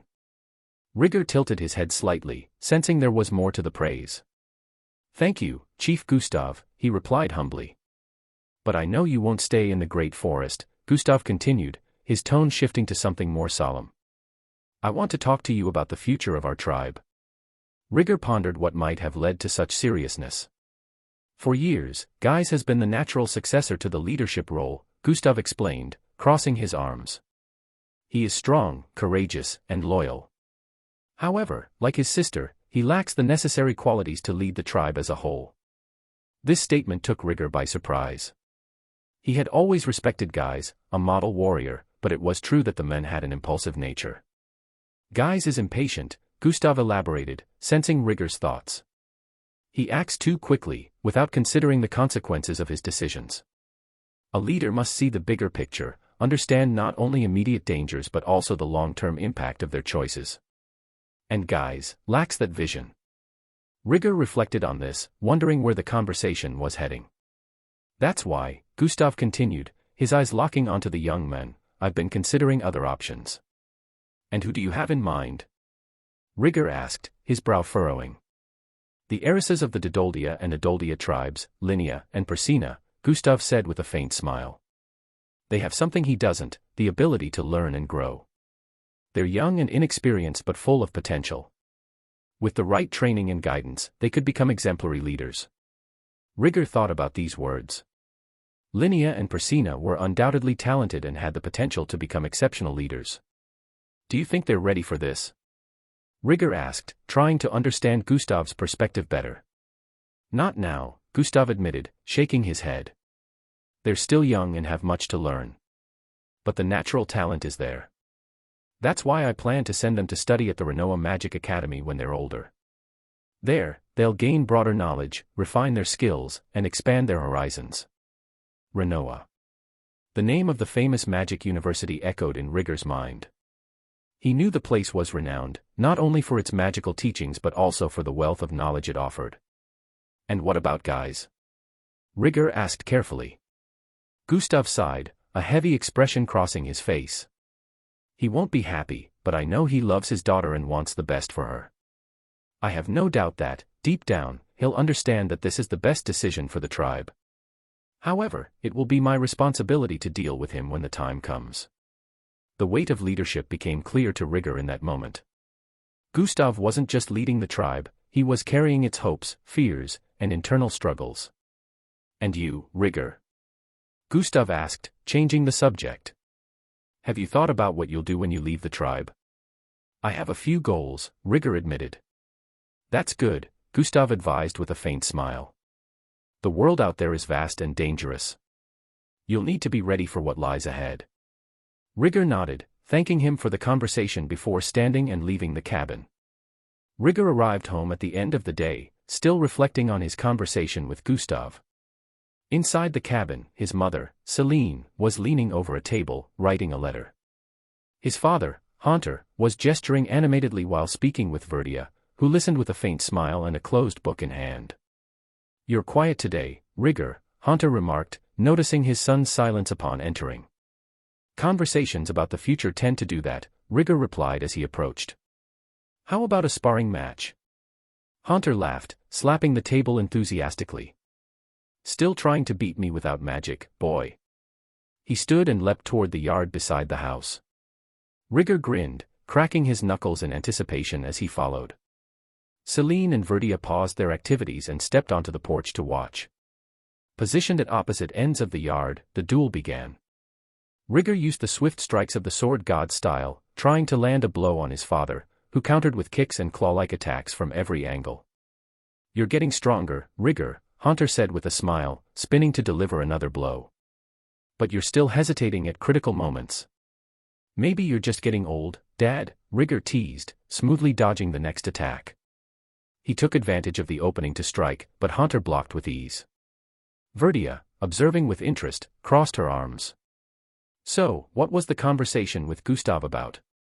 Rigger replied between attacks, Gustav wants Linnea and Persina to become the tribe's leaders. He plans to send them to Renoa in the future.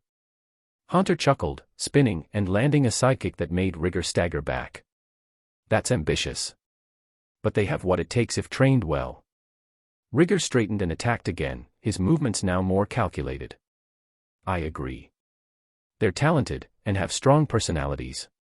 I'll start teaching them some leadership skills. Good idea, Haunter said, blocking another attack. But leadership isn't something learned through words alone. It requires experience. Rigger stepped back, his eyes fixed on his father. Something changed in his stance. He seemed to be waiting for a moment, a single instance of weakness. When Haunter advanced again, Rigger sidestepped completely. Using his father's momentum against him, Rigger's sword stopped inches from Haunter's throat. The yard fell silent. Celine and Rudeus watched in surprise as Haunter exhaled, standing up with a smile. Well, it seems the boy has finally done it, Haunter admitted, brushing the dust off his clothes. And when was the last time you lost control in a fight? Rigger grinned victoriously. I knew it would happen sooner or later. He continued, about control, it's been a while since I fought a life-or-death battle with a tough opponent. Maybe that's dulling my senses. I feel stuck at the advanced level, could that be the reason? Perhaps. If this persists, ask Fendrel. He might know something about it, Haunter advised. His mother and Rudeus congratulated him warmly.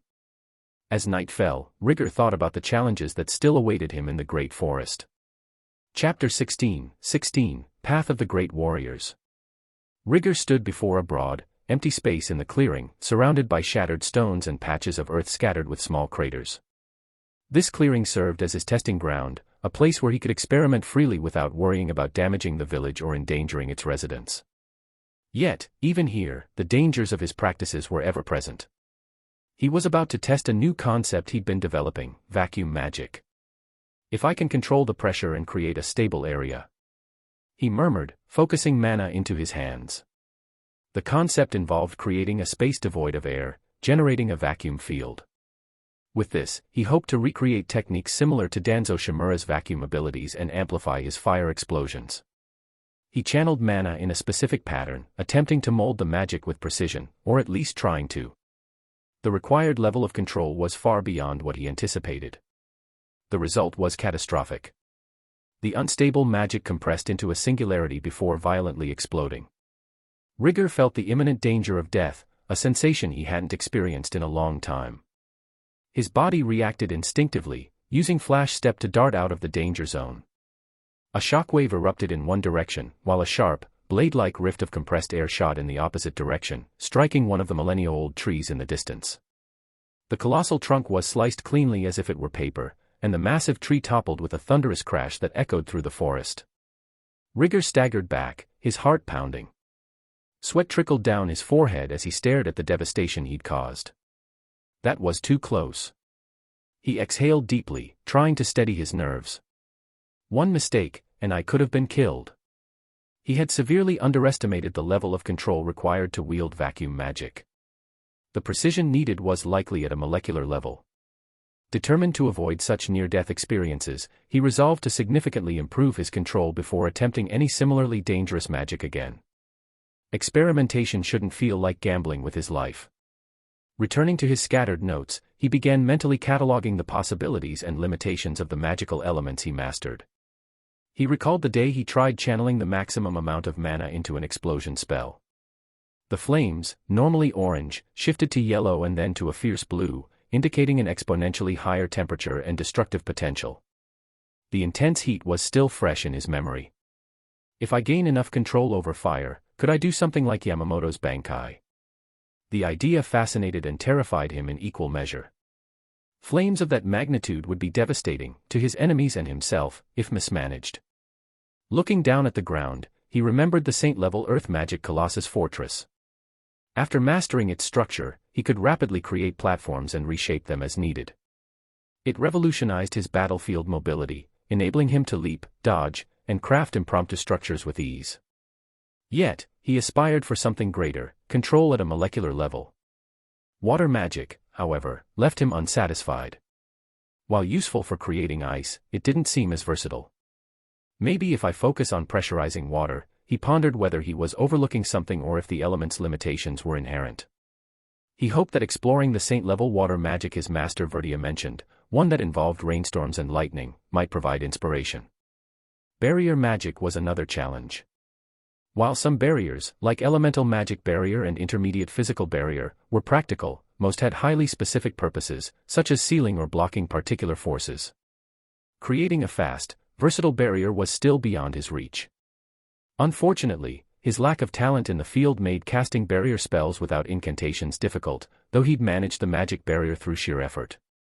Healing magic, on the other hand, was an area of rapid progress. His current goal was to heal without direct contact, aiming for something akin to continuous regeneration. His initial results were promising. Having reached an advanced level in detoxification magic, he decided to set it aside temporarily to focus on more pressing pursuits. Rigger sighed as his thoughts drifted to his curiosity about summoning and teleportation magic.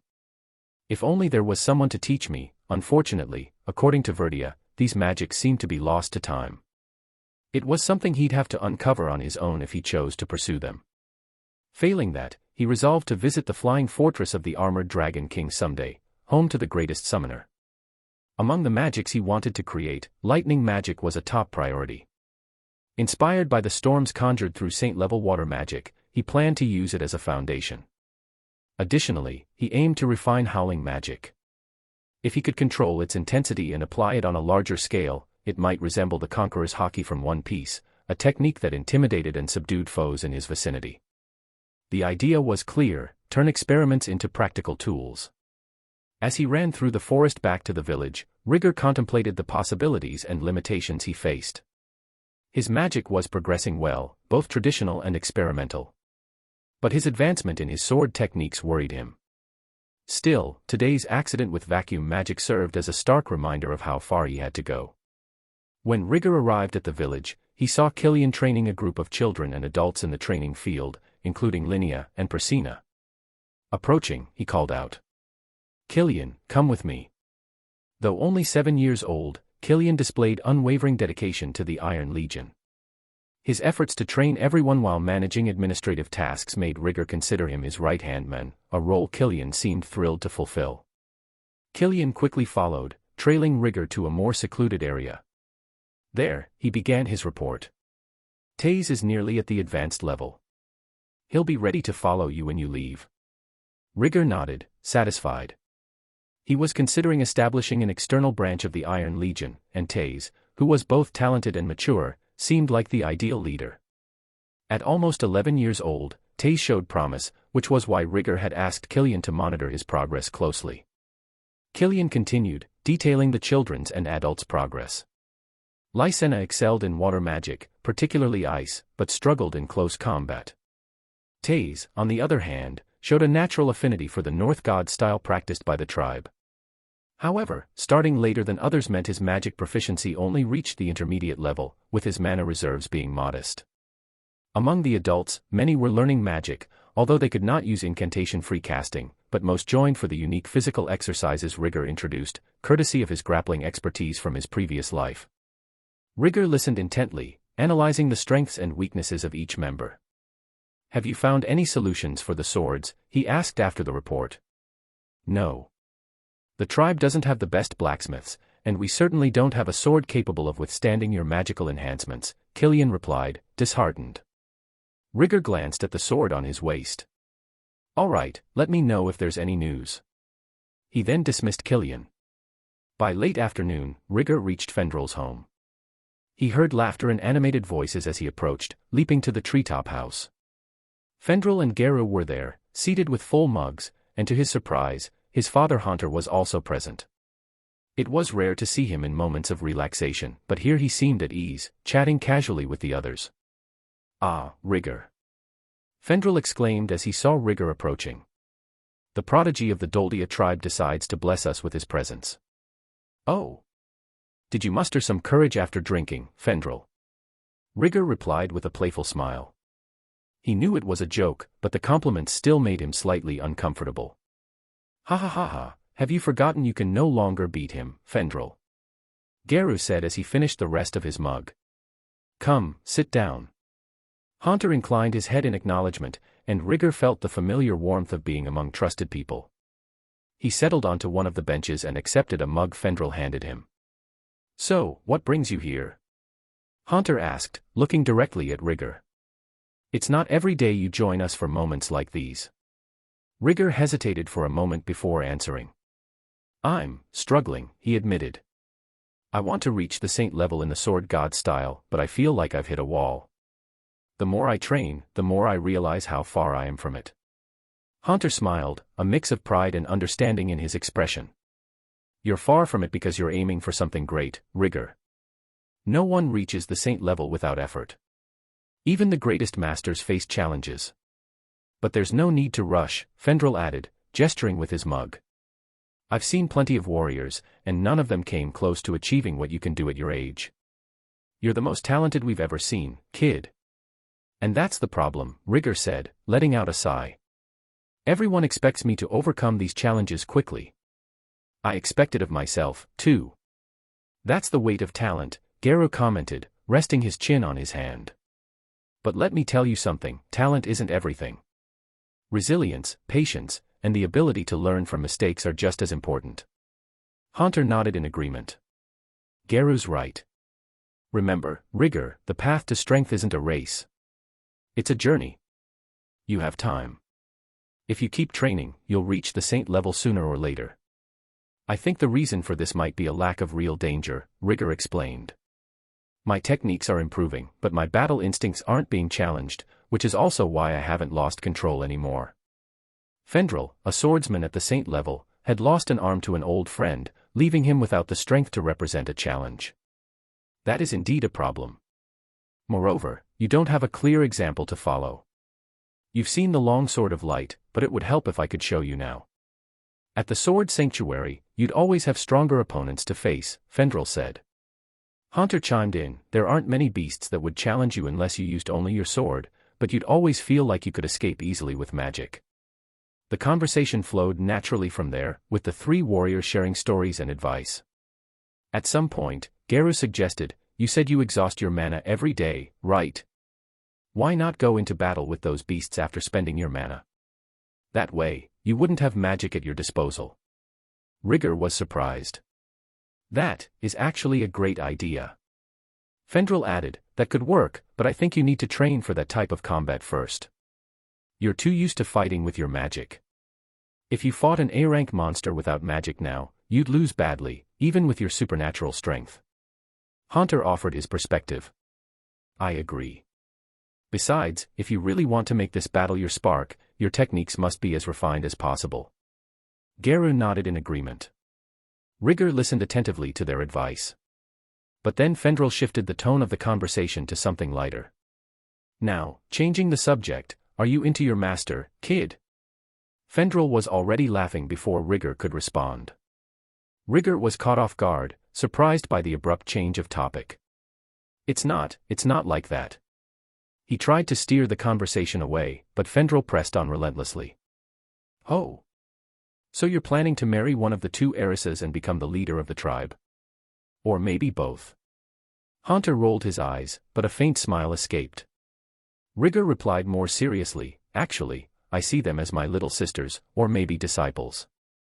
Then you're not denying Verdia? Fendrel countered, laughing loudly.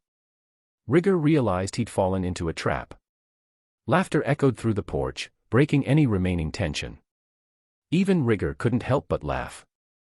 Moments like these reminded him that, despite his challenges and responsibilities, he was part of a community that supported him. After a few more stories, the conversation returned to combat-related topics. Rigger, you've been experimenting with magic while training in the sword god style, right? Geru asked. Yes, I've been trying to integrate magic into combat, Rigger replied. It's not easy, but I've had some successes.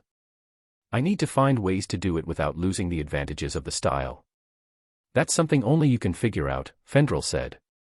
No one else is combining magic with sword techniques at your level. It's uncharted territory. But don't let it overwhelm you, Haunter added. You have time. Remember, even the greatest warriors had to learn slowly. Rigger nodded, feeling a bit more relieved. He knew there was still a long road ahead, but he also knew he had the support of those around him. As night fell, they continued talking, alternating between battle stories and light-hearted moments. Rigger left that meeting with a new perspective, determined to follow his path without rushing but with unwavering determination. Back at his house, Rigger sat at his desk, picking up his notebook again. He reviewed his ideas, adjusted strategies, and made plans for the coming days. Despite his fatigue, he felt clearer about the path he needed to take. Talent without effort is useless. Strength without purpose is waste. Even with his resilience, this night reminded him of one thing. In his past life, he'd worked hard, sacrificing many things for his future, only to die with no one to blame but himself. He decided that even while dedicating himself to training, he would remember what he was trying to achieve. He would remember to enjoy life with the people he sought to protect. And even with his lofty goals, he wouldn't forget his roots, where he came from, and who supported him along the way.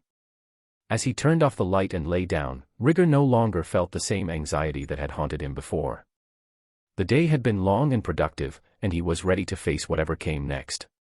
Chapter 17, In the Eye of the Storm. The dry sound of an impact reverberated through the clearing, followed by the violent displacement of leaves and dust. The force of the strike caused nearby trees to tremble.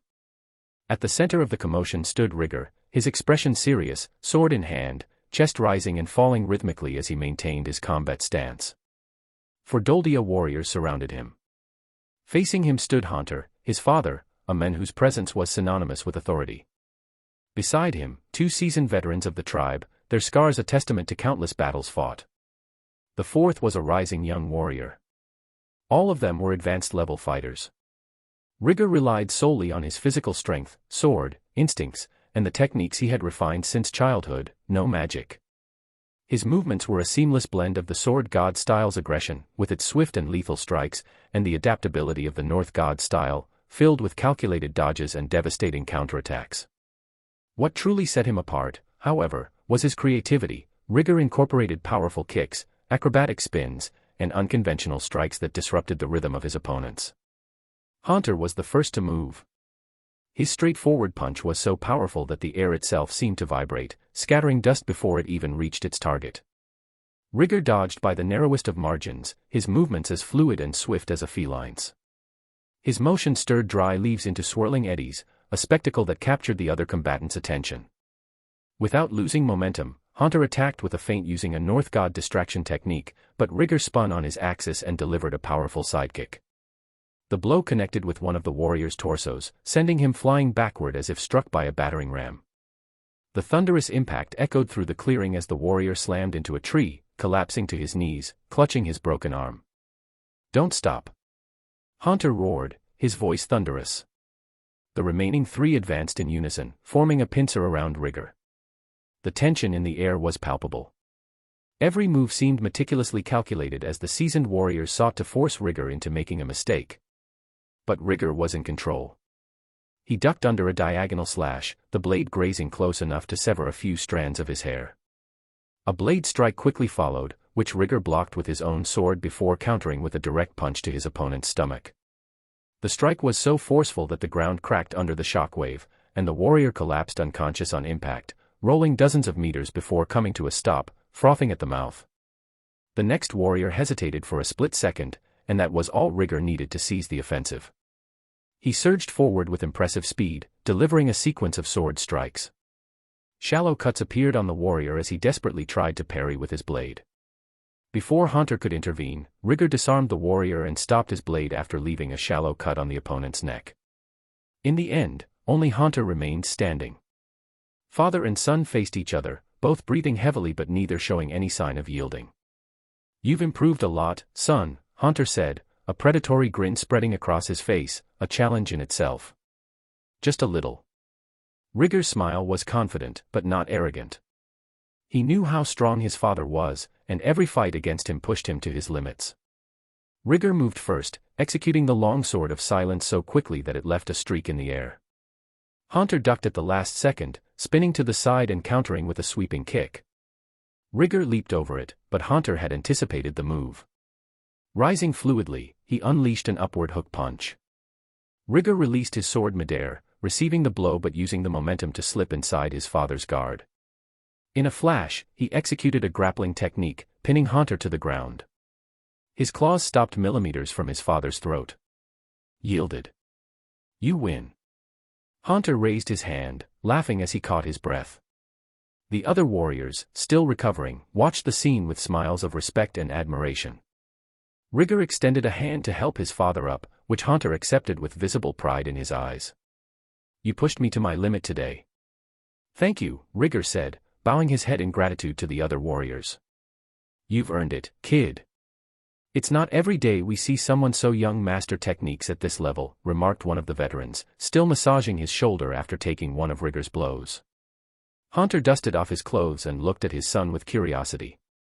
"And now? Resting, or do you have more plans for the day?" Rigor grinned, energized. "I'm learning Saint-level wind magic with Master Verdia today." "Tornado. Want to watch?" Hunter's expression turned intrigued. "Of course. That's not something you see every day." As they walked back to the village, the relaxed atmosphere between them was filled with chatter about the approaching rainy season. Oigar should arrive with the water god-style instructor before the rains begin, Hunter commented. "I hope he's found someone worthy. If he chose personally, it must be good enough." When they reached home, Rigor managed to convince Celine to join them. His mother accepted with a smile, always willing to support her son's achievements. Rigor led the group through the forest, followed closely by his students and subordinates, Lysena, Killian, Linnea, and Persina, with his master, Verdia, just behind. Hunter, his father, and Celine, his mother, had also decided to come along to witness Rigor's training in saint-level magic. Celine stayed close, her expression full of pride as she watched her son walk confidently. "You're growing so fast, my child." It feels like just yesterday you could barely conjure a small fireball, and now," she said, smiling warmly. "And now he's dragging us along a trail full of roots and rocks," Linnea grumbled, stumbling as she tried to keep up. "Slow down. We're not all machines like you." "What's the matter, Linnea? I thought you were stronger than Persina." "I don't hear her complaining," Rigger teased, looking over his shoulder with a playful smile. "How does your master keep up?" "She's a mage." Linnea groaned again. Verdia chuckled. "I'm also a rather skilled archer." The group continued until they reached a wide clearing, its ground covered with short grass and bathed in intense sunlight. The area was perfect for practicing powerful and potentially dangerous magic. Verdia stepped into the center of the clearing, turning to face the group.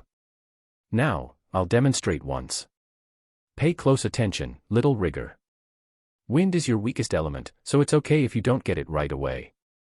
Rigger crossed his arms, watching her intently. She began chanting the spell, her voice echoing through the clearing, blending harmoniously with the breeze.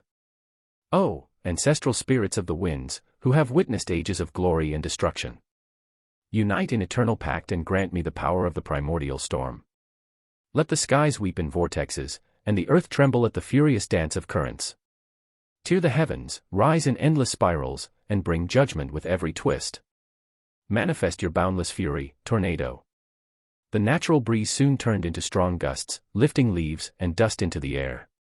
Spirals of wind formed around her, quickly growing in height and intensity. The tornado roared, displacing the air with such force that even Haunter took a step back, shielding Celine with his arm. "This is incredible," Celine murmured, awestruck. "Indeed, formidable," Haunter agreed, his tone heavy with respect.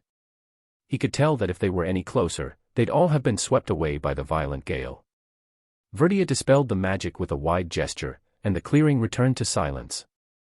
"This is Tornado," she explained. "A saint-level wind magic spell. Controlling such a spell demands more than power. It requires absolute concentration and a focused mind." Verdia turned to Rigger, her eyes filled with expectation. "Are you ready to try?" "I am, Master." Verdia gestured for him to step into the center. "Show me what you've learned, Rigger." He took a deep breath, closing his eyes to feel the wind's flow. Years of training flashed through his mind, the repeated attempts to manipulate air for flight spells, his enhancements for high-speed movement techniques like flash step, and his failed attempts at vacuum magic, which, despite not succeeding, still gave him experience. In truth, wind magic was arguably the element he controlled most adeptly. "Wind is motion and force, but it's also balance," he muttered, more to himself than to the others. He began to chant, raising his arms slowly. "Oh, spirits of the ancestral winds, witnesses of eras of glory and destruction.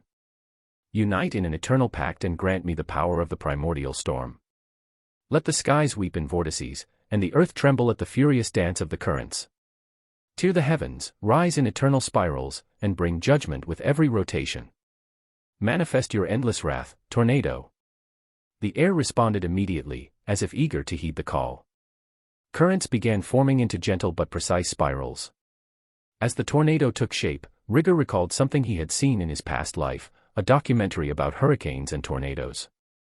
Tornadoes form from colliding masses of hot and cold air, creating intense rotation. But hurricanes, they require heat and water. A strong central pressure can turn something destructive into something even greater. The idea struck him like lightning. He decided to try. "What if I increase the pressure and add more layers?" he murmured, his eyes gleaming with renewed determination. Rigger concentrated, adjusting the airflow within the tornado. He began manipulating the outer layers to spin in opposite directions while intensifying the pressure at the core.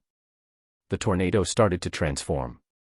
Its edges widened and became more defined, while the core grew in power and density. Instead of a chaotic whirlwind, what emerged was a miniature hurricane, spinning with such intensity that cracks began forming in the ground below. The roar of the wind became deafening, and nearby trees swayed violently, as if ready to snap. The winds were so fierce that Verdia cast an intermediate barrier spell to block them. Rigger's magic was visibly more powerful than the tornado Verdia had conjured earlier. The tornado lasted several minutes, devastating the land and toppling trees that were tens of meters thick. A distant mountain suffered landslides as the spell raged on. When Rigger finally lowered his arms, releasing the magic, the hurricane dissolved slowly into a wave of wind that swept through the clearing, tousling everyone's hair. Silence fell. Persina was the first to break it. What was that? Linnea shook her head, speechless, while Killian and Lysena stared at Rigger as if they were in the presence of a living legend. Verdia, however, stood still, incredulous. She walked slowly to the center of the clearing, looking at Rigger with a mixture of amazement and fascination. "Where did you learn that?" she asked, her voice low but firm. Rigger scratched his head, slightly flustered by his master's intense gaze. "I don't know. I just did it instinctively." He lied. For a moment, everyone thought Verdia would be furious. But, to everyone's surprise, she began laughing. It wasn't a polite or restrained laugh, it was a deep, joyous, genuine one. "He did that instinctively," she exclaimed between laughs. Everyone was even more shocked. Verdia had never laughed before. Even Hunter, who had known her the longest, stood open-mouthed. Rigger, on the other hand, was mesmerized by her laughter, as if angels were luring him closer. He blushed and looked away. When she finally stopped laughing, she ruffled his hair, her smile radiating pride. "With that magic, you can call yourself a Wind King." "Wind King?" Rigger repeated, confused. "That technique you just used, turning a tornado into a hurricane, it's a king-level spell, something only a handful of magicians in the world can perform. Even among the greatest, it's rare. I myself have mastered this magic, but what you just did..." She shook her head, awestruck. It seemed even stronger. Rigger looked at her, stunned. He hadn't realized he had achieved something so significant. "Am I a king-level magician?" Verdia laughed again. "You can bet on it." The group's light-hearted energy lingered as they returned to the village. However, upon arrival, the mood shifted. A crowd had gathered in the village center. Oigar stood with two humans, an elderly woman with a dignified posture and a teenager with bright, wary eyes. Guise was at the forefront, interrogating them with near-aggressive intensity. Rigger stepped forward, with Celine and Hunter close behind. Their presence was enough to draw the crowd's attention. "Guys, can I handle this?" Guise hesitated visibly but reluctantly stepped back. Rigger had to admit, the beastfolk's philosophy of respecting strength was genuinely useful. The elderly woman stepped forward, bowing her head slightly in a gesture of courtesy. "Thank you for intervening. My name is Eleonora, and this is my grandson, Idar." "Oigar, who are they?" Hunter asked, looking directly at the warrior. "Eleonora is an advanced-level swordswoman in the water god style. She offered to become an instructor, but under one condition: we help buy her other grandson, who was sold as a slave." Eleonora's sharp gaze fell on Rigger, narrowing slightly. "Oigar said your leader was very strong. But, you're just a child." Before anyone could respond, Idar spoke up. "If you're so strong, prove it." The clearing fell silent. Idar, about 13 or 14 years old, with sun-kissed blonde hair and wheat-colored eyes, radiated arrogance. Rigger smiled, crossing his arms. After a moment, Rigger turned to Taze, who had been watching silently. "Taze," Rigger called, his voice calm but firm. "Fight him." The young beast folk, with reddish-brown hair and golden eyes, stepped forward, dropping his casual demeanor. He smiled slightly as he unsheathed his sword. "It would be an honor, Chief." Idar frowned, confused. "You're sending someone else to fight for you?" Rigger's gaze sharpened as he replied. "You seem to misunderstand something here. No one is obligated to accept your challenge. This is merely my whim, as I wish to test my subordinate." His tone grew more serious, releasing a faint bloodlust. Idar flinched, his arrogance faltering slightly. Eleonora intervened. "Very well. Let them fight. There's no need for further tension." Rigger nodded, stepping back to observe. The two young warriors positioned themselves in the center of the clearing, swords in hand. Taze took a stance from the North God style, his feet planted firmly, breathing steady. Idar adopted the fluid posture of the water god style, his movements almost like a dance as he awaited Taze's first move. What followed was an intense duel that left everyone astonished. As soon as the fight began, it was clear that neither of them was weak. Taze moved swiftly, his strike slicing through the air unpredictably. Idar, however, maintained a solid stance, blocking the attacks with precision. The clash seemed balanced at first, but Idar soon began utilizing the flow of the water god's style to put pressure on Taze, forcing him to retreat. Each counterattack deepened Taze's disadvantage. Idar was likely an advanced-level practitioner of the water god's style. That's when Taze revealed his true strength. Without warning, he conjured sharp earthen pillars beneath Idar's feet. Idar reacted quickly, leaping backward, but the attack pierced his foot, throwing him off balance. He recovered almost immediately, but there was no time to counterattack.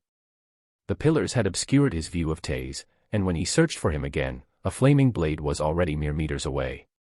He hastily used the flow technique to cut through the magic, but the resulting explosion still burned him and pushed him slightly back. Silent casting. Idar murmured, shocked.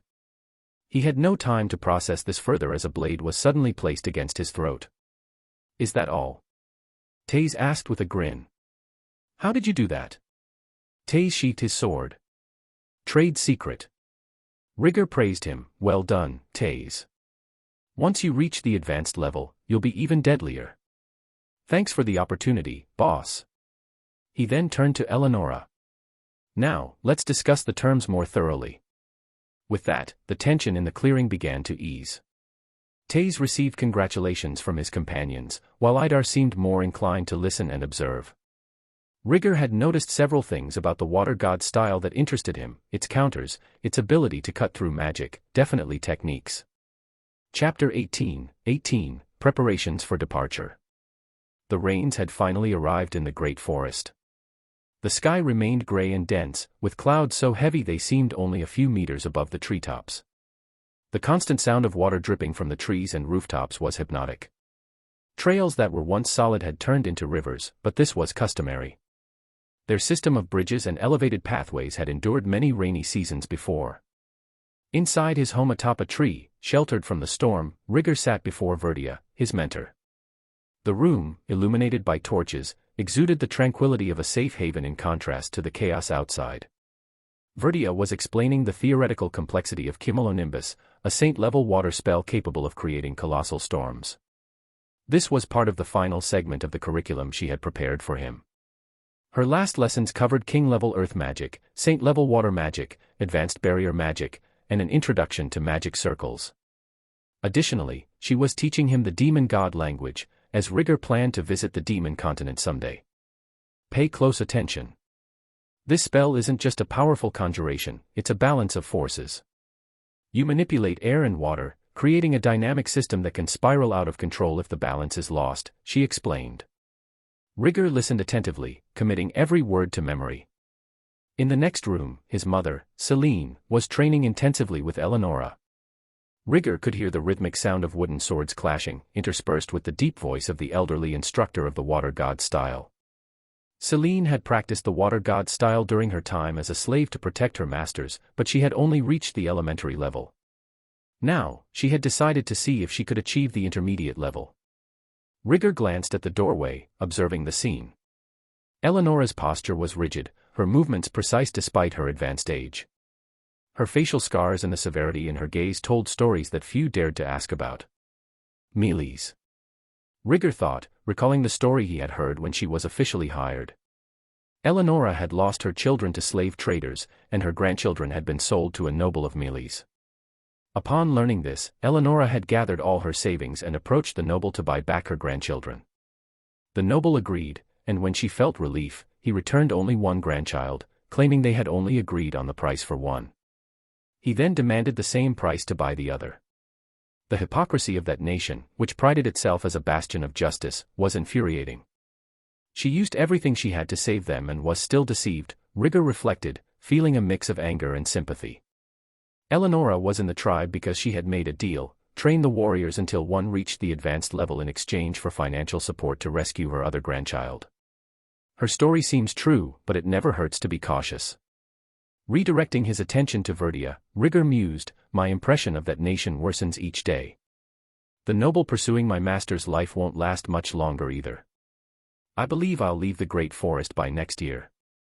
Between moments of study, magical practice, and physical training, Rigor reflected on his progress. He was learning the water god style with Eleonora, and although she considered him very talented, he wasn't as gifted as he was in the sword god style. In the North god style, he was competent but not exceptional. Even so, he valued the learning process. Each technique, each style, each fragment of knowledge was a piece he intended to combine in the future, creating something unique. However, he knew this idea of forging his own style would have to wait until he fully understood the use of Tuki, a skill still beyond his grasp. One step at a time, he reminded himself, turning back to Verdia and her explanations about magic. Master, are there any living mages at the god level? God-level mages? Verdia paused, thinking for a moment. Yes. Are there any currently? To my knowledge, the armored dragon king Perugius Dola and the demon god Laplace, who is sealed but alive, were the last confirmed god-level mages. Perhaps the dragon god or the technique god are at that level, but I've never seen them in person, nor do I know who they are.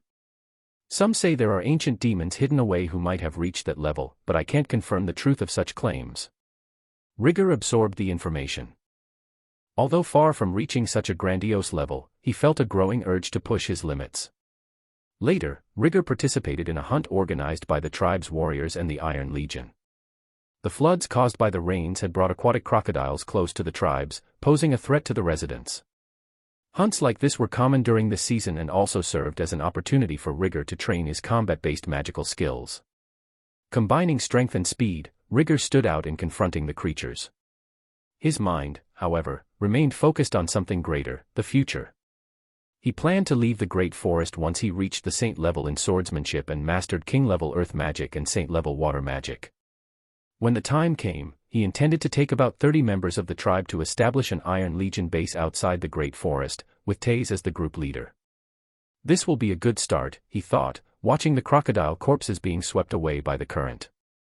To prepare for this, Rigor had begun teaching Killian about leadership and what it meant to bear the responsibility of guiding others. He planned for Killian to assume leadership early on after his departure. Despite being just a child, Killian could already use advanced wind and earth magic, earning some respect. Rigor had also decided to restrict teaching magic to only the tribe members who showed great potential and loyalty. The more he learned about magic, the more Rigor realized its destructive potential. Even in his current state, he believed he could wipe out a large portion of the Great Forest if he poured all his mana into a hurricane spell. This knowledge, if wielded by the wrong hands, could be catastrophic, he reflected. It's better to be selective and cautious. Recently, Rigor had also been dealing with a growing restlessness. The tribe's mating season was beginning, and he noticed changes in his instincts. At times, his thoughts wandered while observing the women of the tribe, which deeply troubled him.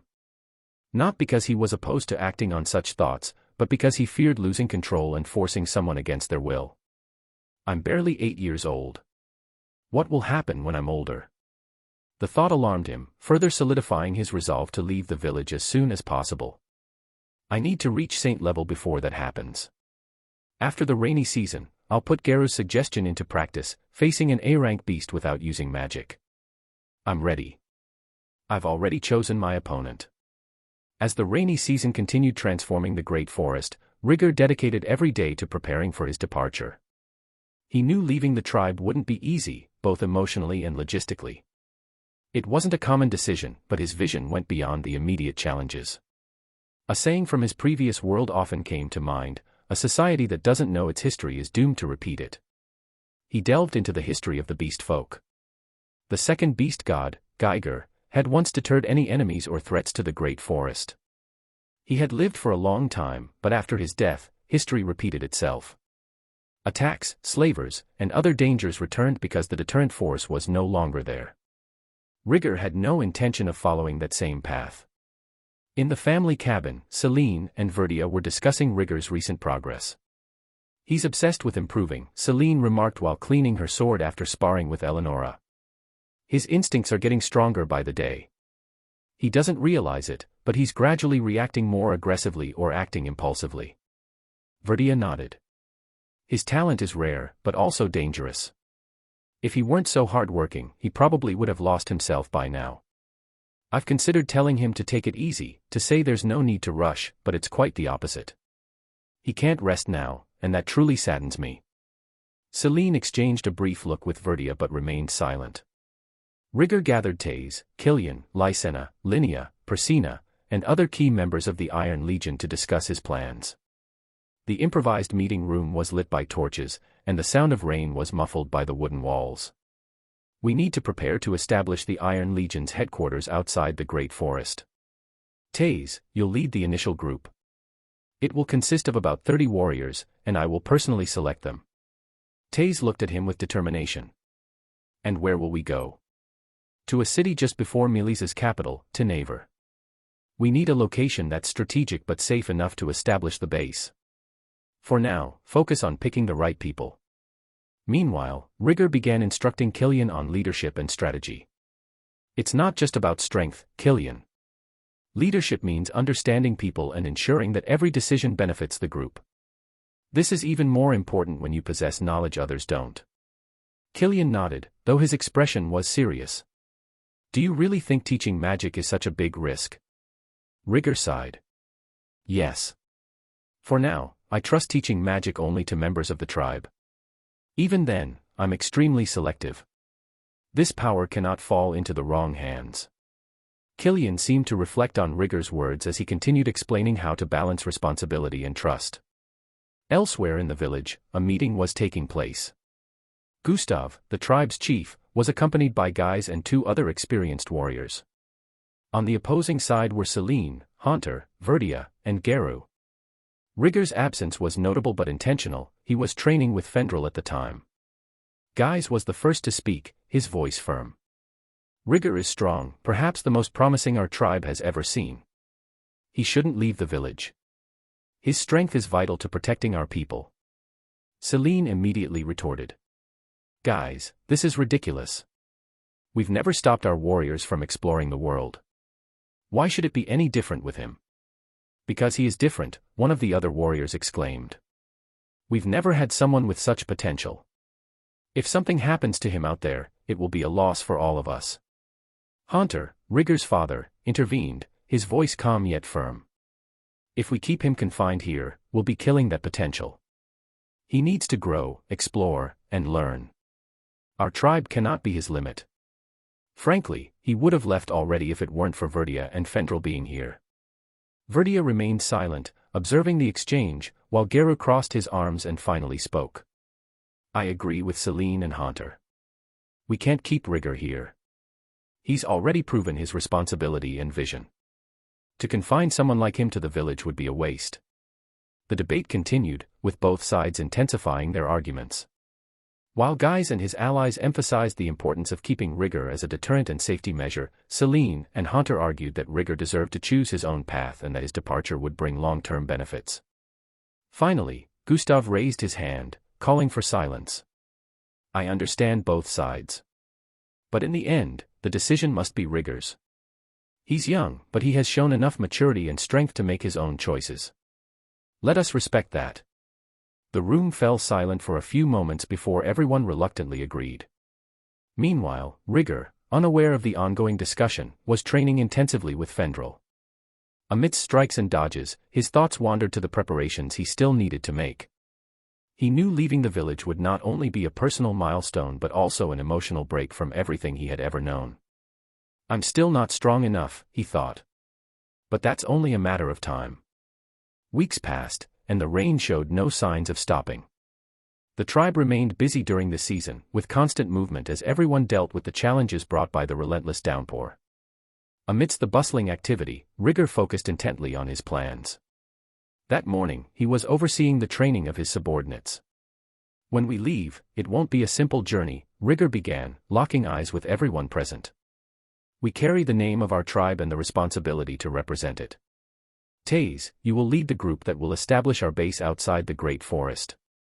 Lysena and Killian, you will stay here to lead the remaining group. Linnea and Persina, listen to them. Most of your time will be focused on training. You have potential, so make good use of it. He then gave several instructions to the other key members. Do you all understand? Yes, Chief, they answered in unison. Rigor placed a firm hand on Killian's shoulder. I trust your judgment, but remember this, magic is a double-edged sword. Teach only those who demonstrate not just strength but also wisdom. This knowledge in the wrong hands could be more dangerous than any blade. Killian nodded seriously. I understand. As Rigger walked back home after the meeting, he felt his beastly instincts stirring again. It was mating season, and he could barely ignore the glances from the women of the tribe, which, under normal circumstances, wouldn't bother him. This is a problem, he thought. It's getting out of control. What will become of me if I stay here until the next season? The real issue was that the women weren't helping. They had started commenting on the way he looked at them, and instead of being restrained, they seemed eager to seduce him. From the young ones, around 11 or 12 years old, to the older women, their behavior was both unsettling and distracting. Strength, it seemed, was a strong incentive here. This urgency only reinforced his desire to leave the village soon. If the worst happened, he hoped it would be with a more mature woman. Even though he had spent 8 years in this world, he still hadn't fully adjusted to the casual view of childhood sexuality. Some psychological barriers from his past life remained, and he didn't think they would disappear anytime soon. At the very least, he intended to respect this world's age of maturity, 15 years. Later that day, he was called to a meeting with Gustav and the other leaders. Upon entering, he felt the tension in the air. Guys and 2 other warriors who shared his views wore stern expressions. On the other side, Celine, Haunter, Verdia, and Geru appeared more confident but alert. Other elders were also gathered in the tent. Gustav stepped forward. Rigger, I know you've already made up your mind, but I hope you'll consider the matter of leaving the great forest carefully. There's disagreement about what's best for you and the tribe. Keep in mind that the final decision is still yours. Before Rigger could respond, Guys interjected, Rigger, you know how much your strength means to us. If you leave, we'll lose one of our strongest defenders. Last time, we barely managed to hold off a North Saint. If a king or emperor-ranked opponent were to appear, the losses would be devastating. It's a selfish request, but I'm asking you to stay for the tribe. My mother, Celine, raised her voice in response. This is absurd. How many warriors leave the tribe every year to explore the world and are never stopped? Why should Rigger be any different? Keeping someone like him here is condemning his potential. Gustav turned to Rigger. What do you have to say, boy? Rigger took a deep breath before answering. He was beginning to feel a slight irritation toward Guys. The men claimed to act for the good of the tribe, but his persistence was grating. Speaking clearly and without hesitation, Rigger said, I understand the risks of leaving the village, and I also understand everyone's concerns. But I am not abandoning the tribe. I am strengthening it. My departure isn't an end, it's a beginning. I want to carry the name of the Iron Legion beyond the Great Forest, and that begins with me. The silence that followed was heavy but full of respect. Guy still seemed unconvinced, but he couldn't oppose Gustav's earlier statement that Rigger's decision would be his own. Finally, Gustav nodded. Then it's settled. Rigger, you'll have the tribe's support, but the responsibility will rest entirely on your shoulders. With the decision made, Rigger began preparing for his journey and his upcoming battle against the beast. If he couldn't reach Saint level in this fight, his departure would be delayed. He wouldn't risk exploring the world while losing control of himself. Amidst his tasks, he found a moment to sit with Verdia, who was watching him silently. Master, Rigger began, do you think I'm ready for this? Verdia, with a subtle smile, replied, ready or not, Rigger, you're doing something few have the courage to attempt. Strength isn't just in your abilities but in your determination to move forward. Rigger nodded, feeling the weight of her words. I could come with you if you want. I had planned to stay a few more years, but I wouldn't mind leaving a little earlier, she offered. Rigger hesitated before responding, there's no need, Master. I have some things to do on this journey, and I don't want to interrupt your break. He lied. In truth, he thought it would be too dangerous to bring her along, considering what he intended to do. He would have loved her company otherwise. She seemed about to say something but stopped midway, her expression a mix of concern and affection. All right, little Rigger, but be careful. He only nodded, and the two, master and disciple, sat quietly, watching the rain fall as night descended. Current status. Age, 8 years and 2 months. Mana reserves, Emperor level. Magical skills. Fire magic, advanced. Earth magic, saint. Water magic, advanced. Wind magic, king. Healing magic, advanced. Detoxification magic, advanced. Barrier magic, intermediate. Howling magic, mastered. Combat skills. North God style, advanced. Sword God style, advanced. Water God style, elementary. Combat with natural weapons, claws, instincts, etc. advanced. Battle strength, high saint level warrior. Intellectual skills.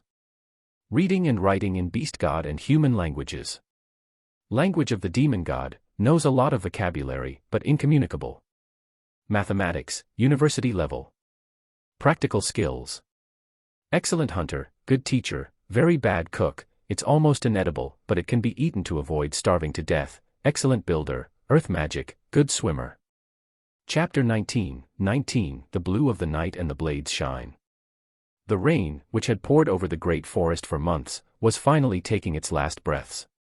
The gray clouds still lingered above the treetops, but the air was lighter, the raindrops falling sporadically, and the fresh scent of the earth mixed with the soft aroma of the leaves. Rigger was perched on one of the massive trees, his eyes closed and his mind calm. He focused on the sounds around him, letting the forest speak to him.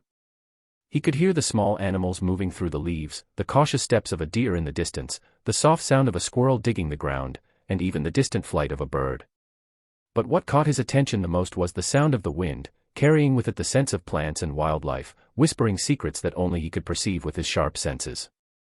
As his ears filtered the environment, he could smell a nearby stream, the damp touch of a tree, and the fragrance of flowers that were just beginning to bloom. The end of the rainy season always brings a sense of renewal. How the forest breathes and prepares for the next season.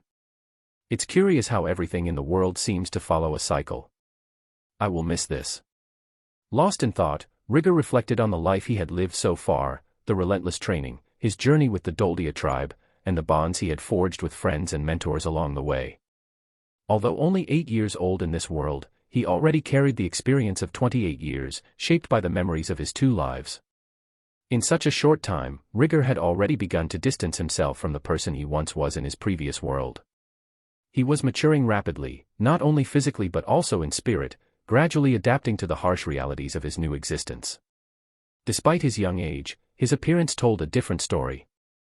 His still-developing frame already resembled that of a 10 or 11-year-old, marked by firm muscles, a piercing gaze, and the posture of a seasoned warrior, someone who had faced battles far beyond his years. Opening his eyes, Rigger activated his magical vision. His eyes gleamed with an unusual intensity, and for a moment, the world around him expanded. The forest stretched before him like a detailed painting, the manna surrounding all the vegetation, and he could see hundreds of meters with astonishing clarity. The trees, the animals, even the small details of fallen leaves on the ground, all became visible, as if reality itself was unfolding before his senses. He felt a surge of energy, as though he were at the peak of his growth spurt. With a swift motion, he activated Flash Step, and his body was enveloped in an explosion of energy, instantly vanishing from the top of the tree and darting toward the tribe. He could feel the strength in his muscles, his incredible speed, and the wind slicing across his face as he covered the kilometers in the blink of an eye. Rigger landed nimbly in the center of the village, his feet making a faint sound as they touched the ground. Around him, the atmosphere was completely different from usual. The smell of food in the air, the laughter, and the shouts of excitement gave the impression that the entire tribe was in a joyous frenzy. The rainy season, which had made their lives so difficult, had finally ended, and everyone was ready to celebrate the almost non-existent casualties that season. No great battles, no disasters. A reason to celebrate. This was mainly due to Rigger testing his techniques, but also thanks to the focused training done in the Iron Legion, in addition to the 7 young warriors who could use magic without incantations, making things much more convenient in battles. He watched the frantic movement of people around him. Some warriors were preparing the meat for the feast, using large knives to cut pieces, others were setting up tents and tables, and a few more distracted ones were sparring in friendly duels, using wooden swords. It was a spectacle of simple fun but full of energy. Rigger. Verdia appeared from afar, her face with a smile that he could swear was a magical effect that made her glow. Her golden hair was loose and swaying hypnotically. She wore a simple dress, different from her occasional mage cloak, making her look like an angel among mortals. When she saw him, she gestured for him to come closer. Rigger stood in awe for a moment before walking toward her. "You're getting tall, little Rigger," she said, her voice full of pride. "Soon I won't be able to call you little anymore." Rigger laughed, looking at his master. He felt immense affection for her, a mix of deep respect and a bond that transcended just the master-student relationship. He knew that she had been instrumental in his development, both in magic and in mindset. Amid his confusion on how to handle the new truths of his society, she had been his guide, teaching him so much about life with her experiences and patiently listening to all his doubts. Soon, Celine approached, with a warm smile. "That warrior's body is already taking shape, isn't it?" she commented, looking at Rigger with a playful gaze. What Rigger liked most about his mother was her laid-back nature, which, despite her difficult past, had allowed her to adjust to life in the tribe. Celine and Rigger shared a strong bond, as his mother had always treated him with unconditional love, regardless of his mistakes or difficulties. Soon, they reached a campfire where Rigger's father, Haunter, was sitting. He was imposing, with powerful muscles and a posture that commanded respect. Despite the harsh way he treated others, Rigger thought of him as a classic tsundere. "Hey, Dad, do you need help cooking the meat?" Rigger offered, wanting to be useful, but the air changed instantly when he heard 3 consecutive refusals. "No need," Haunter said seriously. "How about we go play darts instead, son?" his mother said, steering the conversation away. "Yeah. We can talk while doing that, little Rigger," his master added. The emotional blow was significant. Was my skill really that bad? Rigger forced a smile and agreed. "Sure, let's play darts." Meanwhile, Fendril and Geru, his fencing instructors, were among the fighters dueling with wooden swords. Fendril, always serious, was facing Geru, who had a more relaxed attitude but was equally skilled after Fendril lost his arm. They exchanged quick, precise strikes, their swords clashing with force but leaving no marks. Rigger observed intently, absorbing every movement, every tactic used by the two. Around them, other warriors were engaged in equally lively activities. A group of younger warriors was involved in a fist fight, laughing as they exchanged punches carelessly but with the contagious energy of youth. Nearby, some older members were playing a knife-throwing game, their expressions more serene, yet just as absorbed in the competition. The sound of laughter and celebration filled the air. The mating season was in full swing. The sacred beast was also there, in a small sanctuary, visibly excited when it saw Rigger. Its white fur shone, and it watched him with glowing eyes, as if eager for Rigger's next move. Whenever he approached, it let out a small bark of approval. Amid the celebration, some of the Iron Legion warriors started to chat eagerly about what was coming next. "The chief is going to challenge an A-rank beast without magic, right?" one of the warriors commented quietly, but loud enough for Rigger to hear. "I heard it's in 3 days." The news spread quickly, and the conversations grew more animated. "What madness! We'll need a group of the best warriors to kill one safely." In a corner, Gustav, the tribe's leader, climbed onto a small makeshift platform and raised a cup. All eyes turned to him. "Today is a day of celebration," he said in his strong, commanding voice. "We've overcome another rainy season, another tough time. And, more importantly, we came out of it stronger than ever. The Doldia tribe remains united, and for that, we must toast to our strength, our courage, and the future that awaits us." The crowd applauded, clapping and shouting in approval. The atmosphere became even more vibrant, with everyone sharing the sense of unity. Rigger, observing his tribe members, felt a strong connection to them, something he hadn't felt in his previous life, a sense of belonging. Even knowing that he would leave soon, the feeling of being part of this tribe, this family, was something he would never forget. As the feast continued, Rigger stepped aside to a quiet corner, chatting with friends and simply enjoying his rare moment of rest, soaking in the warmth of the night and the feeling of camaraderie. The party raged on as the festive mood took over everyone. He walked a little and saw Killian, who was showing some of the tribe's children how to throw stones. His movements were quick and precise, the wind magic he used to control the stone's direction seemed magical to the children. "Your control is great, Killian," Rigger commented with a smile. Killian smiled back, his eyes shining with confidence. "I've been training a lot, Chief." "Keep training, then." Being young, you need to at least be strong enough to lead the Iron Legion. Rigor observed the young man, one of the most promising of his generation, with the ability to use advanced wind and earth magic. Killian was still a child, but his determination was unwavering. Rigor had also seen that he had potential for the water god style, so he told him to train more seriously in that style. He had already decided that, one day, Killian would take on a leadership role in the Iron Legion. Further along, Taze was helping Lysena assemble a set of improvised weapons for a small combat tournament. They were having fun, but Rigor could see the intensity in their gazes. Taze, with his earth magic skills, and Lysena, with her talent for barriers, were getting closer to an advanced level. It was remarkable how they communicated with just their eyes, their abilities complementing each other perfectly. Taze, Lysena, don't forget to rest as well. Rigor called, but they were so focused on preparing for the fight that they hardly noticed his presence. Linnea was further ahead, engaged in a friendly match with other warriors from the tribe, testing her strength and agility. She still seemed so small, but already demonstrated the skills of a fighter. Her fire magic made her opponents hesitate, and her quick, precise attacks were impressive. "Hey, don't be so aggressive, Linnea," Rigor warned. "It was you, Chief, who told me that in the sword god style, aggression is always the answer," she said proudly, with her arms crossed, as if she had discovered the truth about life. Amid the entire celebration, he found Persina, who was sitting in a corner, observing the party, with a large plate of meat hidden behind herself. The girl was absorbed by the atmosphere around her. She was quiet but always attentive, although it seemed as if she was protecting her meat. She even glared aggressively at him when he passed by. Rigor then went to look for his master. She was talking to another woman from the tribe. As he approached, he noticed how the firelight from the campfire reflected in her hair, creating an almost magical aura around her. She was more radiant than ever. The beauty of Rudeus seemed to increase as time passed, not just because of her appearance, but because of the confidence and kindness she radiated. "So, Rigor," she asked, her eyes observing him with curiosity. "Are you having fun?"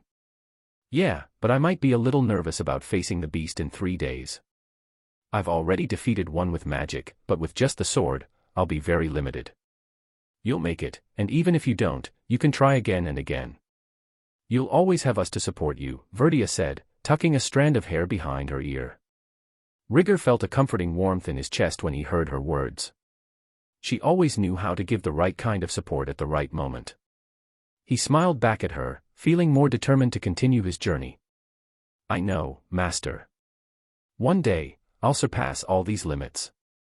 Rudeus smiled, a sparkle in her eyes. "I know that. Just don't forget to enjoy the celebration while you can, Rigor." Rigor nodded, and for a moment, got lost in her eyes. He tried to imagine what his new life would be without her, and once again realized how important she had been. The music and dancing continued around them, but Rigor was calmer now. He knew what he needed to do. The party was coming to an end, and the night slowly descended upon the tribe. The last laughs and conversations began to fade, and the flames from the campfires began to die down, leaving only a soft glow illuminating the tired faces of the warriors and villagers. When everyone had gone to sleep, Rigor got up. He knew this would be his only chance to face the A-rank beast without anyone interfering, as they were all tired. So he lied, saying he would face it in 3 days, so he could truly challenge himself. He was sure there would be warriors lurking to save him if something went wrong, so what would be the point of facing it without magic? When the last group of warriors retreated to their homes, he silently sneaked back to the exit of his house, aware that most of the tribe was already sleeping. As he opened the door, Rigor was surprised by a sight that made him stop for a moment. On the branch just ahead of the door, carefully hanging, was a sword. It was adorned with intricate details and a blade that emanated a unique aura. He approached cautiously, not recognizing the sword. It was a piece he hadn't seen before. It had a unique appearance, unlike anything he had used before. The scabbard was black, with golden and blue details.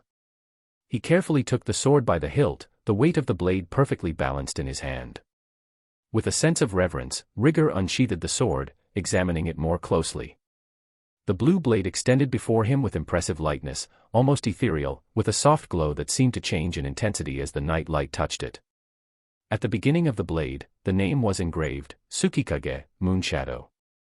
There was something about it that unsettled him, as if it was more than just a simple weapon. This is definitely not an ordinary sword, Rigger thought, feeling a shiver run down his spine. The weight of the sword and its exotic appearance made it clear that it was not just any weapon, but something forged with great care, perhaps even magic involved. He raised the sword before him, and for a moment, he felt as though the blade was asking to be used. It was an indescribable feeling, as if the sword was aligned with him, ready to unleash all its power. He then looked at the small note hanging with the sword. He then laughed. She knew, of course, she knew, the note left with the sword had the simple message, "Good luck, little Rigger." This phrase at that moment touched his heart deeply. With every word he remembered, he felt a weight of responsibility, but also a quiet pride. Rudeus believed in him, trusted him, and this sword represented much more than just a weapon to kill for him. With one last glance at the room and the tribe sleeping in the distance, Rigger turned and left the house, determined. He could wait no longer. His journey was about to begin. The A-rank beast awaited him, and he had to be ready. He crossed the forest, the sword in his hand emitting a soft glow as he advanced, as if every step was bringing him closer to his destiny. Chapter 20, The Flavor of the Hunt. The sound of the leaves whispered in the wind as Rigger advanced through the dense forest, his feet pressing firmly into the damp soil, the strong scent of earth filling his nostrils. Sunlight barely pierced through the canopies of the towering trees, creating shadows that danced around him. He carried 2 swords. At his waist hung Tsukikage, the sword entrusted to him by Rudeus. On his back was his regular sword, the one he had initially planned to use. He breathed deeply, preparing for the challenge he had set for himself. He had already exhausted all his mana constructing extremely dense earthen structures before entering the territory. It was a dangerous gamble but a necessary one. He had been training to reach the saint level for 2 years now. Fendril had told him that with his talent and the speed at which he reached the advanced level, he should already be there. However, the lack of strong opponents and real pressure had caused him to stagnate. As he approached the area where he knew the Silver Mist Wolf reigned, his instincts began to scream. The sensation was like an electric shock through his nerves, a shiver climbing his spine. He was out of mana, approaching a dangerous enemy. His body was warning him. But he shook his head, pushing the fear aside. The whole point was for it to be dangerous, after all. He kept moving forward, senses sharp, ignoring the growing discomfort. The air felt denser here, almost oppressive. The sounds of the forest had diminished, as if even the insects feared disturbing this place. Suddenly, the surroundings opened into a clearing. The ground was littered with battle marks, and pieces of flesh scattered across the area exuded a metallic scent of blood. His eyes fell on the remains of the ruler of that territory, the original Silver Mist Wolf. Its massive body, over 7 meters long, lay destroyed. The powerful claws and silver fur, which should have symbolized its strength, now lay motionless, covered in deep wounds and bite marks. The figure responsible for the massacre was feasting on the fallen opponent's flesh. The new wolf was half the size of the original Mist Wolf but equally impressive. The creature was unlike anything Rigger had expected. Its blue-green fur shimmered with a supernatural hue under the forest's diffuse light, moving as if alive, and its eyes gleamed with terrifying intelligence. A mutation, Rigger thought, recalling Rudeus' lessons. Mutated monsters were rare but incredibly dangerous. Before he could react, his instinct screamed again, more intensely than ever. Run. It was a primal command, straight to his core. For a moment, he hesitated. But then the wolf turned its head, fixing him with eyes that seemed to pierce his soul. He saw the creature's muscles tense, and in the next instant, it charged with a speed he could barely follow. Rigger leapt back, trying to evade the attack, but wasn't quick enough. The creature's claws grazed his throat, leaving a deep cut. Pain exploded in his mind as blood began to flow. Without time to process, he activated Flash Step, though a version using only Tuki, which made it less effective. The movement was instinctive but poorly executed, and he stumbled upon landing, feeling the impact in his knees. Damn it! With the wolf on his heels, he broke into a frantic run, dropping to all fours to gain more speed, a classic technique of the Doldia tribe. His arms and legs worked in perfect sync, propelling him across the uneven terrain. Branches scratched his skin, but he had no time to think about it. With each step, he felt the wolf drawing closer, its figure just a blur moving through the forest. The attacks came relentlessly. The wolf leaped between the trees with deadly precision, cutting off Rigger's path like a predator toying with its prey. He barely dodged the strikes, the beast's golden eyes glowing in the mist that began to shroud the area. Rigger knew he was being tested. "If I could use magic, you'd already be cut into 100 pieces," he growled, frustrated. This monster was fast, so fast he couldn't hope to react to its attacks. His magic eye, active from the start, helped him track the creature's movements, but even then, he couldn't land a hit. The wolf was too fast, and its shimmering blue fur created illusory images as it moved, further complicating the fight. The chase went on for what felt like hours, wounds and cuts accumulating across his body. Rigger was running out of breath, the blood from his throat leaving a crimson trail in his wake. The clarity of his thoughts was beginning to fade. He knew he couldn't escape, the wolf was toying with him. It could have caught him at any moment. "I need to fight. Now." Rigger's mind worked quickly as he ran. He needed a plan. He couldn't win by running, and a direct attack was suicide. He would have to outsmart the monster. Cutting a detour in his path, he slightly slowed his pace, feigning weakness. His legs trembled, and he allowed the wolf to see it. It was a risk. If he failed, it would be over. The monster growled, its eyes gleaming with sadistic delight. It charged again, claws ready for the final blow. A pure arrow of force and speed, aimed directly at Rigger. He felt the hairs on his neck stand on end, his body entirely on alert. Seconds stretched into eternity as he prepared his response. At the last moment, Rigger sidestepped, nearly crawling on the ground to evade the creature's claws. He drew the blue sword, attempting the fastest longsword of silence he could muster, but the strike hit nothing but air. The creature was too fast. As Rigger glanced back, he saw the wolf already repositioned just a few meters away, its predatory stance unchanged. But it wasn't just speed. The illusions created by the monster's shimmering fur made tracking its real position almost impossible. Every step left visual echoes, afterimages that confounded his senses. Rigger tightened his grip on his sword and adjusted his breathing. His eyes narrowed as he focused his magic eye again, studying the wolf's movement patterns. Even with the ability, tracking it was like trying to catch a bolt of lightning amidst a storm. The wolf lunged again, but this time, he was ready. Rigger rolled forward, dodging the sharp claws that slashed through the air just above his head. Rising fluidly, he swung Tsukikage in a downward arc. The blade glowed with the force of his Tuki, but once again, it struck nothing but empty space. The monster leaped back, its growl morphing into a low, guttural sound that vibrated through the air. It circled him, its glowing eyes filled with calculated malice. It seemed to savor the fight Rigger was putting up, a predator playing with its prey. Rigger gritted his teeth. He was losing blood fast, and his strength was waning. Each movement felt heavier, slower. "It's wearing me down."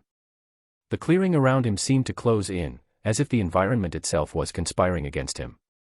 The ground was slick with damp leaves and streaks of his own blood. The surrounding trees formed a natural barrier, limiting his escape options. "I need an opening. Anything." He kept his eyes locked on the wolf, tracking its movements carefully. The creature began to pick up speed, running in tighter and tighter circles around him. The sound of its paws against the ground created a sinister rhythm, a prelude to his impending death. Then the wolf attacked again, leaping toward him with claws extended. Rigger swung the long sword of silence again, but the monster evaded at the last moment, twisting its body in an almost impossible motion. "It's intelligent." The strike grazed the wolf's flank, leaving a shallow wound, but before Rigger could capitalize, searing pain erupted in his right leg. The monster's jaws clamped down on his thigh, the sound of teeth tearing through flesh and muscle echoing across the clearing. He let out a primal scream, the pain cutting through the forest's silence. Reacting quickly, he brought his sword down in a desperate slash, but the wolf released his leg and jumped back before the blade could connect. Rigger collapsed to his knees, blood pouring from his wounded leg. His breathing was labored, and the world spun around him. The pain was unbearable, but he knew he couldn't stop. "If I fall now, I'm dead." The wolf began circling him again, like a hunter waiting for the perfect moment to strike. His blood dripped steadily onto the ground, and the clearing seemed to spin. With immense effort, Rigger forced himself to his feet, using his sword for support. He steadied his stance, ignoring the throbbing pain that consumed his body. His hands trembled, but his eyes remained locked on the creature. I'm still alive. As long as I'm alive, I can fight. The wolf suddenly halted, crouching low. Rigger recognized the stance. It was preparing for a high-speed charge. This was it. Now or never. As the monster lunged, Rigger did something unexpected. He threw himself to the side, feigning a fall and leaving himself completely exposed. The creature surged forward, believing its prey was defenseless. At the last moment, Rigger focused all his remaining strength into a single movement. With a roar of effort, he swung his sword in a swift, precise arc aimed at the wolf's neck. The blade connected, but only superficially. The wolf instinctively twisted away, and Rigger felt the slight resistance of his cut. Before he could follow through, a sudden, devastating force struck his chest. The wolf had used its hind legs to kick him mid-turn, the impact like a speeding truck. He felt his ribs crack and the air rush out of his lungs as he was hurled dozens of meters away, rolling violently along the ground. He groaned but didn't let go of his sword. Regaining his spatial awareness, he forced himself to stand again. Rigger was on the ground, bleeding and exhausted, as the wolf circled him like a living shadow. Each movement sent a fresh wave of pain through his body. He knew he was on the verge of passing out. I can't last much longer. Yet he continued to breathe, forcing himself to focus. He would need something beyond strength or skill. He would need a miracle. The sound of Rigger's ragged breathing was drowned out by the wolf's low, constant growl. The forest seemed to hold its breath, as though awaiting the inevitable conclusion. Every muscle in Rigger's body screamed for rest, but he knew that giving in meant death. The wolf, now with blood staining its maw, watched him with predatory patience. It circled the young warrior like a shadow, waiting for the right moment to strike. Every movement seemed calculated, as if it already knew the fight was over. Rigger staggered as he rose, his injured leg barely responding. Using his blue sword as a crutch, he straightened and faced the wolf. I won't fall here. I can't fall here. The creature attacked again, but this time, Rigger evaded purely on instinct, rolling aside and breaking into a desperate sprint. He had no plan, just the overwhelming urge to survive. His breathing was ragged, and every step was agony, but he pushed on, moving like a beast clinging to life. The trees blurred past him as he ran, leaping from trunk to trunk, ignoring the pain and driven only by instinct. But the wolf was relentless. Its pursuit was merciless, its paw steps pounding through the forest like a drumbeat of death. Rigger knew he was at his limit. His body should have given out long ago, yet he remained standing, fueled by sheer determination. During a leap between two trunks, his leg finally gave out. He felt the tendon snap, and his balance faltered. The world seemed to slow as he fell, the wind howling in his ears. Acting on instinct, he hurled the common sword from his back toward the wolf. The strike carried the precision of a North God technique, but the creature easily dodged, twisting its body in midair without losing momentum. Rigger crashed into another tree, the impact reverberating through his battered body. But the sword he had thrown bought him a single second. Turning his head slowly, he saw the beast leaping toward him, claws and fangs poised for the final strike. Ignoring his shredded leg and countless wounds, he launched himself at the creature, using the tree as leverage. This is it. In that last moment, something within him clicked. A spark of clarity flashed through his mind as he gripped Tsukikage with both hands. He had no strength left, but his mind, honed by years of combat, guided him instinctively. At least I'll take you down with me, you bastard. With an almost automatic motion, Rigger raised the sword and executed the most familiar technique from his training, the long sword of silence. But this blow felt different, faster, sharper. The blade gleamed briefly, a golden streak that sliced through the air in a horizontal arc, aiming for the wolf's neck. The creature dodged, but the speed and precision of the strike surpassed anything Rigger had ever achieved. The blade struck the wolf at the top of its skull, slicing through flesh and bone before stopping. The monster's body kept moving, crashing into Rigger and slamming them both into the trunk of a nearby tree, the sound echoing through the forest. The wolf's lifeless body collapsed on top of him, motionless. Silence enveloped the clearing. Rigger, still leaning against the tree, crawled out from under the wolf's corpse. The creature was undoubtedly dead, its breathing fading until it ceased entirely. He let out a long sigh, feeling the weight of the moment sink in. I did it. His thoughts grew hazy, and he realized he was teetering on the edge of unconsciousness. Blood continued to flow from his wounds, his vision growing blurry. As his awareness faded, he focused on the sound of his own heartbeat, still pounding, and the cold air filling his lungs. For all his injuries, for all the pain, he was still alive. And then, for the first time in years, Rigor succumbed to physical exhaustion and fainted. Chapter 21, Sword Saint. Rigor slowly opened his eyes, feeling a gentle pulse coursing through his body, as though he were being wrapped in a comforting warmth. His vision was blurry, but his ears caught a familiar, kind, and warm voice. And let him recover with a healthy body. Exhale. The magic radiated over him, gradually restoring his strength. As his mind cleared, he saw Rudeus crouching beside him, her gaze fixed on him with evident concern. When she noticed that Rigor was regaining consciousness, her expression softened, though worry still lingered in her eyes. "Are you all right?" Rudeus' voice was soft, but it carried a subtle note of concern that Rigor rarely heard from her. She watched him intently, probably waiting for any sign that the healing had fully taken effect. Rigor forced himself to sit up, feeling his energy returning. He used a healing spell on himself and gave a faint smile as he felt his strength spreading through his body. "Yes. I'm feeling better now. Thank you, Master." Rudeus stood up, relief crossing her face. "That's good. I came looking for you after you were gone all night. I was so worried. You still need some time to recover, but the worst is over." "There were some complications," Rigor admitted. "That wolf over there was a mutation. It had already killed the silver mist wolf when I arrived. I had to fight for my life." He paused, reflecting on his near-death experience. "But, maybe I should thank it after all." He grabbed the blue blade and focused on the tuki flowing through his body. A moment later, he smiled. Moving forward, he accelerated rapidly, far faster than he ever had with his previous flash step technique. He shot past a tree like a bullet, leaving only a deep slash at its base. The trunk toppled over with a resounding crash in the silent forest. This was the true signature move of the sword god style, the long sword of light. Rudeus observed him for a moment before clapping excitedly. A joyful smile spread across her lips as she congratulated him, her pride for him shining even brighter than his own. "Congratulations, little Rigor. You're now a sword saint," she declared, stepping closer. "I hope the sword has been useful." Rigor's eyes focused on the blade. Its elegant blue design was both sleek and aggressive, emanating an almost predatory aura.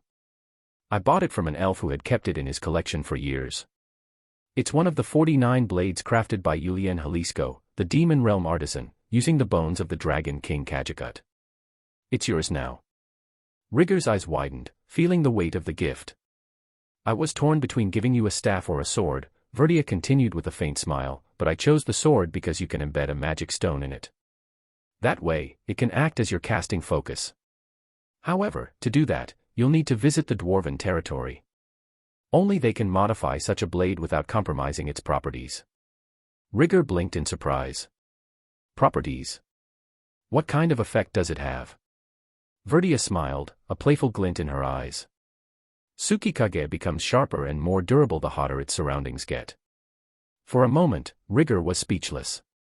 His mind raced with possibilities, imagining the potential of such a weapon. "That means..." He trailed off, gazing at the blade in awe. "I can use my fire magic with it almost without limits, can't I?" Rudeus nodded. "I haven't confirmed it with your level of magic, but when I tested it with an advanced spell, it seemed to handle it perfectly." Rigor's heart raced as he gripped the Tsukikage tightly, feeling the energy it exuded. The blade seemed attuned to something within him. "Thank you, Master," he said, genuine gratitude evident in his voice. She had spoken casually about it, but finding a sword that perfectly matched his combat style surely hadn't been simple. "Let's return to the village. You need to truly rest now." Rigor agreed, and the two began walking back toward the village. Along the way, they continued their conversation. Rigor couldn't help but ask about the future of the Iron Legion and, more importantly, the sharing of magical knowledge he was developing. "Master, what do you think about making knowledge of chantless magic and the idea that mana can grow during childhood public?" Rigor asked, studying Rudeus closely. He already knew this was a delicate subject, but her answer felt crucial to his plans. Verdia pondered for a moment, her eyes focused on the path ahead. I agree that this knowledge should be shared, but it must be done gradually. We can't just throw it out into the world unprepared. There are too many implications. It's not something to be rushed. Rigor nodded, understanding her caution. Do you think it could be taught more widely someday? Yes, eventually. But for that, you'll need to be stronger first.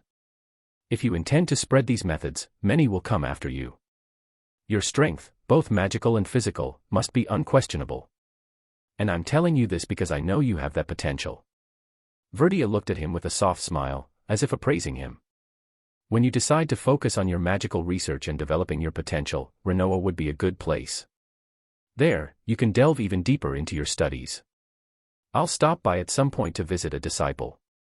I've already decided I'll go there at some point, Rigor replied, but first, I need to ensure the Iron Legion is ready for the future. Their conversation shifted to other topics. Verdia spoke of her own future, revealing that she would leave the Great Forest in a few years. I'll be leaving the Great Forest soon too, young Rigor. Perhaps in 5 years or so. I've been here a long time, and my journey will eventually take me elsewhere. Perhaps we'll meet outside the forest if fate allows. Rigor already knew Verdia was a free spirit, but hearing it aloud made him feel that their time together was drawing to a close. The sense of impending loss was inevitable. The Great Forest wasn't his ultimate home, just as the tribe wouldn't be his permanent origin. Rigor nodded, and Verdia continued sharing stories and offering him advice about the world beyond the Great Forest.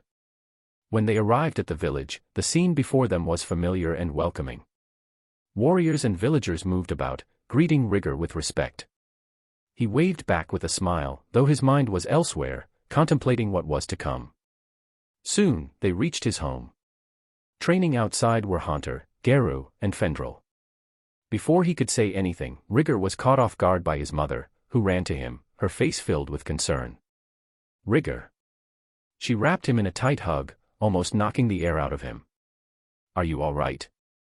You left without saying anything, you drove me crazy. Her voice shifted between relief and scolding.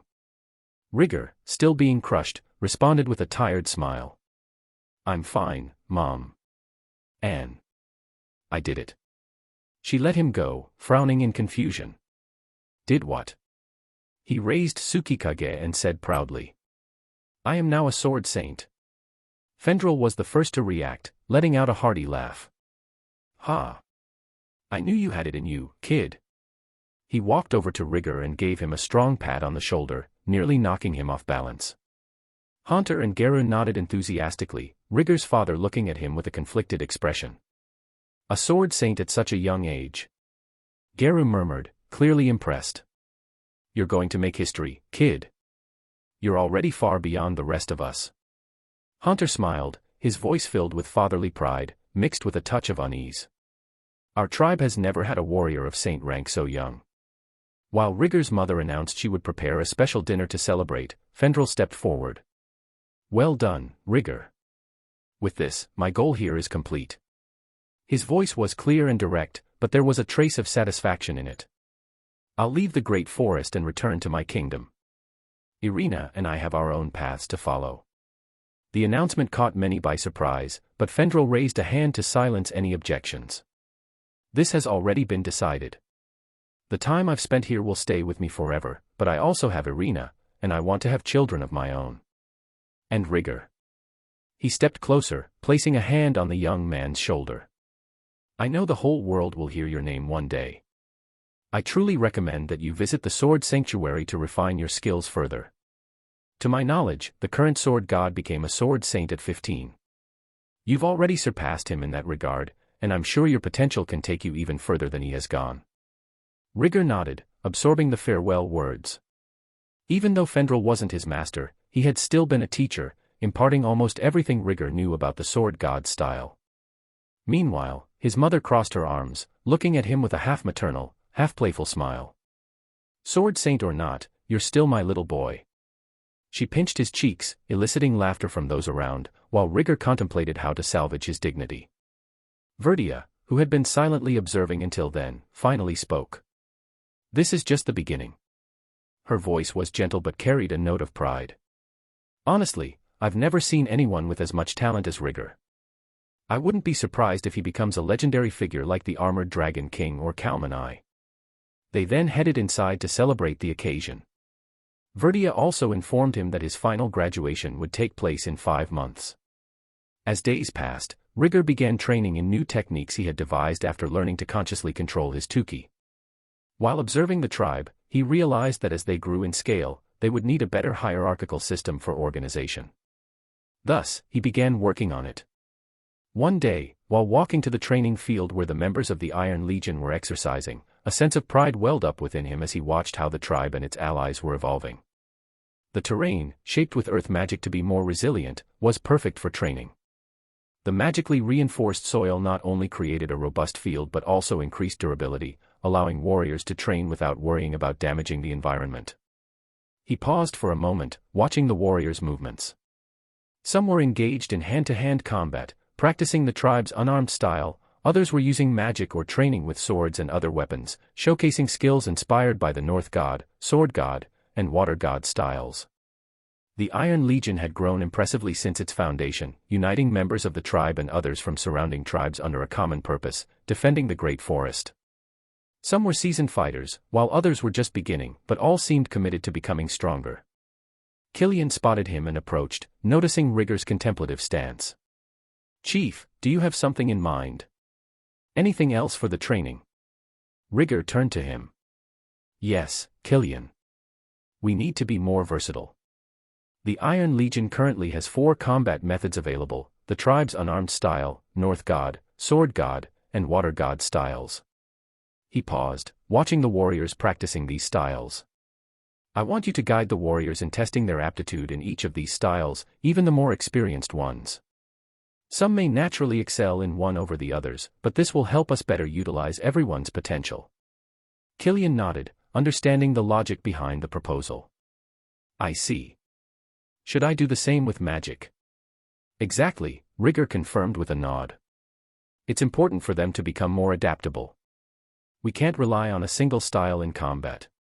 Our ultimate goal goes far beyond that. Each warrior needs to be capable of reacting in different ways." He approached one of the warriors training with a sword, observing their movements. "I've also gathered information about the surrounding tribes. Many of the warriors here, whether official members or not, are already part of the Iron Legion. We need to expand it, Killian. Extend the Legion to the neighboring tribes. To do this, I've prepared a hierarchy system to be implemented once the number of members exceeds a certain limit." Rigger pulled a notebook from his clothes and handed it to Killian. The notebook was filled with detailed records of various styles, spells, and tactics he knew.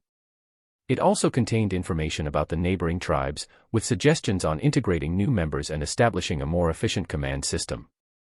This notebook contains everything you need to implement this hierarchy. It will help make our legion more structured and ready for the future. Killian flipped through the pages attentively. "All right, I'll start working on this immediately. As second in command, you need to be strong, Killian. Don't try to do everything alone, delegate tasks. You're already an excellent magician, but you still need physical training, especially in the Water God style," Rigger added, tilting his head slightly. He knew Killian had impressive magical abilities but also understood that physical training was crucial in this world. A pure mage was as fragile as paper against saint-ranked warriors. Killian nodded seriously, a hint of determination in his eyes. "I know. I won't let my magic be my only strength. I'll improve in everything to meet the chief's expectations for the future."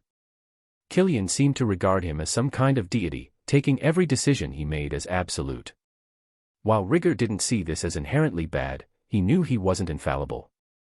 One day, Killian would realize he was just another person, with flaws and strengths.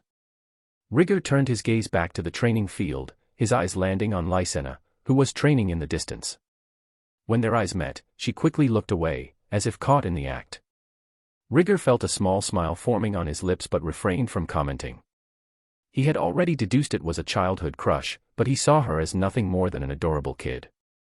He turned to Killian, who had also noticed the silent exchange but said nothing. Rigger decided to share his future plans. "When Linnea and Persina leave for Renoa, you and Lysena should follow them.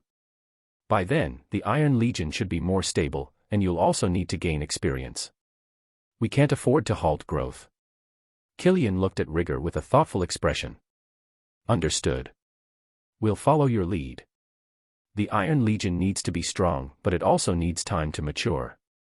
When the time comes, we'll be ready to go. Rigger nodded. This would certainly not be a small project, but he was confident. With the hierarchy system in place, diversified training, and the integration of neighboring tribes, the Legion was on its way to becoming a formidable force. Ask me about anything you're unsure of while I'm still here, Rigger said, refocusing on Ghislaine. My master told me I'll learn Saint-level water magic and King-level earth magic on the same day. That will also be my last day in the tribe. Chapter 22, Scars. Fendril had departed from the tribe the day before, his absence leaving a quiet void in the village.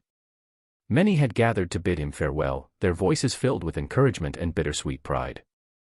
Alongside him was Irina, her determination matching his as they set off together. Their departure was a reminder of the paths that lay beyond the safety of the great forest, paths that not all could walk but which some were destined to follow. The clearing was bathed in the morning sunlight filtering through the treetops. The crackling sound of flames echoed as Rigger swung his sword, now imbued with fire. The heat around him was intense, yet he remained focused, controlling each flicker of the flame as if it were an extension of his own body. Rudeus stood a few steps away, watching him intently. Your control keeps improving. With your ability to summon flames at will, few opponents will be able to stand against you now. Rigger reduced the intensity of the fire, adjusting it until it became a thin, steady layer along the blade. I can maintain it throughout a battle, but I still need to fine-tune the timing. Good. Your talent has always leaned more toward fire and earth magic. It's a shame I only know advanced-level fire spells, his master commented. Rigger gave a faint smile, a challenging gleam in his eyes. My control over fire has already surpassed wind. Earth is close behind, too. He raised his hand, and a translucent barrier formed beside him, solid and well-structured. I can now cast at least one intermediate barrier spell without chanting. Rudeus nodded. Though your aptitude for barriers lags slightly, that's only in comparison to your other spells. Your progress is still remarkable. Before he could reply, the sound of footsteps echoed in the distance. Warriors began emerging from the forest, armed and prepared for combat. Among them, Hunter stepped forward. He looked directly at Rigger, his expression serious. Are you ready? He asked firmly. Rigger didn't hesitate. He sheathed his sword, his eyes gleaming with determination. Always. Hunter's lips curved into a faint, proud smile. He raised an arm, signaling the warriors around him. Let's see what you're capable of. Her master moved away so as not to be caught in the crossfire. Rigger took the first step, and vanished. The ground beneath him cracked as a shockwave rippled through the clearing. He reappeared in the midst of the warriors like a bolt of lightning, moving too quickly for the naked eye to follow. Within seconds, 4 warriors bore deep cuts across their bodies. The remaining fighters quickly adjusted, converging on him from multiple angles. Rigger's speed, amplified by Flash Step, allowed him to dodge their attacks and strike before they could react. One warrior swung a massive axe at him, but Rigger effortlessly evaded, delivering a sidekick that sent the opponent flying. He leapt back, conjuring a platform of earth and walls around him to shield against stray arrows. Hold the formation, a veteran shouted. The warriors advanced in groups, attempting to use their numbers to their advantage. Rigger, however, didn't give them the chance to organize. He summoned earth pillars beneath their feet, throwing them off balance or forcing them to dodge, then followed up with a flame slice, sending a wave of fire that burned everything in its path. 3 warriors attacked simultaneously, but Rigger met them head-on. Wielding the long sword of light, he dispatched them effortlessly. As Rigger pressed forward, one of his strikes cut too deeply into a warrior. Even amidst the heat of battle, Rigger didn't hesitate. Extending his hand, a soft glow radiated from his palm, healing the warrior's wound. Rest easy, Rigger said as the healing spell took effect. The man's eyes widened in astonishment as relief washed over him. Rigger offered a small smile before vanishing once more into the fray. He wasn't sure if it was because he had reached the saint rank or because the challenge felt trivial, but his instincts had become a formidable weapon. If he relied solely on magic, he believed he could overwhelm the entire tribe alone, let alone a single division. This allowed him the luxury of holding back. The last 10 warriors closed in together, forming a circle around Rigger. For a brief moment, he stood still, closing his eyes. When they launched their attack, his eyes snapped open, and he vanished again, moving with surgical precision. Combining swift strikes and calculated spells, Rigger systematically brought down each opponent. He ended the bout with a gust of wind that sent the final 2 crashing to the ground, concluding the sparring session. As the last warrior fell, Rigger stood at the center of the clearing. He began healing the more seriously injured fighters using magic. The warriors rose gradually, exchanging glances filled with admiration. Hunter was the first to approach him. "You've surpassed everyone here, Rigger. But don't let that make you complacent. There are plenty out there who can match your skill. Never overestimate yourself." Before Rigger could respond, another voice chimed in. "Even if that's true, I doubt many could rival him." It was Eleonora, the instructor of the water god style. "Idar will accompany you on your journey and deliver another of my grandchildren to your uncles after you purchase him," Eleonora declared. "I hope you'll consider keeping him with you afterward. He's talented, nearly at the saint rank, and only 15. Idar grumbled, "Whether I go with him or not, I can travel to the Azura kingdom on my own." Rigger nodded. "I'm still at the intermediate level in the water god style, so having someone to train with will be beneficial. If our paths align, we'll journey together." Idar seemed far less arrogant than when he had first arrived. Though not unpleasant company, Rigger wouldn't mind traveling with him. Moments later, Taze appeared in the clearing, bringing news. "Rigger, the selected warriors are ready to depart. They're waiting for your confirmation." Rigger glanced around at Hunter and Verdia. Each of them watched him with a mix of pride and expectation. Taking a deep breath, he felt the weight of responsibility on his shoulders. After all, he had chosen this path, and he would see it through to the end. Rigger walked toward his home, the weight of the approaching farewell settling over him. The path was familiar, yet it felt as if he were treading it as a stranger. Warriors and villagers from the tribe greeted him as he passed, their gazes respectful and their nods solemn. The sun began to set, painting the sky in hues of orange and red. When he reached his home, the familiar warmth welcomed him, yet something felt different in the air. His mother stood at the door, her expression a mixture of seriousness and tenderness, as if she were preparing to say something important. "Rigger," she called, her voice low and calm. "We need to talk." He frowned, a sense of unease creeping into his chest. Something in her tone quickened his heartbeat. "Of course, mother. What's wrong?" She stepped aside, gesturing for him to enter. He followed her, noticing the unusual silence inside the house. She led him to the center of the home, where they sat on a simple wooden bench. She sighed deeply, as though gathering the courage to speak. "I've never told you this before," she began, staring at her hands. "Because I didn't want to burden you with the weight of the past. But now, it's time for you to understand." Rigger studied her closely, worry etched across his face. She seemed more tense than he'd ever seen her, a rare sight that unnerved him. "What happened, mother?" She hesitated for a moment, as if searching for the right words. "When I was a slave, I gave birth to a child. But shortly after he was born, he was taken from me. I only saw him once as an infant, and I never learned what became of him. The warriors of the tribe, including Hunter, killed those responsible when they rescued me, but my son never returned." Her words fell like a silent bomb in Rigger's heart. He sat motionless, processing what he'd just heard. The pain in her face wasn't just sadness but a mixture of regret and acceptance. She didn't seem to harbor overt resentment, but Rigger knew the story weighed heavily on her, unspoken and unresolved. "I'm telling you this," she continued, her voice softer now, "not so you'll seek him out, but so you'll understand. Slaves are often treated as less than trash by their masters, that's the norm, especially among humans." She paused for a moment. "I never told anyone about this except your father. It was such a distant part of my life. I had already given up on everything before I was saved.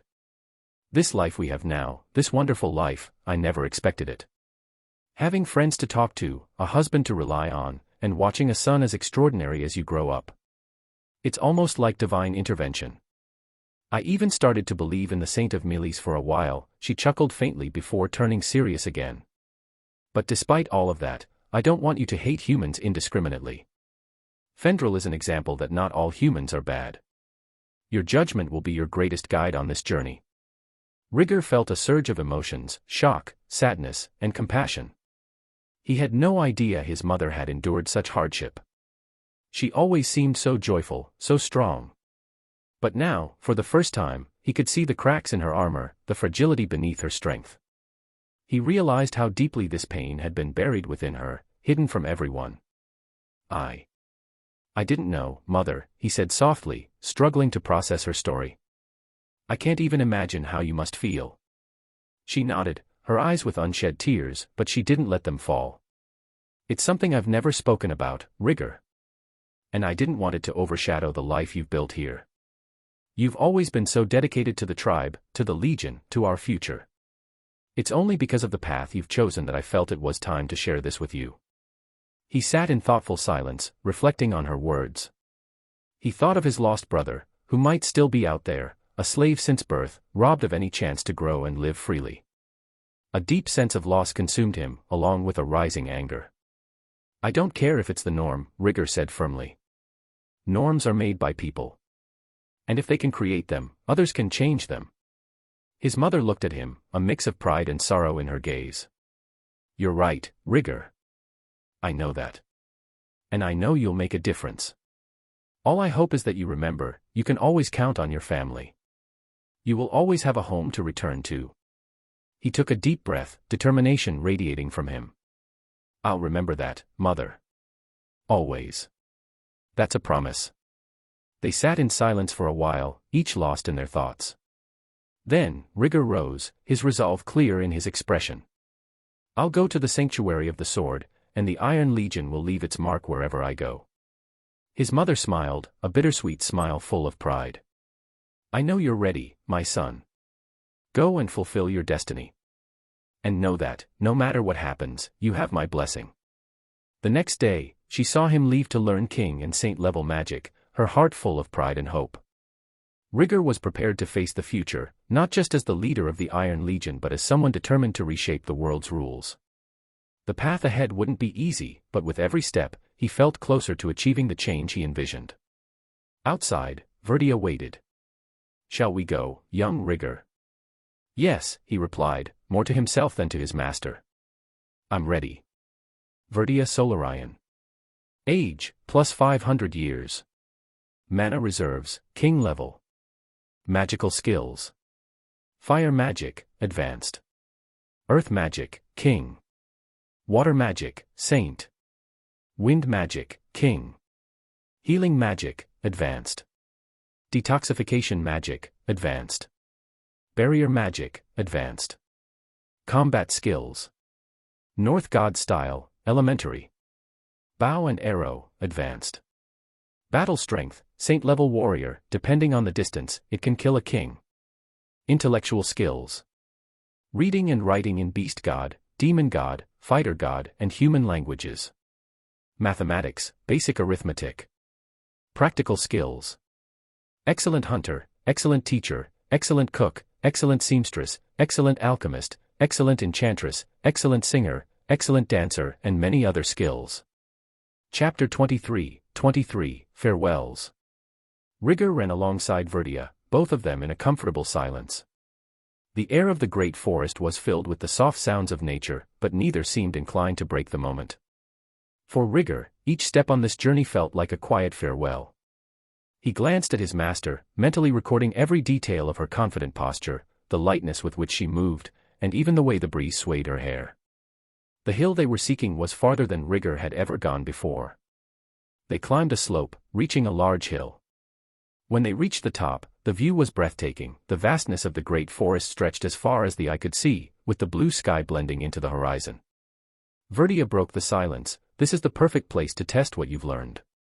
As you've already learned, this Earth King level magic can cause some irreversible damage if you're not careful." Rigger nodded, taking a deep breath and letting the scenery fill his senses. Verdia looked at him with a firm, encouraging gaze. "Let's start with cumulonimbus. The water saint level magic, as I mentioned, this magic can be transformed into the king-level magic, Thunderbolt. Just like how the tornado can turn into a hurricane. I will demonstrate it once, pay close attention. She then began the chant, Great Spirit of Water and Imperial Prince of Lightning who ascends to the heavens, grant my wish and bring forth a wild blessing. Show your power to insignificant beings. Astonish with a strike of your divine hammer on the anvil and cover the earth with water. Rain. Sweep everything else and expel all. Cumulonimbus. The clouds rose quickly, forming dark towers that seemed to touch the sky. The air grew thick, and a cold wind swept across the field, carrying leaves and dust. Lightning pulsed within the clouds, illuminating their outlines like glowing veins. The rain started suddenly, heavy and relentless, transforming the previously calm forest into a tempestuous chaos. Thunder roared like a primordial warning, and the strength of the storm felt overwhelming. Rudeus maintained the magic for 1 minute before gradually dissipating it. Your turn, little Rigger, go ahead. Rigger closed his eyes, letting his mind connect to the mana flowing around him. He began to recite the chant Rudeus had taught him. Great Spirit of Water and Imperial Prince of Lightning who ascends to the heavens, grant my wish and bring forth a wild blessing. Show your power to insignificant beings. Astonish with a strike of your divine hammer on the anvil and cover the earth with water. Rain. Sweep everything else and expel all. Cumulonimbus. As he recited, he felt the mana around him stir, as if the air carried a heavy energy. He opened his eyes and saw clouds beginning to form above. The sky, once clear, began to darken. The wind picked up, and he felt the humidity in the air condensing as the clouds gathered. Rigger extended his hand to direct the flow of magic. The feeling was powerful and overwhelming, like trying to control a wild beast. Lightning flashed within the growing cloud, and raindrops began to fall. He closed his eyes again, feeling each drop, each gust of wind, and the pulsing of the lightning inside the cloud. Slowly, the storm began to respond to his command. He shaped the clouds into a large whirlpool, controlling the reach and intensity. As the magic raged above, Rigger felt the mana pulse around him, a dance between water, wind, and electricity. He closed his eyes, trying to understand the flow of the magic.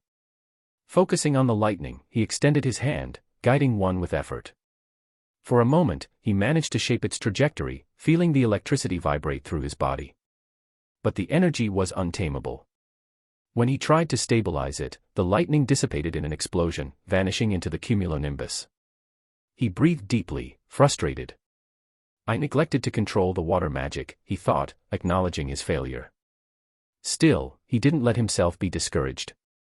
He had learned the saint-level magic and could try again whenever he wanted in the future. After receiving his master's approval, he dissipated the magic, a bit disappointed. When the magic finally dissipated, Rudeus smiled. Very well, Rigger. You have mastered cumulonimbus. You can now consider yourself a water saint-level mage. Rigger sighed, a mix of relief and complaint for not achieving what he wanted. He had always trained less on water magic because the immediate usefulness of his other magics was much greater. His logic was simple, what hurts more? A stone cannon or a water cannon? He looked at the clouds slowly dissipating in the sky and then turned to his master. Earth magic now? Yes, but let's wait a bit. Casting a saint-level and king-level magic consecutively is my mana limit. After a brief pause, Rudeus led Rigger to the next challenge. Now, let's move to the Earth King level magic, Earth Rift. This is a powerful magic, and the most devastating magic I know. I tried to learn the superior version of it 400 years ago, but I didn't have enough mana. The next level is the Emperor level magic, Earthquake. I don't know if you'll be able to use it right away, but I recommend not testing it here. It could be dangerous. She then recited the chant clearly, O spirits of the eternal earth, hear my call. I invoke the power of the deep heart of the world. May the primordial forces that sustain mountains and valleys awaken at my command. Split the foundations of creation, unleash your unyielding roar, and may your fury carve the earth beneath my feet. O ancestral spirit who dwells in the depths, show your immeasurable strength and reveal the hidden abyss. May those who dare challenge your stillness tremble before your unwavering power. Let the earth open and the hidden truth come to light. I command you, Spirit of Stone, King of the unfathomable depths. To you I call, Earth Rift.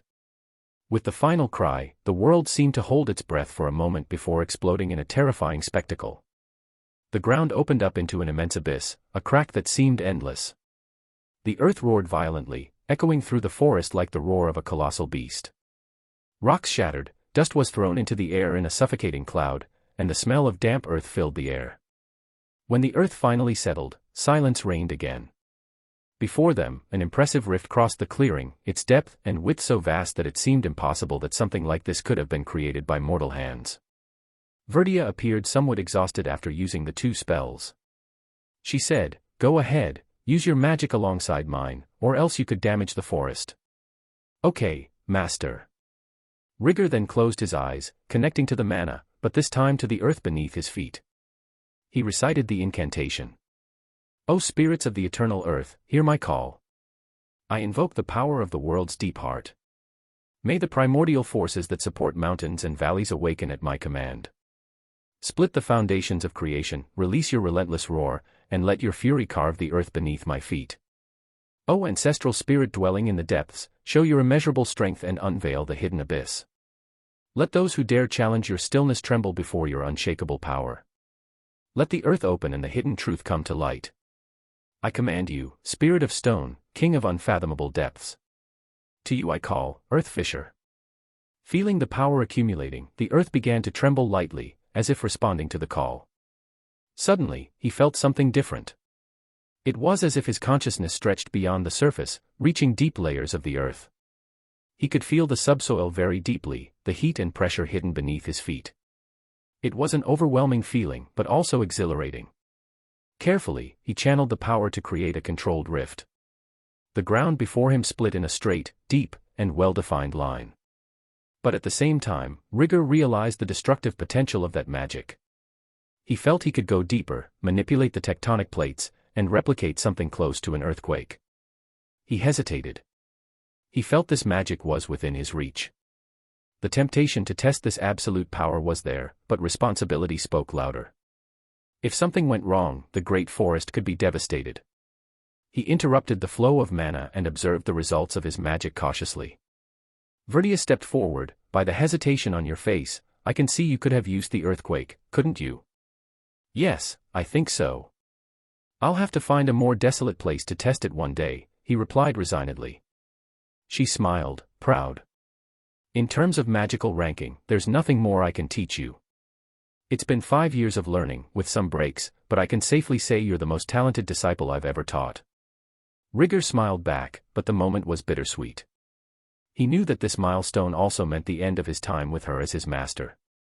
The farewell was getting closer.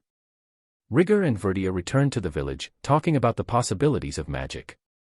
She advised him to go to the dwarves' territory to embed a magic stone into his sword, Tsukikage, saying that a better focus for spellcasting would greatly improve his magic. The weight of the moment hung between them, but neither needed to speak of it for the other to understand. As they approached the tribe, he saw the crowd gathered. Much of the tribe was there, waiting to say goodbye to one of their own, a young man whose strength and determination had inspired many, but who would now follow his own path. Rigor felt a wave of emotion seeing everyone together. He hadn't expected so many people to come to say farewell.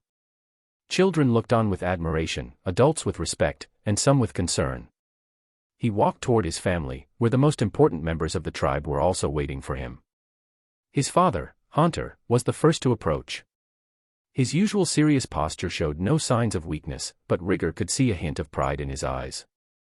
Haunter pulled him into a rare embrace.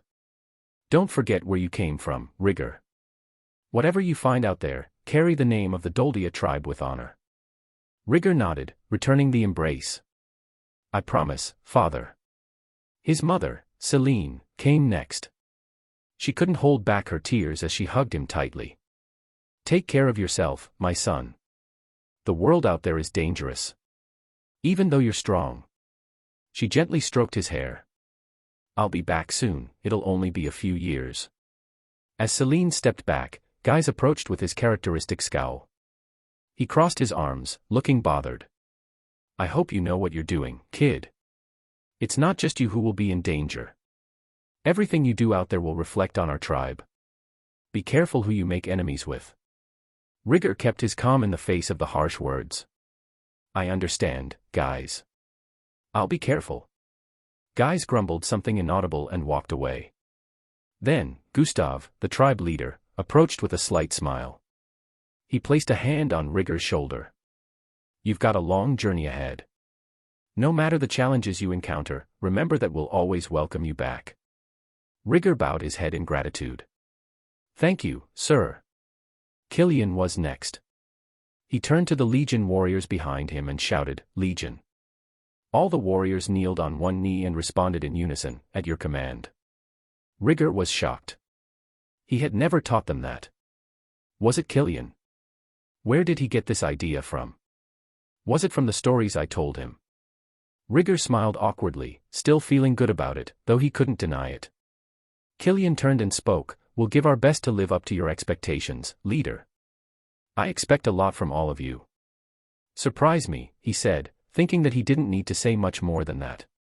Almost all members of the beast races respected the strong, and if they chose to follow him for his strength, he would give them a purpose. Lysina was watching him from a distance, holding back tears. She had tried to convince him many times to take her with him, but he had refused over and over again. She was still just a 7-year-old child, innocent and immature, and not strong enough. He knew it would hurt her, but this wouldn't exactly be an easy journey. Many things could go wrong. Soon, 2 small girls, Linnea and Persina, appeared. Both stared at him with wide, tear-filled eyes, their tails drooping sadly, showing the mix of sadness and anger they felt. You're so cold-hearted, Chief. Heartless. You're abandoning your best students. Linnea complained. How can you leave like this? Persina added, still chewing on a piece of meat despite her sadness. Rigger gave a faint smile and leaned down to meet their gaze. Don't let this distract you. Keep training hard. Listen to Gustav and Killian. I want to see both of you stronger when I return. Linnea pouted but nodded. Persina wiped her stubborn tears with her sleeve. They hugged him, trying to hold back their sadness as Rigger gently patted their heads. The circle of goodbyes seemed to be finally coming to an end. Rigger turned to Verdia, who had silently watched everything unfold. Ready. Rigger looked around once more, taking in the faces that would now be part of his memories. He took a deep breath, the weight of responsibility mixing with the emotion of departure. Yes. Rigger walked to the outskirts of the tribe, where the 30 warriors who would accompany him were gathered. They were lined up in groups of 10, their weapons at the ready. The group included experienced veterans like Kabar, a warrior with over 30 years of experience, and young hopefuls ready to prove their worth. The supplies were carefully packed into large backpacks, enough food for weeks, medicinal herbs, and water reserves. Taze was at the center of the bustle, checking everything for the 3rd time. He looked up at Rigger when he arrived and nodded. Everything's ready, Chief, Taze said, his face serious. Despite being only 11 or 12 years old, Taze had grown quickly, already standing at 1.60 meters. He would likely be very tall in the future. Rigger felt a sense of anticipation and pride as he looked at them. He scanned each of the warriors, studying their expressions. There was determination, but also anxiety. Some whispered to each other, exchanging words of encouragement. Others were silent, focused on what lay ahead. Do you trust me? Rigger asked, his voice firm. Yes, the group responded in unison, their voices echoing through the forest. Rigger nodded and walked to the front of the group. He stopped, took a deep breath, and then began to speak. This is a journey that will mark our lives. We will be pioneers, explorers who will forge paths for our tribe. What we do here will not only be for us, but for all who come after. The world out there is vast, filled with dangers and opportunities. It won't be easy, but together, we are stronger. Remember this, no matter what we face, we will triumph. The warriors' eyes shone with renewed determination, their hands gripping their weapons tightly. As Rigger finished speaking, something caught his attention from across the path. Verdia was there, dressed for travel, with a small backpack on her back. He walked over to her, surprised. You're leaving too? She smiled softly, crossing her arms. I'm heading back to the Elven village. I've said my goodbyes to everyone. I'll spend the next few years resting there. If you return, come find me. I might lose track of time. Rigger fell silent for a moment. He felt that this was his last chance to say what he felt to his master. He didn't consider himself worthy, his master had lived for hundreds of years and had never found someone. Why would he be the one chosen? But he wasn't willing to give up just because of a few setbacks. He might be a child now, but beast races lived long lives. He could take his time to win her over. For now, he would take the first step. Master, what would someone have to do to win your heart? The question caught Rudeus off guard, but she laughed, a light sound that seemed to dance in the air. That's a tough question, she said thoughtfully. I don't think it's something anyone can force. Destiny is the one who dictates such things. We don't choose who we fall in love with. She paused, her gaze drifting to the blue sky. But, if I had to say something.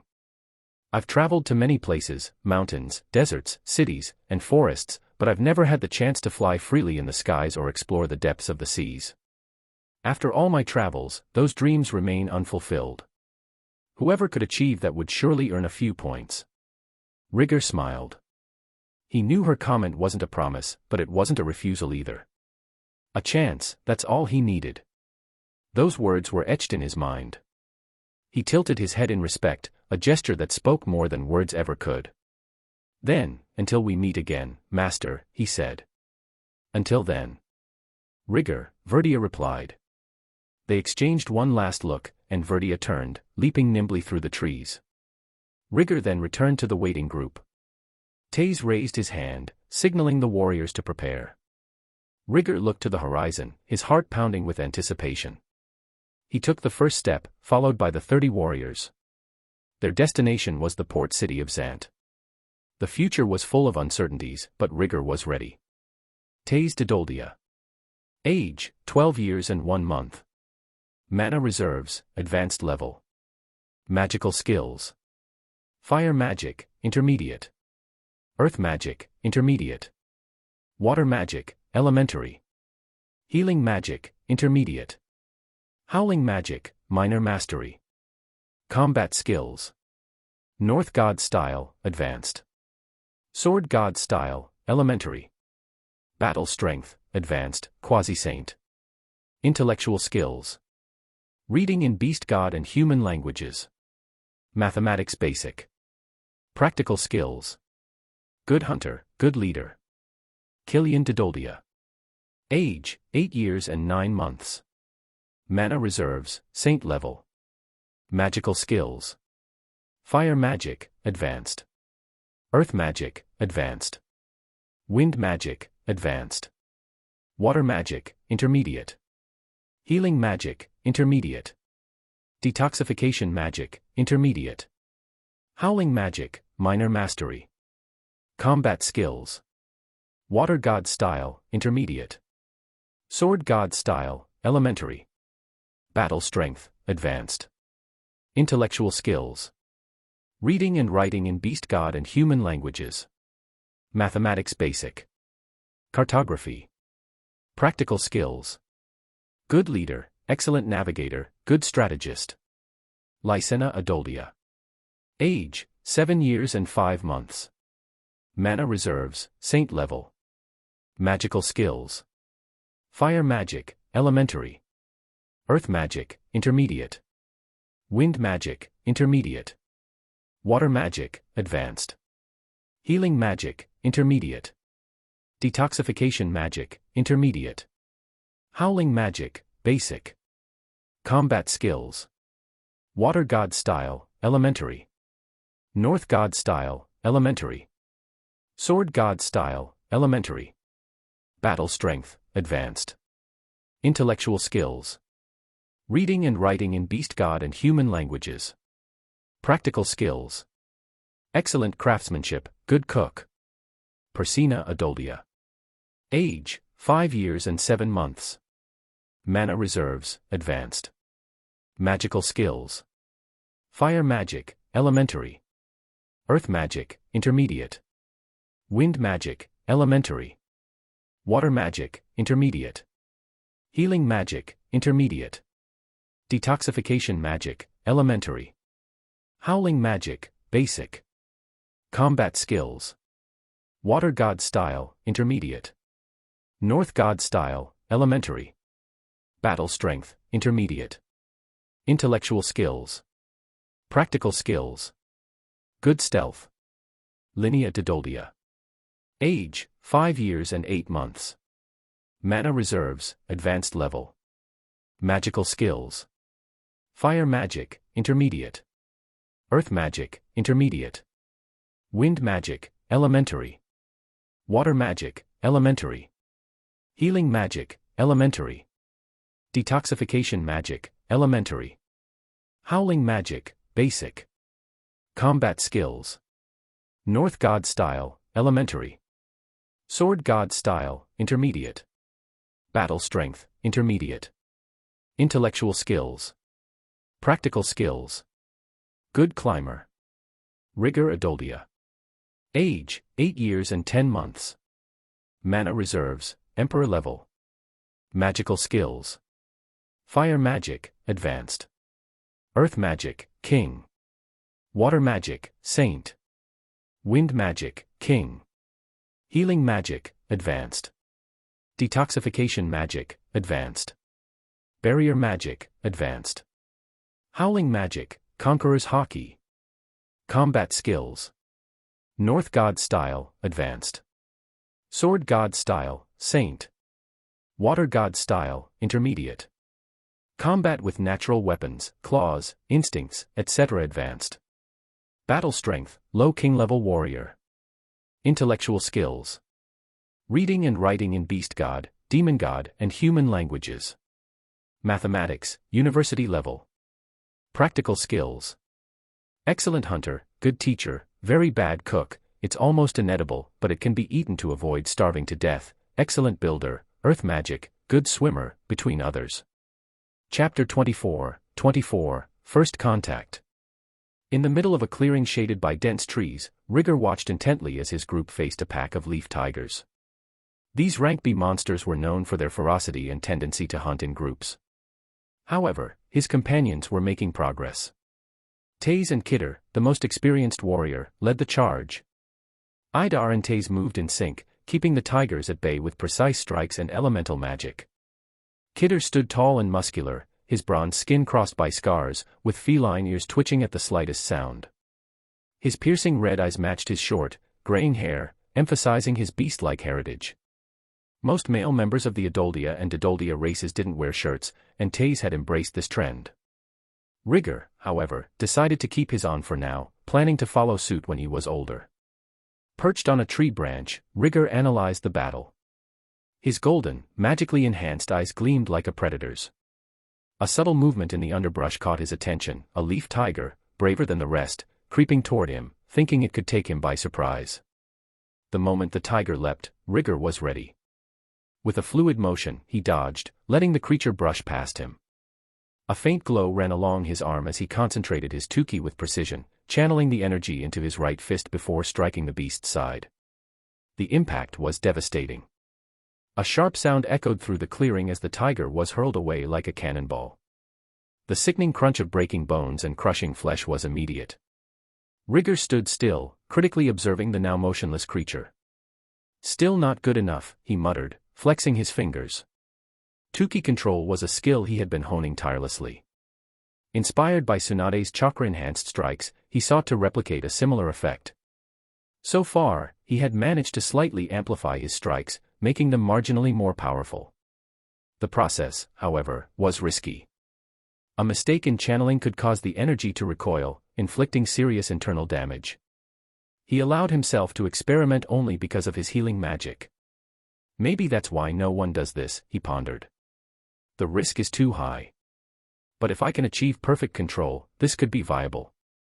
The idea of transforming Tuki into more than just a defensive layer or raw amplifier was challenging, but he was determined. This was just one of the many concepts simmering in his mind now that he could consciously manipulate the energy. He was also eager to explore new boundaries in magic. Lightning magic, with its speed and lethality, was a priority on his list. He was currently improving his water magic to complement this and felt success was within reach. Another concept intrigued him deeply, the relationship between the mana within his body and the ambient mana. He noticed no fundamental difference between the two, which raised an intriguing question: could Tuki be imbued with elemental or even healing properties? The possibilities were tantalizing. Earth element Tuki could bolster his defense, making him nearly impenetrable. Wind element Tuki could push his speed to absurd levels. The idea was promising but far too complex for now. He needed more practice and control.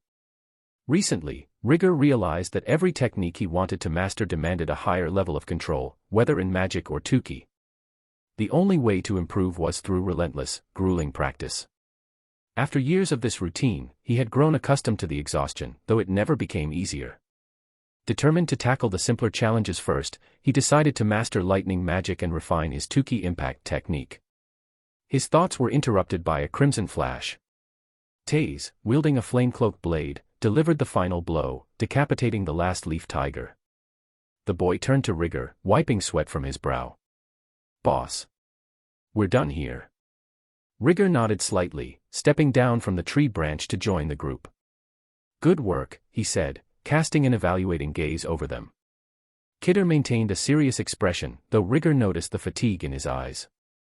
Idar seemed more at ease, even smiling, while Taze sheathed his blade with a hint of pride. Rigger sharpened his senses, which had reached unimaginable levels. He could faintly hear the murmur of distant conversations and detect the scent of spices and salt carried by the wind. Though he couldn't pinpoint the exact distance, he knew it was still far away. "We're almost out of the great forest. Another day, and we should reach Zantport," Rigger announced, gauging the reactions of his companions. He could sense the tension among them. "And what's the plan once we get there?" Idar asked, tilting his head curiously. Rigger crossed his arms, methodically outlining the next steps. "Only Kidder, Taze, Idar, and I will enter the city initially. We need to find a base of operations and gather intelligence. The rest will stay outside for now, at least until we've secured a solid plan." The others nodded, understanding the need for caution. Zantport was a hotbed of illicit activity. Smugglers, mercenaries, and slave traders operated freely there, making a careless approach potentially disastrous. "Idar, your brother is in Militian. We have some business to attend to here first, and it might draw attention. You don't have to get involved if you don't want to." Idar thought for a moment before replying, "I'll help. I'm already on your side anyway. Besides, you're going to save my brother. Sitting on the fence wouldn't feel right." Rigger nodded and continued, "Everyone else already knows this, but I'll tell you, on this journey, I plan to attack the slave traders' main base in Zantport." Idar looked shocked, glancing at the warriors around him and realizing it wasn't a joke. After a moment, he seemed to reach a decision. "Fine, but my identity can't be exposed. I don't want to implicate my brother or grandmother in this." Rigger agreed, his gaze shifting to the horizon, where the sunlight hinted at the forest's edge. It was a significant milestone, the start of a new chapter. Clenching his fists, his mind raced with ideas and possibilities. But he knew he needed to focus. Every step from now on required careful planning and skill.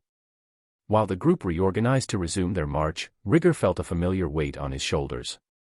Leadership meant bearing everyone's expectations. He knew he couldn't afford to fail, these warriors' lives were in his hands. The gates of Zantport were simple, made of reinforced wood and dark iron, marked by years of wear and tear. 2 guards armed with swords stood on either side of the entrance. Their sharp eyes immediately turned to the approaching group, lingering on the necks of Rigger, Taze, and Kidder. Rigger felt the sting of their suspicious gazes. In port cities like this, it was common practice to check for slave markings on newcomers' necks, and anyone from the Great Forest naturally drew suspicion. As they drew closer, one of the guards stepped forward. He was a burly man with an unkempt beard and eyes as sharp as a vulture's. Ignoring Rigger and the others, his attention zeroed in on Idar, the only human among them. "What brings you to Zantport?" the guard asked, his tone full of distrust. Before Idar could answer, Rigger stepped in, his voice firm but polite. "We're just passing through," he replied. The guard raised an eyebrow, scanning Rigger from head to toe with thinly veiled disdain. "Humph."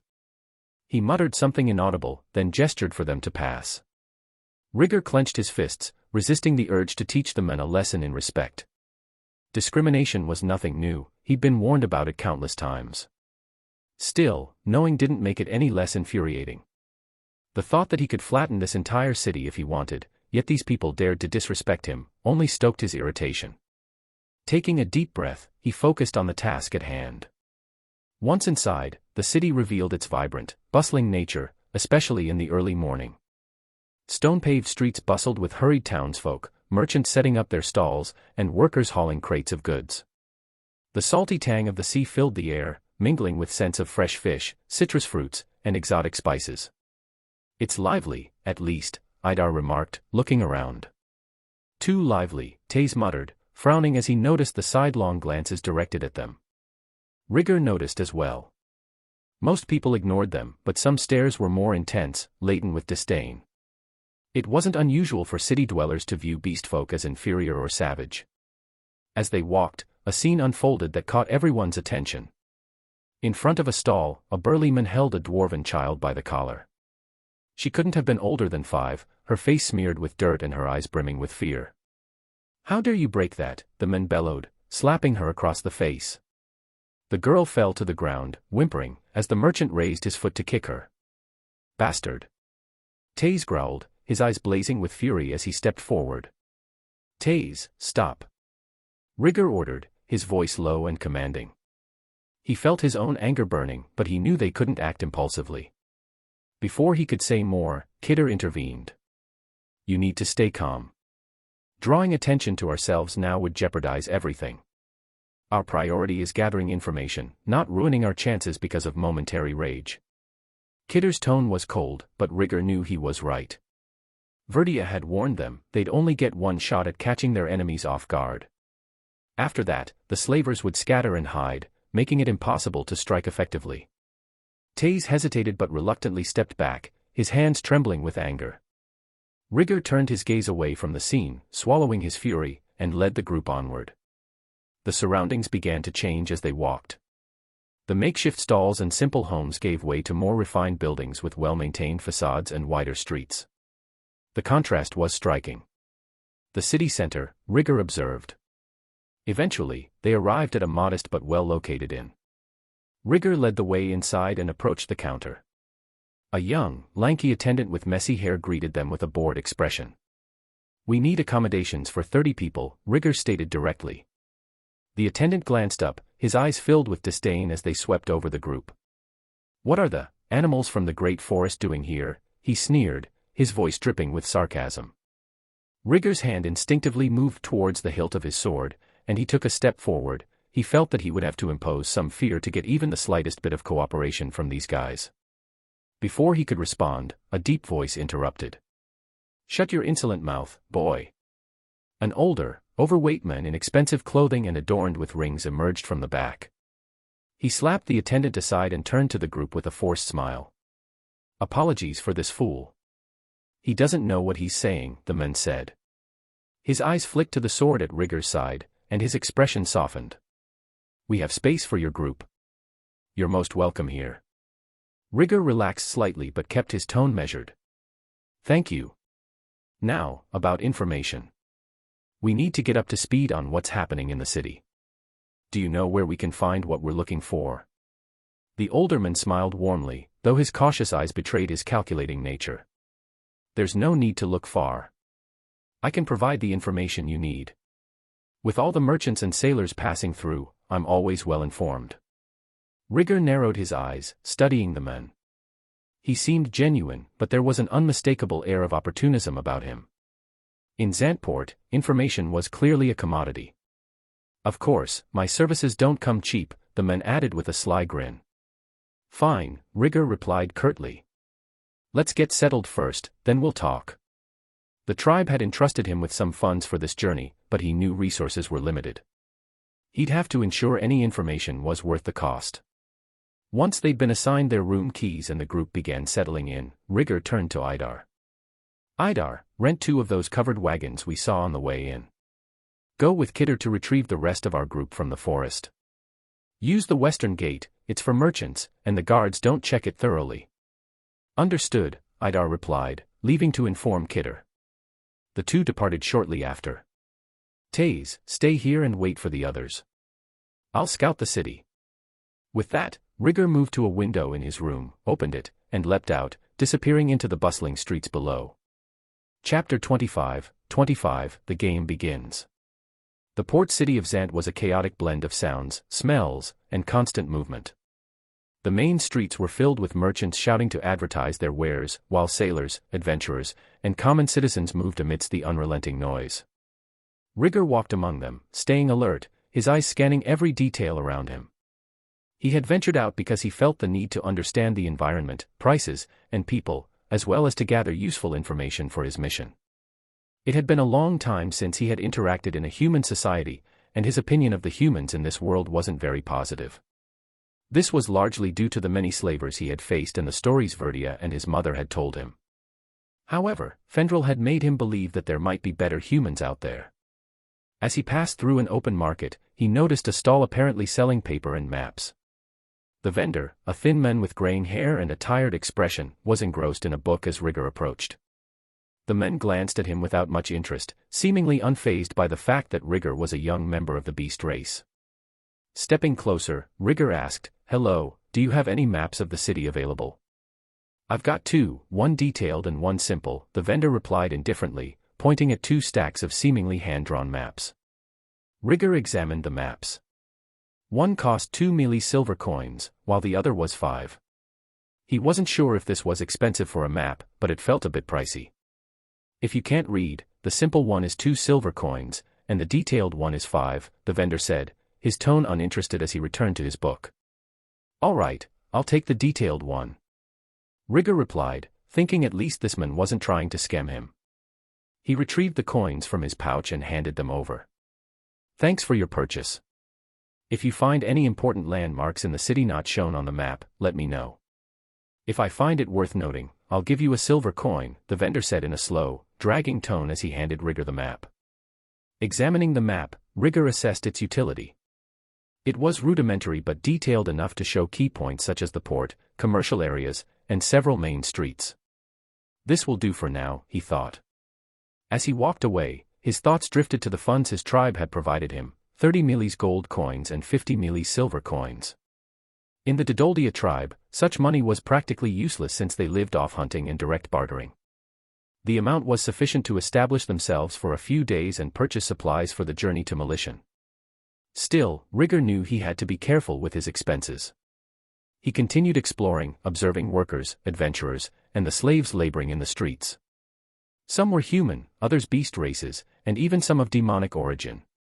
Nobody seemed particularly disturbed by this, even some slaves didn't look particularly sad or despondent. He already knew that abolishing slavery in this world would be an incredibly difficult task. Many slaves were captured during raids on tribes, villages, or caravans. However, there were also those who sold themselves into slavery after incurring debts they couldn't repay, willingly accepting servitude for a set period. There were also those enslaved as punishment for crimes, prisoners of war who had to choose between death or servitude, and even orphans who sold themselves for food, shelter, and protection. These and other reasons made such moral rules deeply ingrained in the societies of this world. Changing it would take generations. He wasn't that interested in all this work and didn't think it was necessary for now. Maybe if the opportunity arose he would try something. Of course, most slaves were still obtained through kidnappings and attacks, particularly targeting beastly tribes and isolated villages. But Rigger already had a plan to address this. It was simpler than he had imagined. Why were demonic races far less enslaved than beast races? There might be other reasons, but he was convinced that much of it was due to the powerful demon kings ruling each province. Few dared to invade their territories to capture slaves. It had been the same during the era of the second beast god, Geiger. And that was exactly what he intended to replicate. According to his master and Gustav, he was already considered a force to be reckoned with on a global scale. His ability to cast king-tier spells without incantations and his standing as a saint-level warrior were massive deterrents. He just needed an opportunity to showcase this power. If he succeeded, even the major underworld powers would hesitate to act against the Great Forest for fear of the potential damage he could inflict. Of course, this wouldn't yield instant results, but it would be a significant first step. The Iron Legion would closely follow his lead, paving the way he opened. The people's gazes varied as he walked. Some ignored him completely, treating him as just another passerby. Others glared at him with disdain or hostility. He noticed that much of the animosity came from well-dressed individuals or those in positions of authority. Ignorant people will always exist, he thought to himself. Reaching the port, Rigger paused to observe the sea. The salty breeze brought a wave of nostalgia. He remembered his past life and the beaches he had visited. It was his first time seeing the sea in this world. Boats of various sizes were anchored, with crews busily loading and unloading cargo. He approached a burly man with a thick beard who seemed approachable. "Hello, could you tell me how much a trip to the Demon Continent costs?" Rigger asked. The man looked him over before answering. "Depends. A simple trip with no guarantees would cost about 10 silver coins. Want luxury, protection, or speed? The price goes up." Rigger nodded, thanking the men for the information, and began heading back toward the inn. As he walked, he sensed something odd. He had noticed he was being watched since leaving the port, and now he was certain. His keen instincts picked up subtle movements, footsteps that stopped whenever he turned around. "I'm being followed," he thought, remaining calm. He made his way toward a more isolated area, filled with narrow alleys and deserted streets. If they were hostile, he would deal with it there. The footsteps continued, keeping a cautious distance. Rigger breathed deeply, his beast-like ears picking up every sound around him. He walked unhurriedly, his eyes scanning the worn walls of the alley and the debris scattered on the ground. When he finally reached a point where the noise of the bustling streets disappeared, he stopped. Perfect, he thought. For a few seconds, only the wind passed through the narrow alley. Then, the sound of hurried footsteps echoed behind him. Before he could fully turn, a shadow lunged forward, and a blade of iron gleamed as it descended toward his back. Rigger moved with precision. He raised his left hand, gripping the blade firmly. The metal didn't even cut his skin. The attacker, a rough-looking man in tattered clothing, widened his eyes in shock. "What?" the man stammered, trying to pull the blade back. Before he could react further, Rigger murmured something under his breath, and an invisible blade of wind sliced through the air. The man's arm was severed with surgical precision, and he collapsed to the ground, screaming in pain as he clutched the bleeding stump. The second pursuer, a few meters behind, hesitated for a moment, his uncertainty clear in his eyes.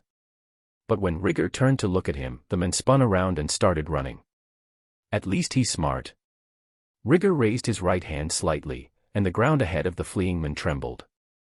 A wall of earth emerged, blocking his path. The man struck the wall with his sword, but only sparks flew. He turned around, but before he could react, another wind blade slashed through his legs, bringing him down with a cry of agony. Rigger walked toward him calmly, ignoring the man's groans of pain. With another hand motion, he used quicksand magic to make the ground beneath the man give way, trapping him up to his neck. The earth hardened around him, forming an improvised prison. The man, terrified, began to hyperventilate. Meanwhile, the first attacker, now crawling desperately on the ground in a futile attempt to escape, was interrupted by a firm kick to the back from Rigger. The man screamed again, but before he could pass out from the pain, Rigger cast a healing spell to stop the bleeding from his severed arm. "We still have a lot to talk about." Rigger dragged the man back and placed him next to his companion, who now sat in complete silence, too terrified to scream. Both of them were visibly horrified, but Rigger paid no mind. "All right. Let's talk. If you cooperate, you leave here alive." "Understood." The two men nodded quickly, desperate. "Who do you work for?" Rigger asked, staring at the men with the severed arm. "No one," he stammered. "We just saw a feral kid walking around, thought it'd be easy money." Rigger narrowed his eyes. The answer made sense, but he wasn't ready to believe it so easily. "And where were you planning to sell me?" he pressed. There are lots of places in the city," the man trapped in the earth replied, his voice trembling. "Merchants, selling points, anyone would buy." "Show me," Rigger said, pointing at the men with the severed arm. "Use your finger to mark the places on the map you know. Don't even think about lying, it won't end well for you." The man hesitated for a moment, but Rigger simply stared at him in silence. Trembling, he pointed out the locations, trying to be as detailed as possible. "Good," Rigger said, storing the map away. "Now, one more thing, who else is involved in this?" "We don't know. We just do small jobs. We're low-level adventurers. We don't know anything else, I swear. Rigger stayed silent, watching the two. He could smell the fear radiating from them. When he finally stood, the men sighed in relief, thinking they might actually be released. Thanks for the cooperation. Before they could react, Rigger slit their throats with a wind blade, silencing them forever. He stared at the bodies for a moment, then used magic to bury them in the earth and hardened the ground, leaving the alley clean and without traces. That should avoid any trouble for now, he thought, dusting off his hands.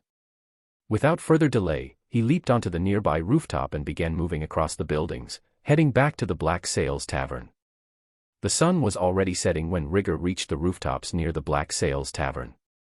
From there, he could see the street activity starting to wind down as workers ended their days and merchants closed their stalls. He descended nimbly from the rooftop, landing silently in a narrow alley beside the tavern. Walking toward the main entrance, he noticed the weathered wooden sign swaying in the wind, the words "Black Sails" nearly erased by time. Upon entering, he was greeted by the stuffy atmosphere and the smell of stale beer and old food. The barkeep, a wiry man with thinning hair and shifty eyes, watched him enter. There was something different in his gaze now, perhaps fear, perhaps distrust. Either way, Rigger didn't care.